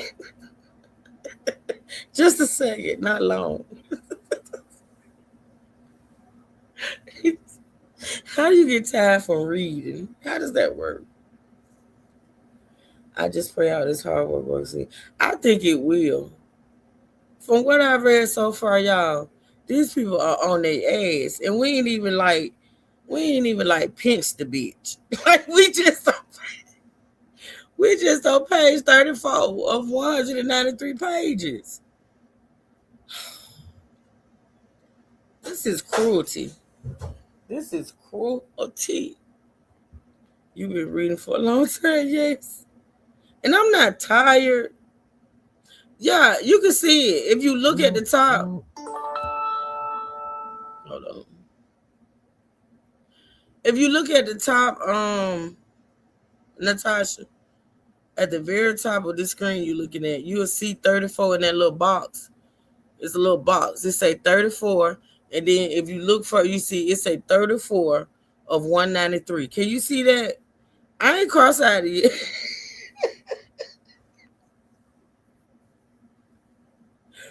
I ain't cross-eyed yet. I just want to stop for a minute. Just for a minute. Can y'all see what I'm showing y'all? At the top, very top up there. Not even go beyond the words that I'm reading. Go beyond them and that little strip, that line going across the top. And you can see where it says 34 of 193. That's page 34. Let me see if I can make it bigger. Hold on. Make it bigger so y'all can see it. Oh, no, it's only making the words bigger. It's not making that top line bigger. But it's right here. Can y'all see my cursor? It's right here. You can see it. Okay, Tanya, yeah. Oh, you see this? Girl, just page 34. Let me see. Ask Copilot. Will Copilot read it? I don't know what Copilot does. I don't be using this stuff, y'all. I don't. I do everything myself. Oh, okay. All right, Chief. Got to get back to work. Even the water ain't having it. And I don't need no juice because juice ain't going to do no make it worse. I need water. Maybe I need coffee. Maybe I need coffee.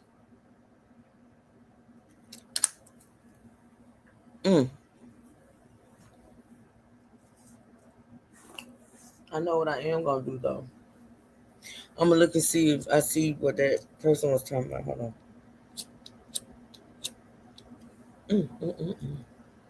Maybe this the one time I should have used chat. What is it? Chat GPT or whatever?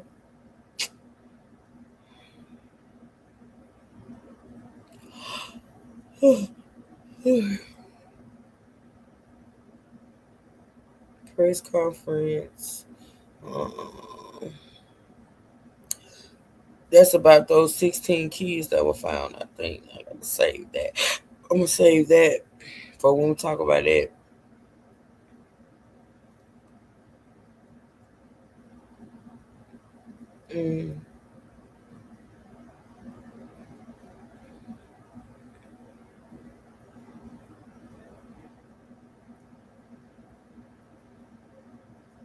Thank you, mods.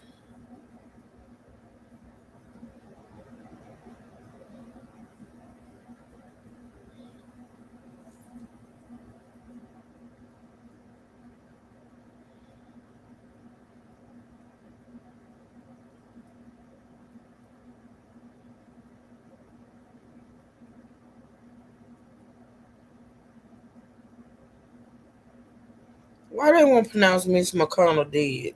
Y'all think Mitch McConnell is dead? Boosting bitches, where y'all at?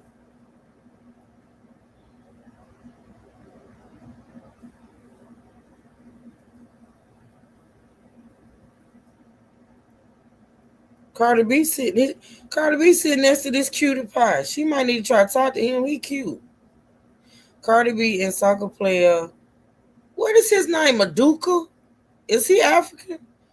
Maduka Okoye sitting rich at the Warren Paul show in Paris. He cute. Carter, you need to try to talk to him. She ain't with that man no more, is she, y'all? That was terrible. It was in my state. I sent some videos today. I saw him.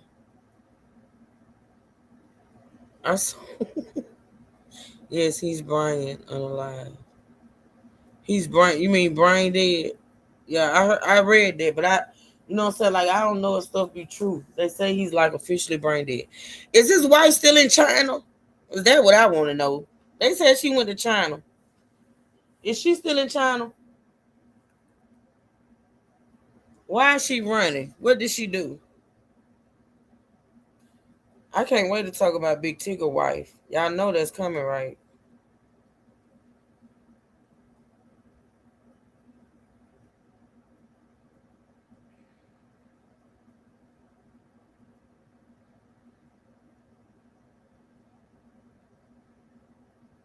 He would never be able to return to office. That's, yeah.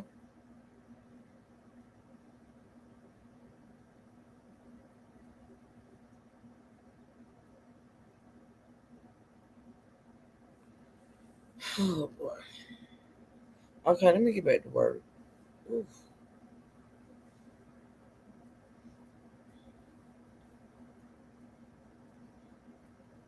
Police officers on Wednesday morning.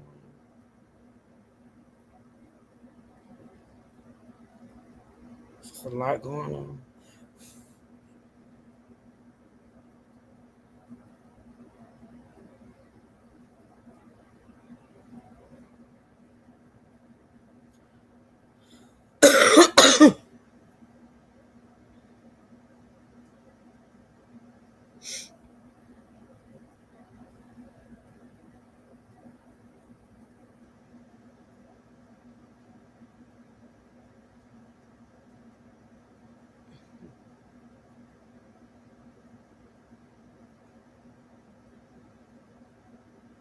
All right, y'all. I don't see anything, so back to work.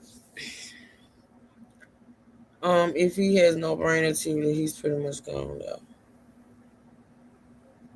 though.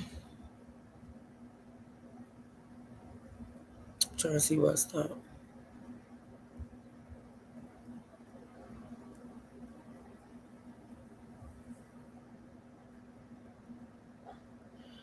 These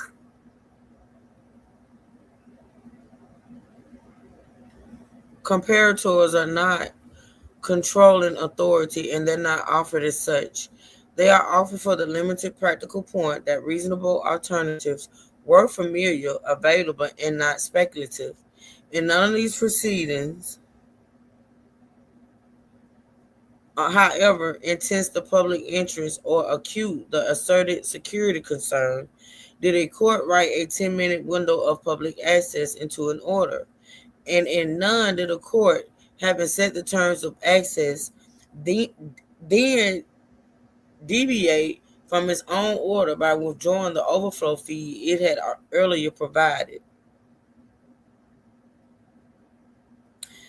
That is what marks this case as an outlier rather than an example.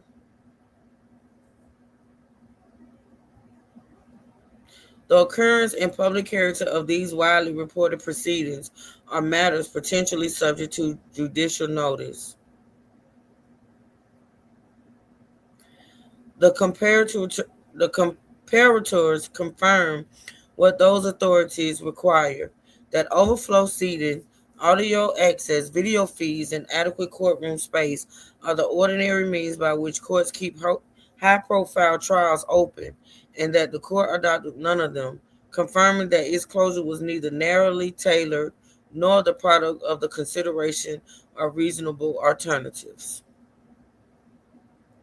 The same picture emerges from the trials the public has actually watched in recent years. The variable that set those proceedings apart was not whether cameras were allowed inside the courtroom. Some permitted them and some forbade them, but whether the court supply a reasonable alternative to exclusion an overflow room, or a live audio video feed, a camera in the courtroom is not constitutionally required. A reasonable alternative to closing the doors is. Every one of these proceedings supplied that alternative. This trial supplied no continuing overflow room. Damn, they keep saying it. Ooh. No audio or video access during testimony or punishment. The following comparison, offered for illustration only, sets these recognizable proceedings aside this one.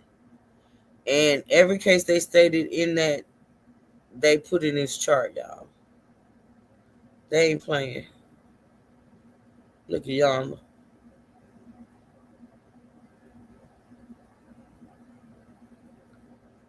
Wait a minute.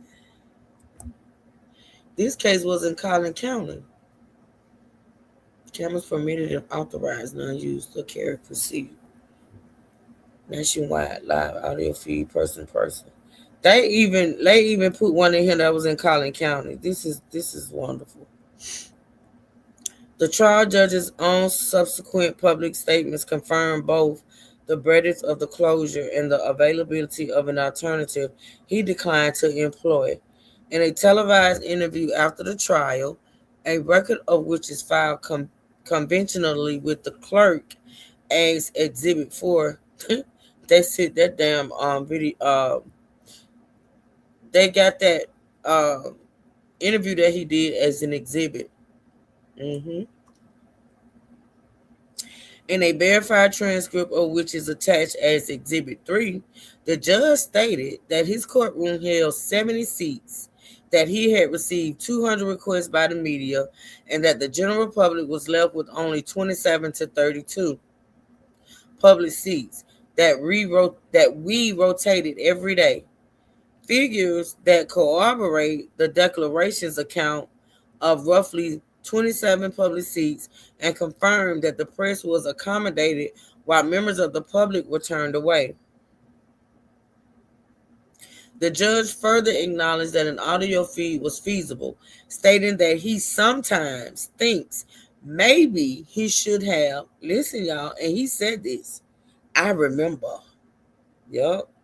The judge further acknowledged that an audio feed was feasible, stating that he sometimes thinks maybe he should have at least audio streamed or something so people could hear it, and that he declined to do so, not for any reason bearing on the fairness of the trial or the safety of the participants, but because in his view, people are going to distort whatever happens. And so what's the point? Offered as the decision maker's own account, these statements corroborate that the closure was broader than necessary and that the court rejected a reasonable alternative for a reason the public trial guarantee does not. Listen, they are using his own words against him. And this is epic. Like I told y'all, he shouldn't have done that interview. And he damn sure shouldn't have wrote that letter. Step back, and the regime that the order created has no precedent in Texas criminal practice. A standing trial-wide order rationed the general public to a single 10-minute entry window and roughly 24 rotating seats, capped attendance behind a media allotment, barred re-entry once the doors closed, and after a brief experience with an overflow feed during jury selection, switched that feed off for the testimony. All while the reporter's record of the trial remained untranscribed. The pretrial proceedings were not made part of any reporter's record available to counsel, and the case file sat in the court chambers. No Texas court has approved such a regime, and the court's televised interview does not soften that picture. It sharpens it. Asked to account for the restrictions, The court did not, and when they say the court, remember y'all, they're talking about that judge, okay? The court did not point to a single record finding, an articulated threat, or a considered rejection of alternatives. The things Waller and Presley required, but defended the result as an easy decision. It had struck pretty well, and explained its refusal even to audio stream the trial on the ground that people are going to distort whatever happens. So what's the point? That is not the voice of a court exercising the special care the Sixth Amendment demands before a courtroom is closed. It does not supply the contemporaneous record supporting findings that the Sixth Amendment requires. The public trial right is not satisfied by closing the courtroom and explaining the choice on television afterwards. It is satisfied by findings, by the consideration of reasonable alternatives, and by an open door. The judge's own statement of his purpose confirms that the closure was a deliberate denial of the contemporaneous public access the Constitution guarantees. In a written statement to Fox News after the trial, he wrote a statement to Fox News. Oh shit, what I just do? Wait a minute. Cockroach lost his mind. He dug his own grave, but that's what happens when you try to be low down and dirty. You know what I'm saying? This man wrote a written statement to Fox News. Wow. He just wouldn't shut up, huh? They're going to make Roach and that dad really get. I'm just trying to figure out what was he like. Listen, I don't know judges that do this, y'all. How many judges have y'all seen do an interview after a trial? Or be writing thank you notes and shit and be writing to the news stations? How many have y'all seen do this? Like, be honest. That's how you know some foul shit was going on. Yup. Okay, let me get back to that. That just don't blew me.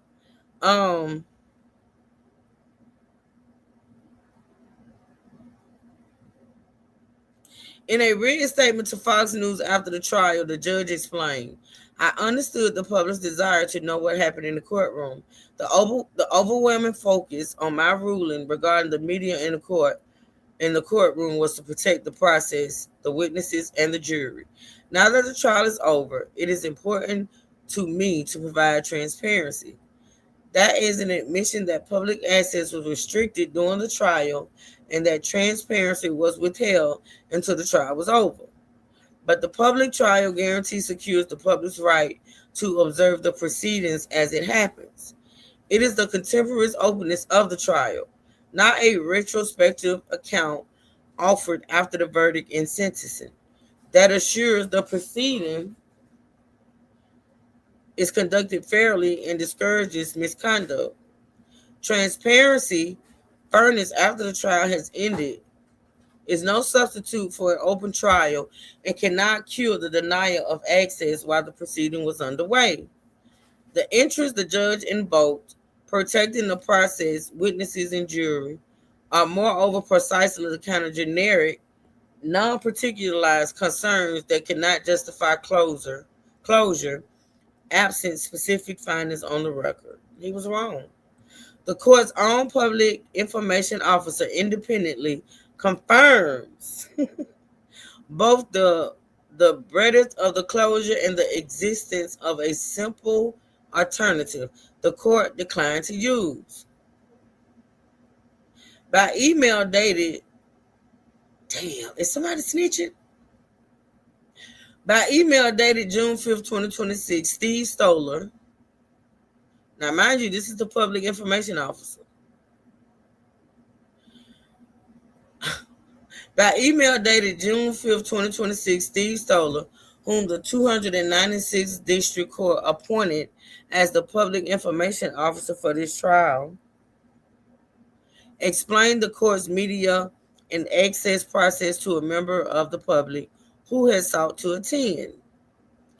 Mr. Stoller confirmed that the courtroom held only about 70 seats, that the prosecution and defense each received 15 seats for their family, not Carmelo, that the judge allocated only 9 seats for the media, including one for a courtroom sketch artist, and that after court staff, only about 24 or so seats for the general public remained, so the court had no choice but to turn members of the public away.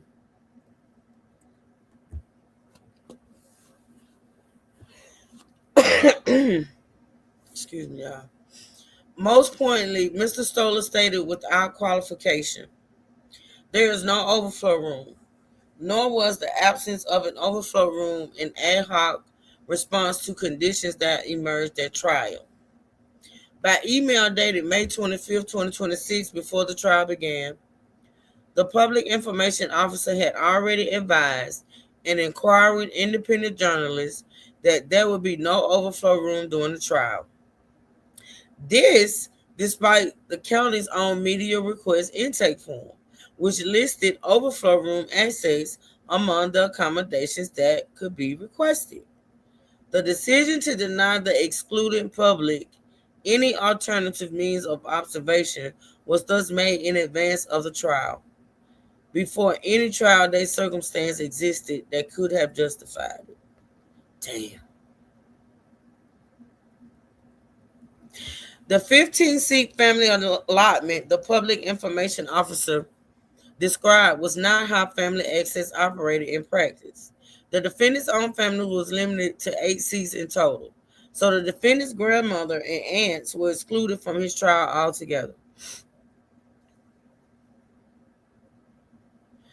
The discrepancy is not a conflict in defendant's proof. It is the proof. The discrepancy is not a conflict in the defendant's proof. It is the proof. The written order disclosed no numerical family allotment, no public seat allotment, no defense family limitation, and no procedure for challenging exclusion. The public information officer's later 15-seat description and Ms. Tossette's 8-seat account showed that material access rules were being administered without the written and outside of open court. Behind the scenes type bullshit. You know what I'm saying? Yup. Set aside the trial judge's own admission, the picture is complete. The judge acknowledged that an audio feed was feasible, stating that he sometimes thinks maybe he should have at least audio streamed or something so people could hear it, and declined it not for any reason bearing on the fairness of the trial or the safety of participants, but because, in his view, people are going to distort whatever happens. The court thus faced a courtroom that could see only about 24 members of the public, with no overflow room and readily available alternatives, piping the audio so the excluded public could at least hear the proceedings that the court itself recognized and yet refused to employ. That is the opposite of the obligation to take every reasonable measure to accommodate public attendance. And it confirms that failure to consider the reasonable alternatives that Waller requires. Wow. Yeah. These admissions do more than corroborate the breadth of the closure. They reveal the considerations that actually drove it. And those considerations cannot satisfy Waller. What you say? Yeah, right.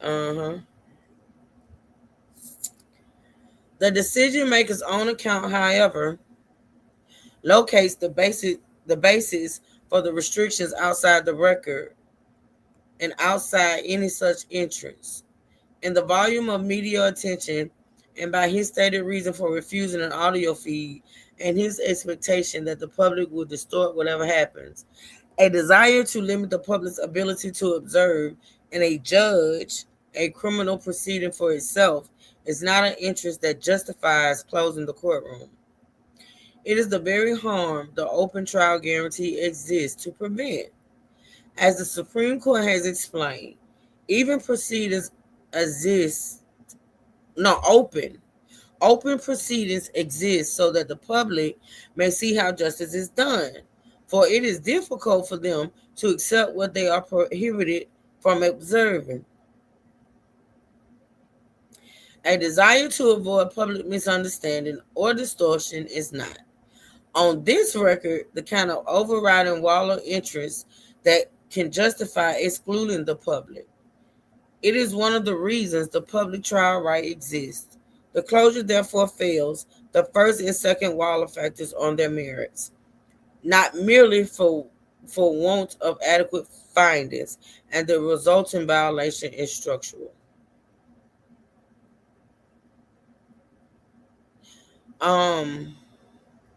Where the record fails to show that the trial court considered all reasonable alternatives to closure. The closure is a reversible error. Period. All right, y'all. All right. He's so full of BS, I can smell. Child, listen.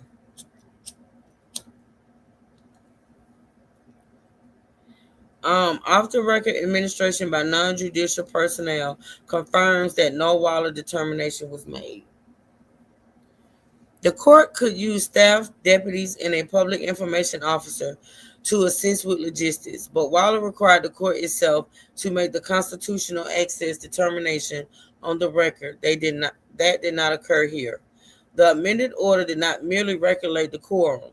It created a scarcity regime for a public criminal trial. Limited public admission, space available seating, a media cap, closed doors at 9 a.m., restricted re-entry, no continuing overflow, and no audio or video alternative after jury selection. Yet the order did not disclose the number of public seats, the number of family seats, the standard for determining media, or any process for challenging exclusion.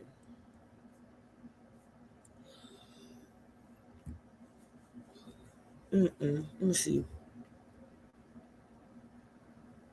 I'm gonna stop at 6 hours, y'all. We're gonna have a part 2. Oh hell, I done hit the wrong button. Hold on.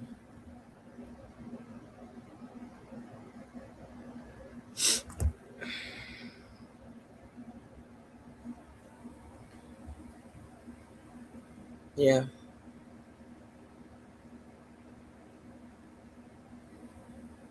I'm gonna stop at 6 hours. Defendant does not contend that every logistical action by court staff is unconstitutional. The defect is narrow and more serious. Access decisions with constitutional consequences were administered off the record, without published standards, without judicial findings, and without a reviewable ruling. That confirms the Waller violation.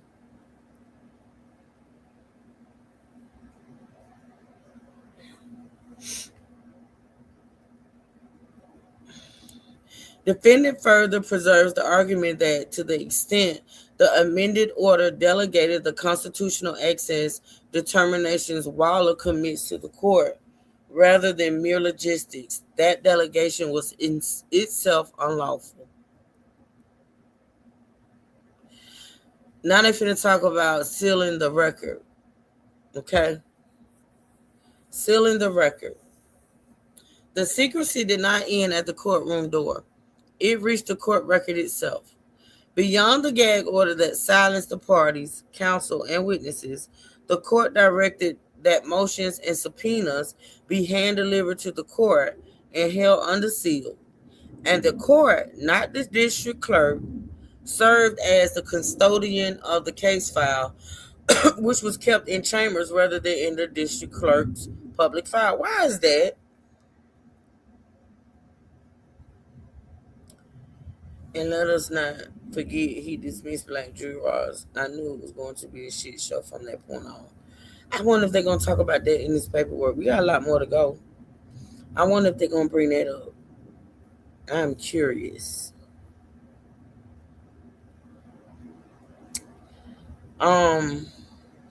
No public order. Hold on. No public order authorizing that arrangement, supported by the notice, hearing, and findings the law requires before a record may be sealed, was ever entered. The docket nonetheless reflects a series of orders restricting the record in order to redact, in order to file and redact, and in order to seal. And a further order entered June 18 that the public docket leaves undescribed. The filings in this high-profile prosecution were thus unavailable for contemporaneous public inspection in the ordinary course.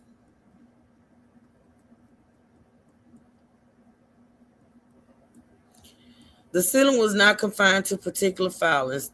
This entire court file was placed under seal by oral order. Placed the whole damn trial transcript under seal. With no written order, no public notice, no open hearing, and no findings to justify withholding the record from public view. The breadth and basis of that order are confirmed by the court's own statements. At a conference held on June 29, 2026, the court advised the parties that the entire court file had been sealed by oral order and that counsel could not access the file unless he first agreed not to disclose what he had observed. Now, how you going to do that? So basically, the judge told the counsel, the new counsel, that he could not access the files unless he first agreed not to disclose what was in it. What kind of shit is that? Counsel responded that he could not commit to withholding information he had not seen yet, and the court left the file available for inspection only in the court's chambers. The episode lays bare the character of the closure. Access to the record of a public criminal trial was conditioned on a promise of secrecy that no responsible advocate would give. I'm telling you. And the file was kept quiet, literally, in the judge's chambers, beyond the reach of the public and of the defense alike. An oral order sealing an entire court file, pronounced without notice, hearing, or findings, is sealing in its less reviewable form.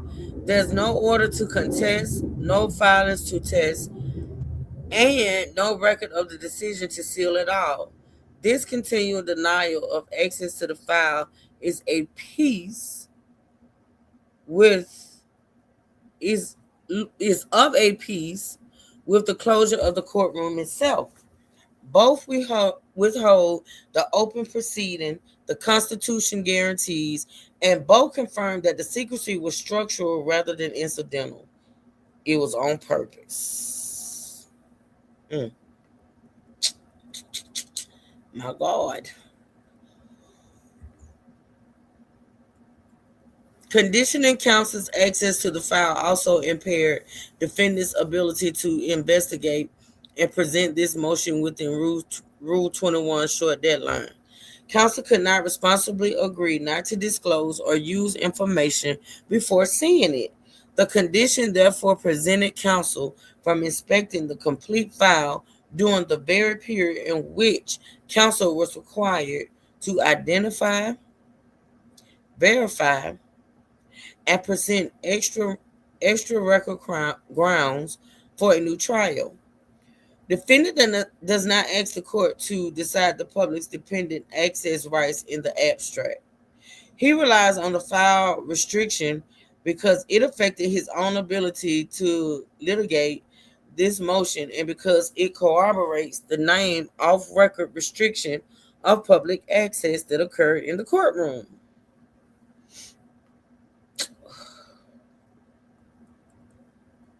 The public and the press hold a constitutional right of access to criminal proceedings and to the records of those proceedings, and a court may not seal the record of a judicial proceeding in secret. Period. The right of access is a fundamental element of the rule of law, and a court's discretion to seal is to be exercised clearly only after it identifies and balances the competing. Hold on, what I skipped. Oh, the competing interests on the record. Hold on, y'all. Give me a second.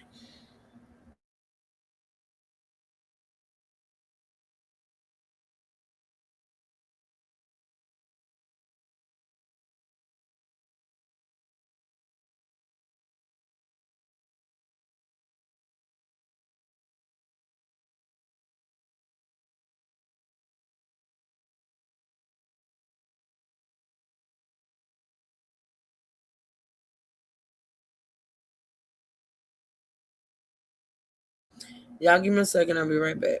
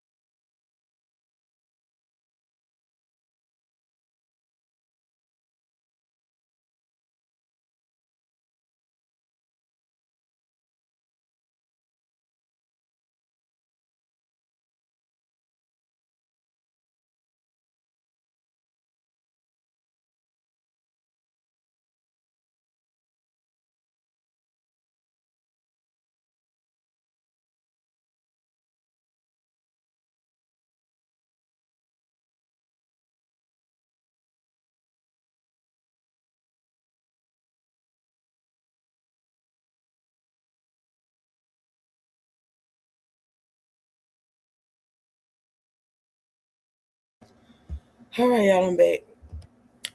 I felt like my eyes was finna pop out of my head.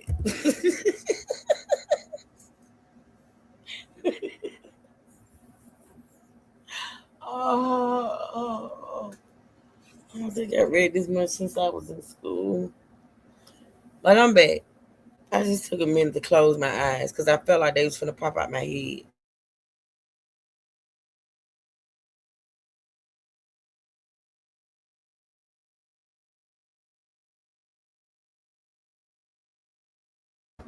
I don't know if y'all ever felt that before.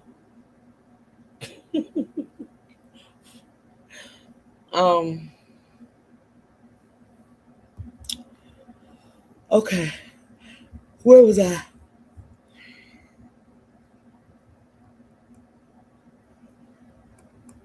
It's a lot.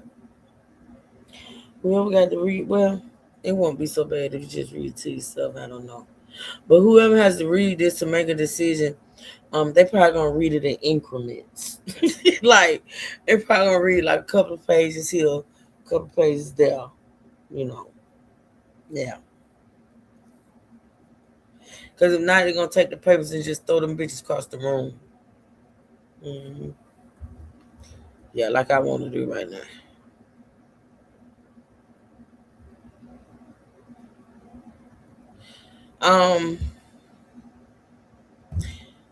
Sealing without public notice and an opportunity to be heard is itself unconstitutional. A court may not maintain a file or docket that hides filings from public view. That's true. That's against the law. Everybody knows that. Everybody knows that all court documents are public record. I don't know how they thought they was gonna get away with that as well. That's crazy. In Texas, the right of access is both constitutional and statutory. The open, cause she high. She high, Tanya. It's 28 people watching with 65 likes. Melissa high.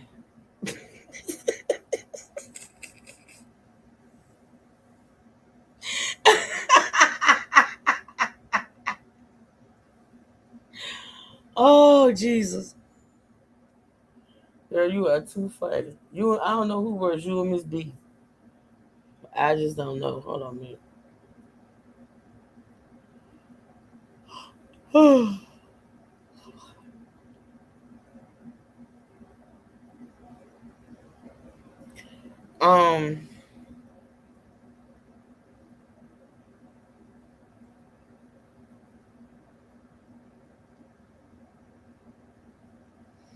The records of a criminal case are therefore presumably open, and a court may not seal or sequester them without public notice, an open hearing, and specific findings.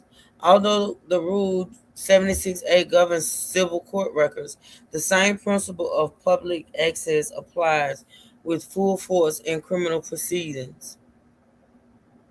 And defendant relies on the criminal open court guarantee, not Rule 76A. As the governing law, civil sealing procedure requiring a public motion, posted notice, an open hearing, and written findings. The court honored none of these requirements. It sealed and sequestered the record without a public motion, without notice, and without an open hearing, and without findings sufficient to justify withholding the file from the public.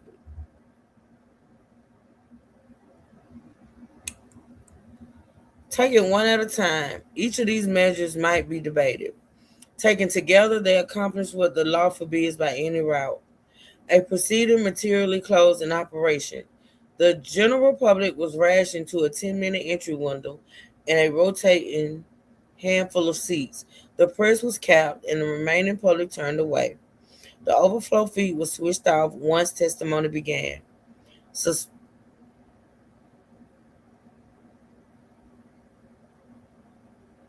Substantive pretrial hearings went unrecorded.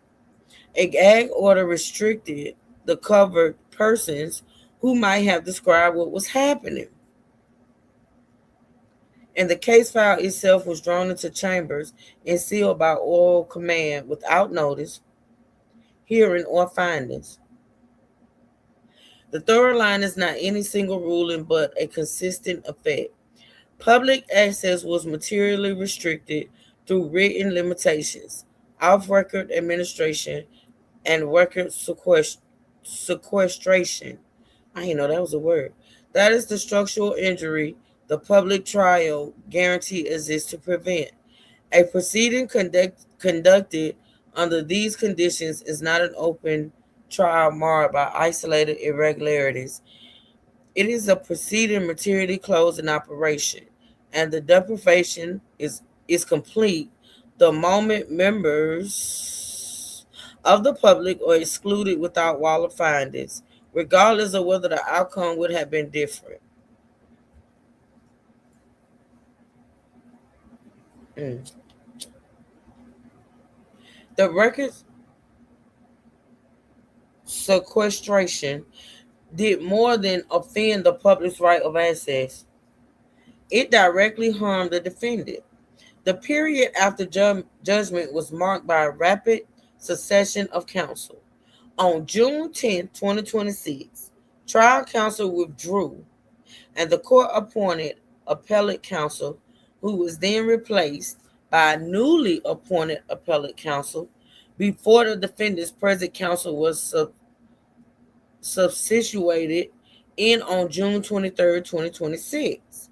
Throughout that period, and while the 30-day deadline for a motion for a new trial was running, the materials necessary to evaluate and prepare the motion were held by the court in chambers and were absent from the public file. They like the weirdest channel, just throwing around them. Well, I mean, yeah. Yeah, they kind of remind me of reading their stuff. Let's see. The reporter's record could not fill the gap. When counsel contacted the official court reporter, counsel was advised that no portion of the trial had been transcribed. Counsel was thus left to prepare this motion with neither the pleadings and case file held in the court's chambers nor any transcript of the proceedings. The public docket, that made this even harder for them, y'all, whether y'all realize it or not. Like not having that court file made preparing this document even harder, which lets me know that these people are good at what they do.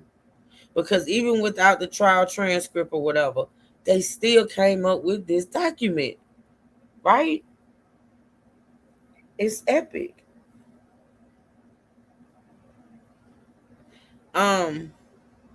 By withholding the record during the very window in which the defendant and his changing counsel had to identify and develop the grounds for relief, the court's unlawful sealing compressed the defendant's effective time and deprived him of the complete and accurate record to which he was entitled. The defendant's entitlement to a new trial rests on his own Sixth Amendment right to a public trial. The court's off-record sealing confirms that public access was materially restricted in both the courtroom and the case file, and that the restriction was structural rather than incidental. And by impairing the defendant's ability to prepare this motion on a complete record, it worked a distinct unfairness that reinforces the need for relief. The resulting violation is structural.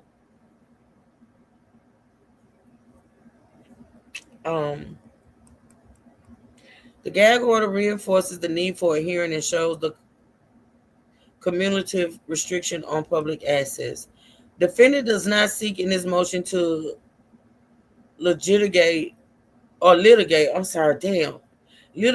public's or the witness's independent speech rights in the abstract. Defendant relies on the gag order because, together with the access restrictions and the record sequestration, it limited contemporaneous public understanding of the proceedings and underscores why the denial of public access was not harmless, trivial, or curable after the verdict.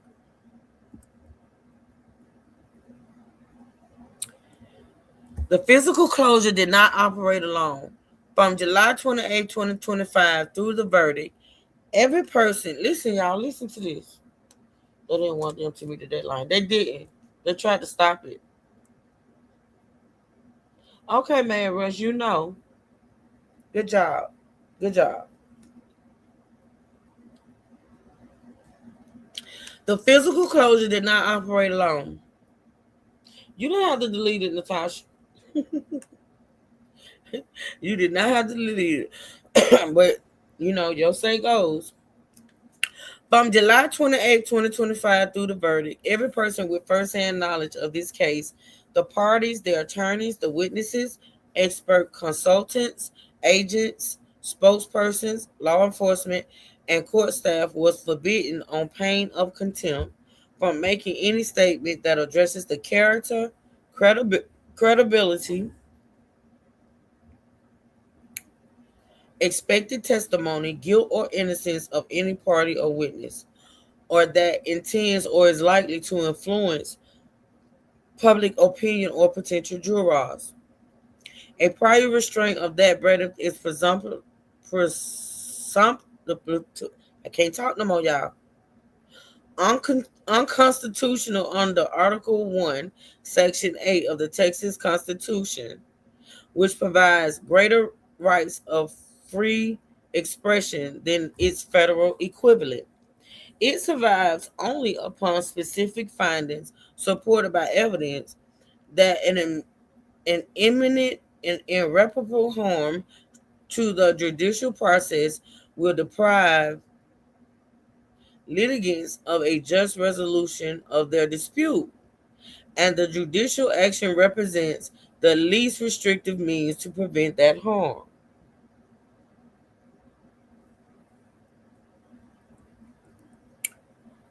Oh, and it's just stating some case law right there. The July 28th order's findings failed that test on their face. A finding that media coverage has the potential to cause imminent and irreparable harm is a finding of possibility, not imminence. The speculation of Davenport forbids. No evidence is recited. None was heard. And the finding that venue change. Hold on.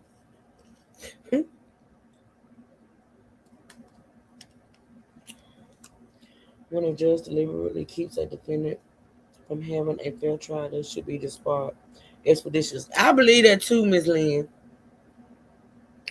I do. We're going to sit around and wait to see what's going to happen to Cockroach. We're going to sit around and see what's going to happen to him. And the finding that venue change, juror screening, and sequestration would be inadequate alone concedes the point that decides the issue. The alternatives existed and the court knew them by name. Indeed, it went on to employ two of them, screening the venue through written questionnaires and sequestering the seated jury. The latter widely reported and to be confirmed at the hearing. A restraint is not the least restrictive means where the court's order catalogs the lesser tools and the court's own trial deploys them. That the order issued at no party's motion with no evidence offered by anyone completes the failure. And in 10 months it operated, not a single violation was ever alleged. So far as the record reflects, the imminent harm never once threatened to materialize, and the post-speech remedies Texas law refers were never needed. The absence of enforcement is not the absence of injury. A prior restraint does its work through obedience and is here. It was obeyed.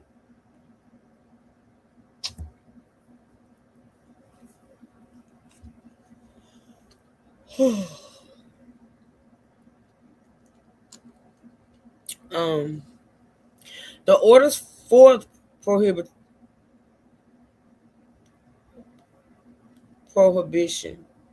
I can't talk no more. Severs the restraint from its only asserted justification. The findings speak of juror impartiality. The prohibition reaches any statement likely to influence public opinion. Public opinion generally jurors or no jurors for nearly a year in any public medium. A witness who professed the defendant's innocence to a reporter, a family spokesperson who questioned the prosecution, a court-appointed official who described the access restrictions themselves, each spoke on pain of contempt. Whatever latitude affords for regulating attorneys' speech under a substantial likelihood of material prejudice standard, and that latitude has no application to lay witness and spokespersons, and no standard known to Texas or federal law permits gag and commentary addressed to a public opinion as such.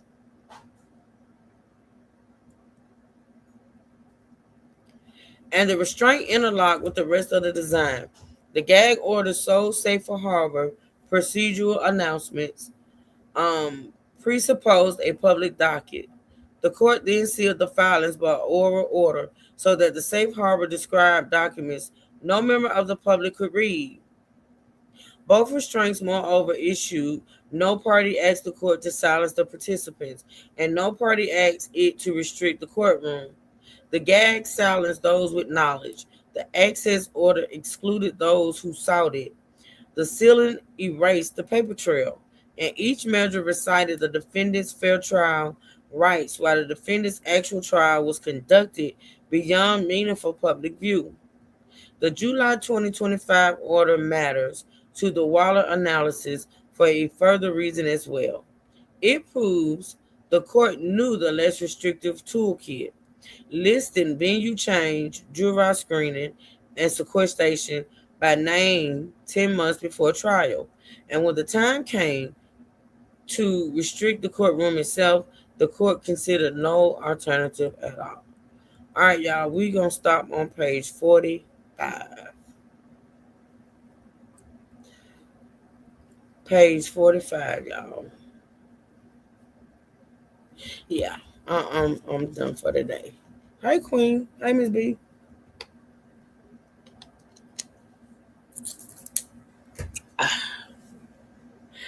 We'll be back between 8 and 9 o'clock a.m. tomorrow.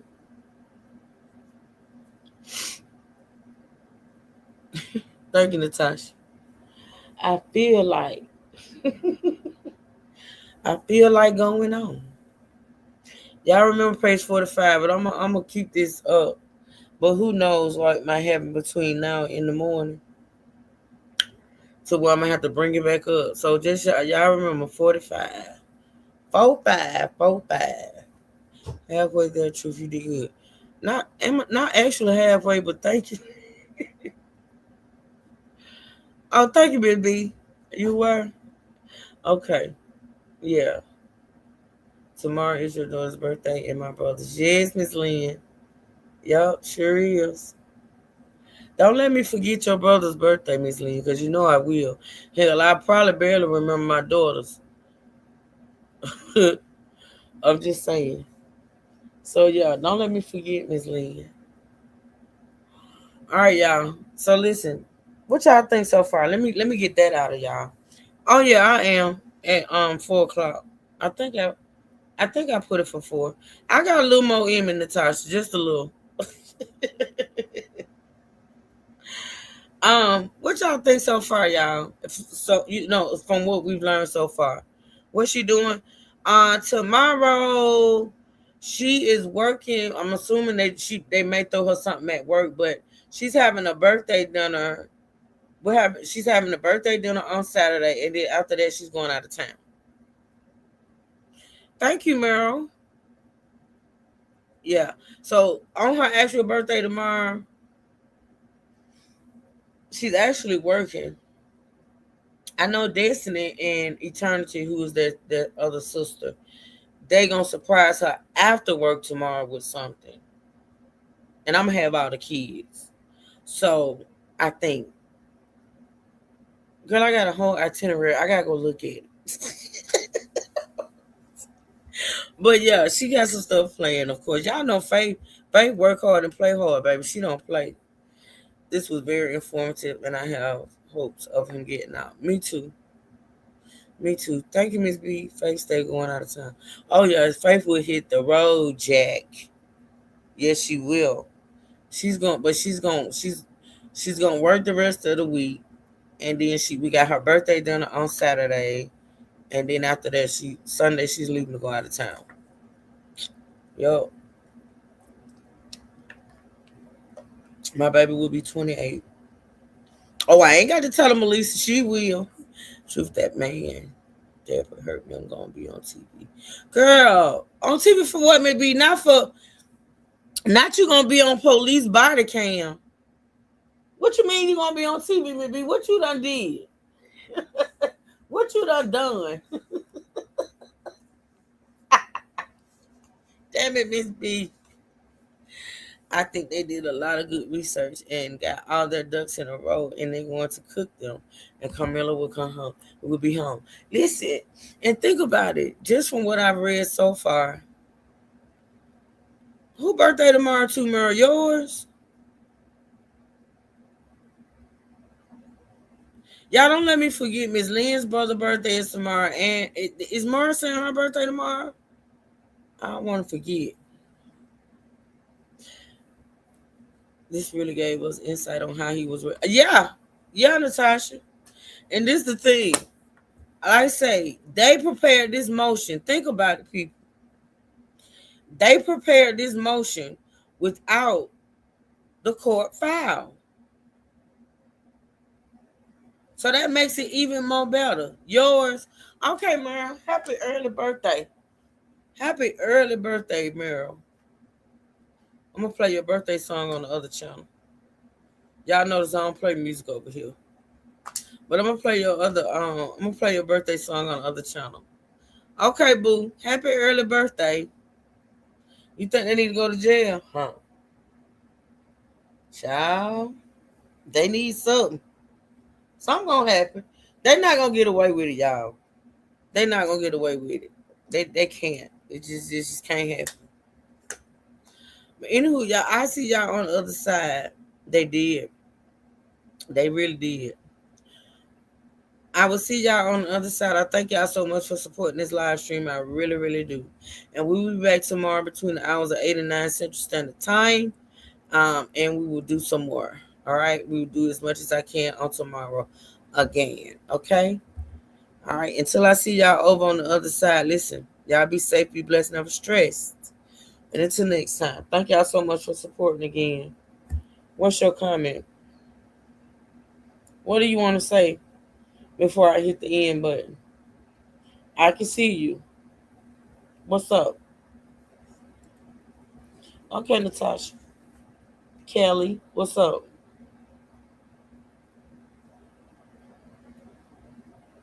Oh, hey, April. I can see you. You on another account?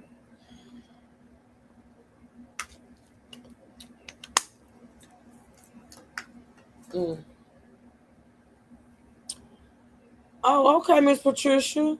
Happy birthday to your son, sweetie. Oh, we got a lot of July birthdays, y'all. Oh, wow. Okay, y'all, I'm going to see y'all on the other side, all right? Y'all be good until then, right? Miss B, behave. All right? Thank y'all so much for the support, all right? Y'all be safe, be blessed, never stressed. And until next time, true seekers, stand up.